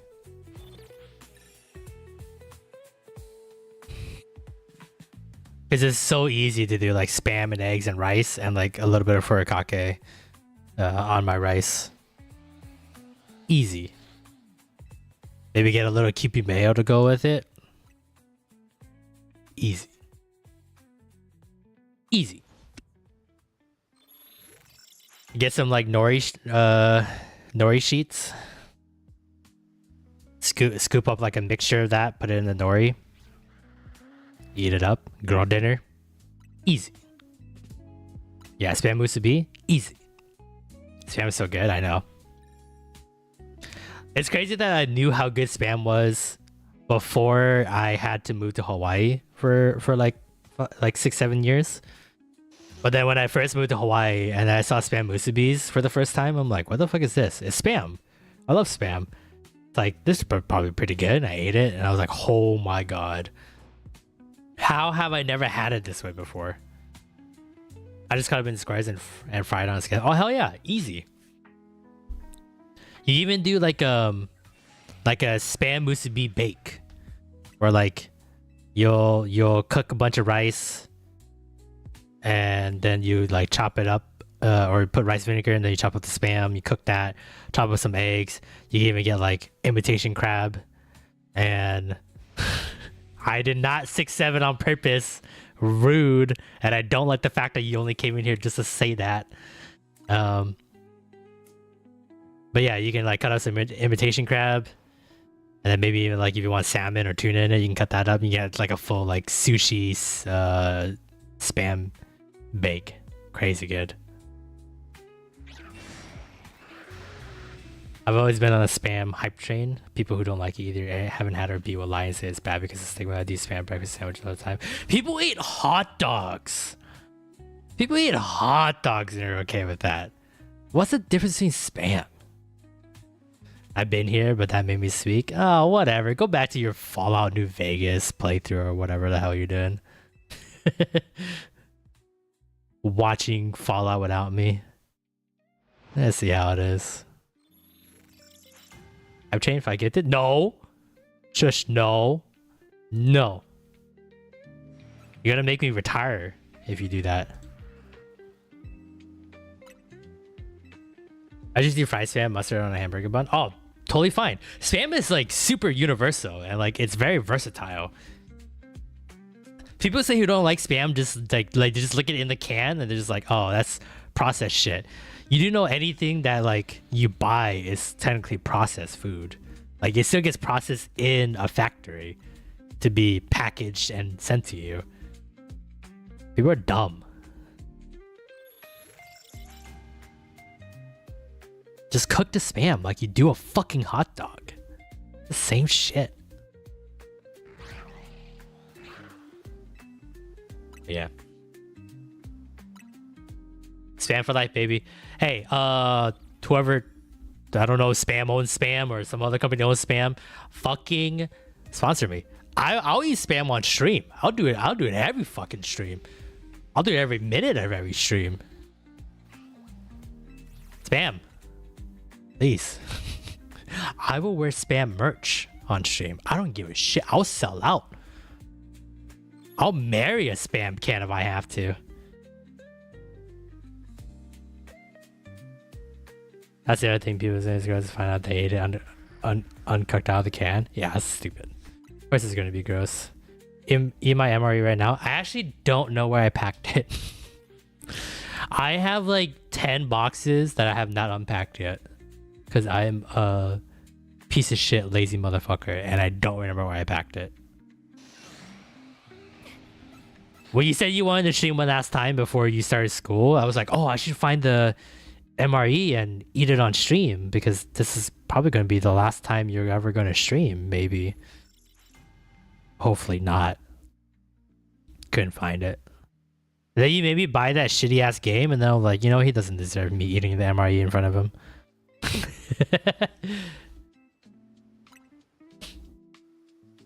One day when society crumbles, we won't be able to talk to each other, but I know I left you one last meal.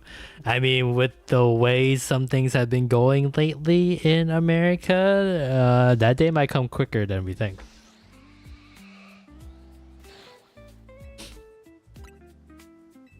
The stuff that's like happening in like Minnesota apparently is happening around here in my neck of the woods now, so you know. Civil War might be coming pretty soon. Crazy stuff.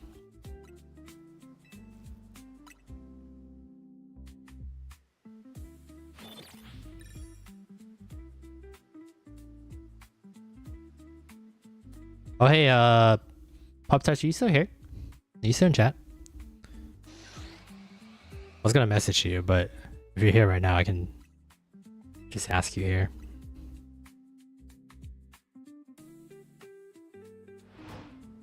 But that's okay. I'll just message you later. Not a big deal. Do you remember what MRE you got me, by the way? I don't remember what you got me. I still want to do the like taste testing stream. I wanted you guys to give me all the different like weird food combinations and tasting to try. But I'm so fucking poor. I promise if I see him around my ear, doubtful sense because of the demographic, I will interfere. Oh, don't do that. Don't do that. I don't want to hear something happening to you. Because you were like, check out all my cool guns I have. It'd be a damn shame if someone pulled the trigger on you. I don't need that. I don't need that in my life.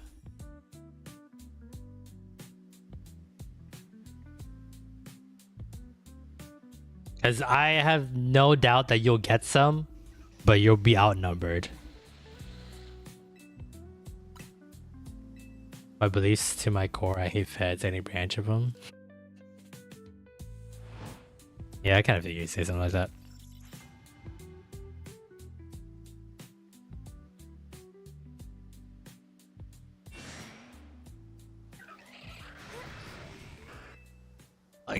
They're gonna outnumber you. I know they're gonna outnumber you because they're the type of people that attack in numbers.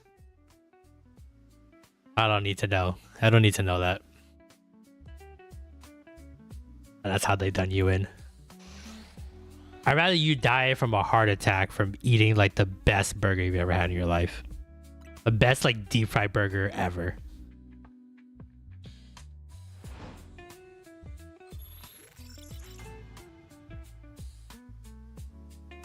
I've seen their equipment mid. Well, they are working on a quote unquote shoestring budget, right? So, which is, I feel like they just have their own guns that they bring. Like BYOG, bring your own gun to your job. A job that's not real in a lot of people's eyes.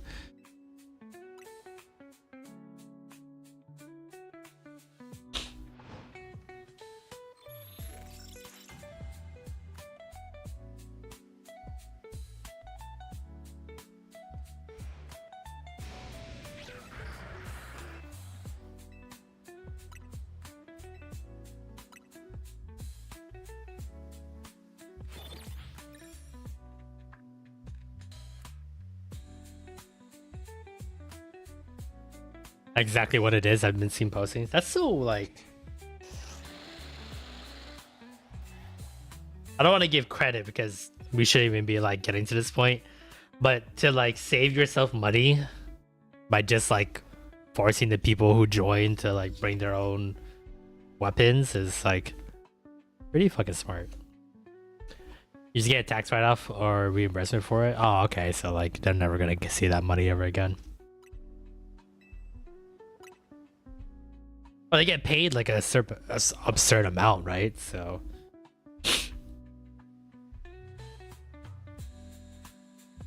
again, I don't know. I don't like any of it. I think it's a criteria on what it is, but still, I'm sure that criteria is like bare bones. They probably just like looked at all the gun sales in America and they're just like, okay, this is the gun that gets sold the most. This is our base standard. They just fucking slap it on there. And they knew the demographic that would join will have that gun because they looked at the evidence. The stuff they got is stuff I had when I was 19. Wow. Wow. That's old as shit. That's like 10 years ago.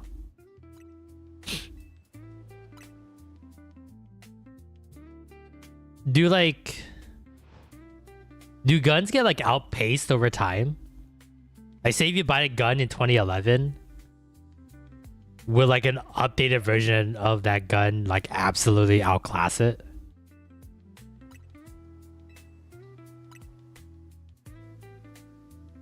Because not in terms of like, is it well taken care of, but just like I guess like the design and the mechanics of it. Does it get better? Oh, not that big of a difference.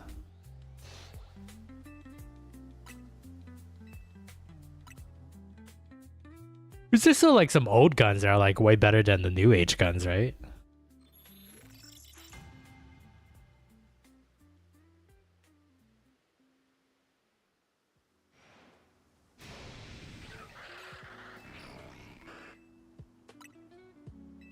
I don't think I got a single Chinese yet here. I mean, the 1911 is just recently getting outclassed, but it was the gold standard for handguns since its conception in 1911. Oh shit. People still carry it? Oh, interesting. What is it like? Isn't like there's like a Smith and Wesson, right? That's a brand, right? Isn't that like a really good like handgun?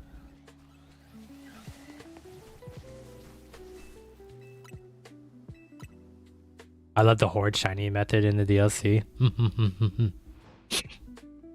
Yeah, some of the shiny methods is really interesting in this game.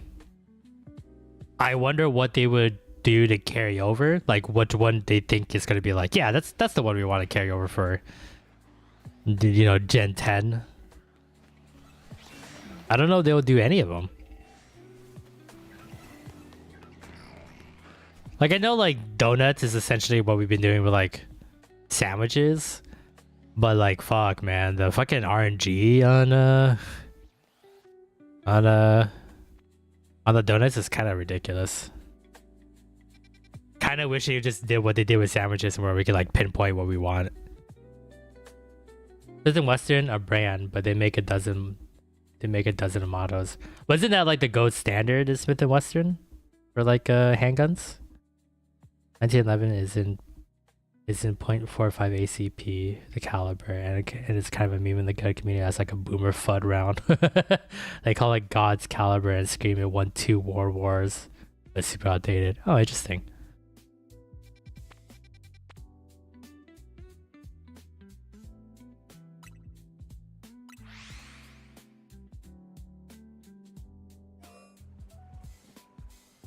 Yeah, we can hunt here now. I still need a couple of vanilla lights and hippopotas.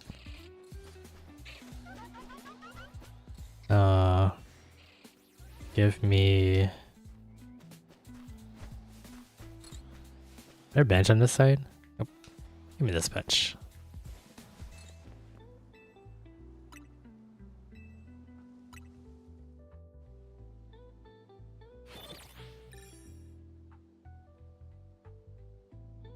Oh shit, we're already almost 5 hours.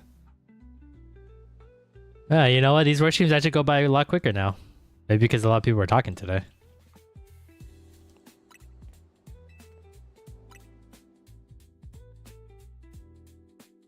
Maybe we'll end it soon. I'm almost done with some organizing on some folders right here, so that might be a good place to stop. It's a big round, so fitting into a handgun means you get less in a magazine, and every metric of every study has proven that more rounds, even smaller, lesser powder ones, win gunfights. I guess that's true, right? Because no matter what, a bullet hurts, regardless of how big it is, right? So quantity is always better than quality at that point. If like the baseline of a bullet could potentially kill.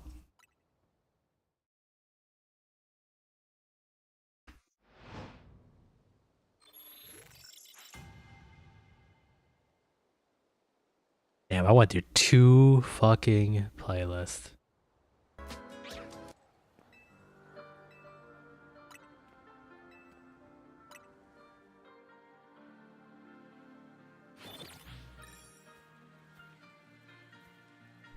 Yeah, I think we'll start wrapping things up. I didn't realize we were going so long already. I was only gonna do like a 3-hour stream because I had to come in late, but we're at 4.5 hours. If you only have 7 rounds, add stress and fight or flight mode, you're bound to miss when a modern NMM 9mm 21 rounds has literally 2 times the capacity, less likely to miss 21 times. Oh yeah, I guess so, huh? You don't need as much skill then, Because sooner or later you'll hit if you just have more chances to shoot. Damn, 21 rounds? That's a lot. That's a lot of bullets.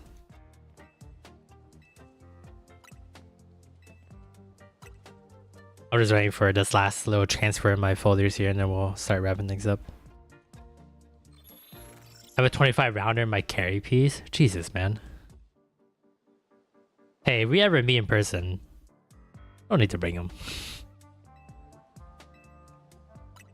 I think you're already pretty cool. You don't need to bring your guns to show me how cool you are.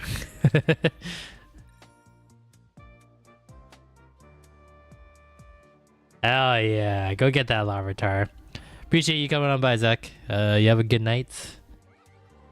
See you next time. You ever wind up around here? I'm taking you to the range. Aww. Can we just eat? I've been to a gun range a couple times and I don't know. I get why people love the power in their hand, but I don't know. It bothers me. I don't like having that power in my hand.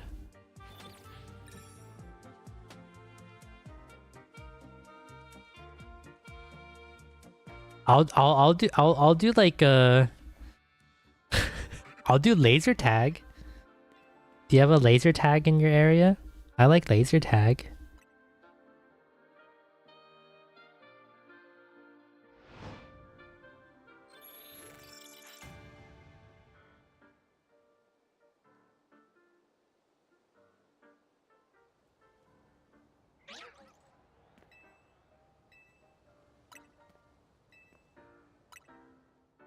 I got a couple more minutes on this transfer here, so let's use the ads though, so we don't have to go through ads. But it's a couple more minutes here. Everybody's uncomfortable at first, I promise. Well, it's not my first. I've done gun ranges like 4 or 5 times already. I don't know. I just don't like it. Also, public ranges are tough to learn. Too many people shooting is nerve-wracking. Oh, do you have like a private one? Mines were in Vegas. And there were like, I don't know, like 6 other people there when we were shooting. I don't know. I'd rather just do it in-game. I don't even like them, and outdoors is better too. Oh. What if we do paintball? I like paintball. Paintball hurts though, but I like paintball. How about we find one of those swan boats and like do a lap with the swan boat, and then I throw up because I have motion sickness.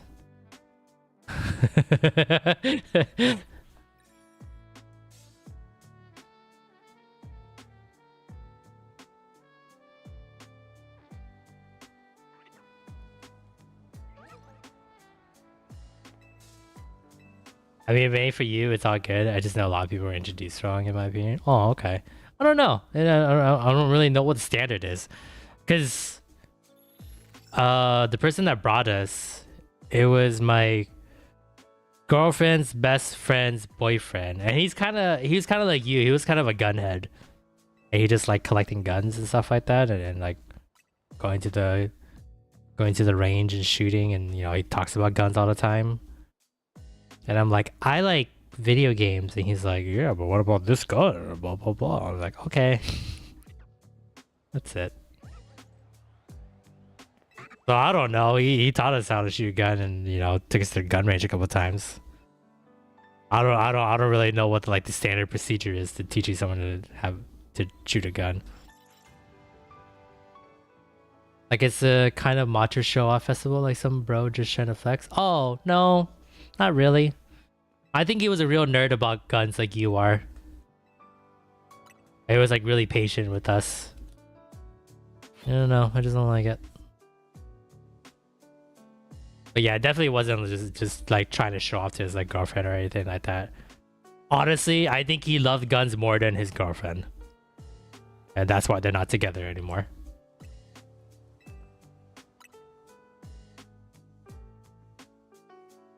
Standards to start on a handgun, which to me is awful. Oh yeah? What do you start off with for a beginner? Because I think that's what we did. I think we started off with a handgun.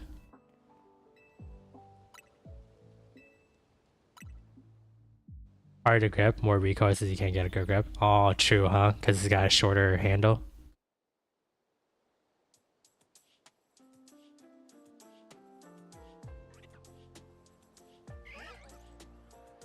Rifle all day, 3 points of contact, easier to understand. Oh.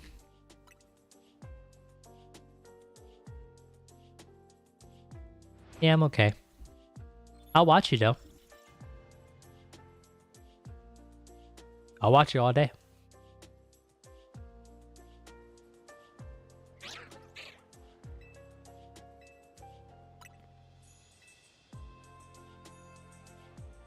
I mean, like,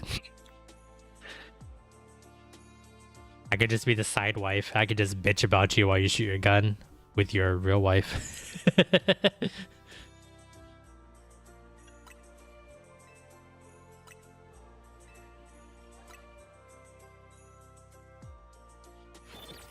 Alright. We got a lot of work done, actually. Got a lot of organizing done. Might be able to like get into editing tomorrow. Alright, no shinies, right? Real quick. No shinies, just a quick look. No, I think we're good. I don't think we'll see any shinies at night either. When the Rangers and seeing wife sitting in the car, didn't know they mad as hell waiting. Why go with them? Just let your husband do his own thing, and you go do your own thing. People who like live and die by like having to do stuff with each other, like everything, even the stuff that they hate, it never made sense to me. So weird. All right, well, 4.5 hours of shiny hunting and only Scolipede for to show for it, but I guess that's something. All right.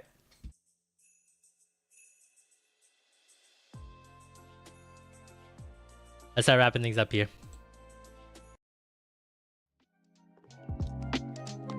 Exactly. My wife is welcome to come, but never obligated. Yeah, I never really understood that. Kind of weird. Oh well. Maybe that's why I'm still single. On that note, thank you everybody for dropping on by and hanging out with me on this Thursday night. We got another stream tomorrow, hopefully 5 p.m, but I might be a little late. Kind of just depends on when I wake up to go to work and do work and get home on time. So 5-ish, but maybe 6. It'll be the same thing.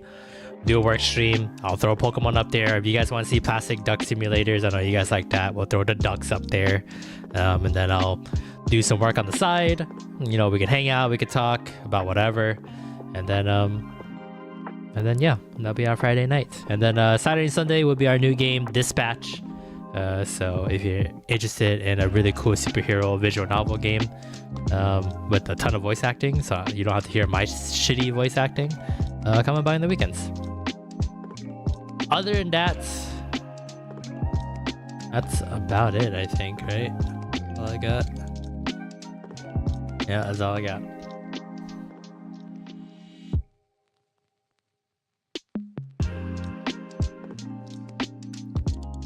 Very interested. The game looks sick. It does. I've heard a lot of good things about it, so I'm very interested in choosing all the hot female superheroes to fall in love with, like always.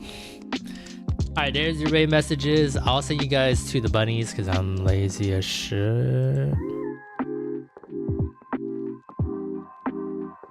Well, I don't even have bunnies anymore. It's just guinea pigs. So I'll send you to the guinea pigs.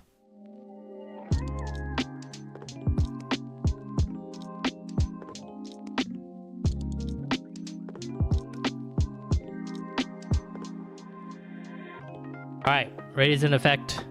send the pigos my lovos. Hopefully I'll see everyone back here tomorrow, 5 p.m. or later, for another Just Chatting work stream. Till then, hope everyone has a good night, and I'll see you guys same time, same place. Bye-bye.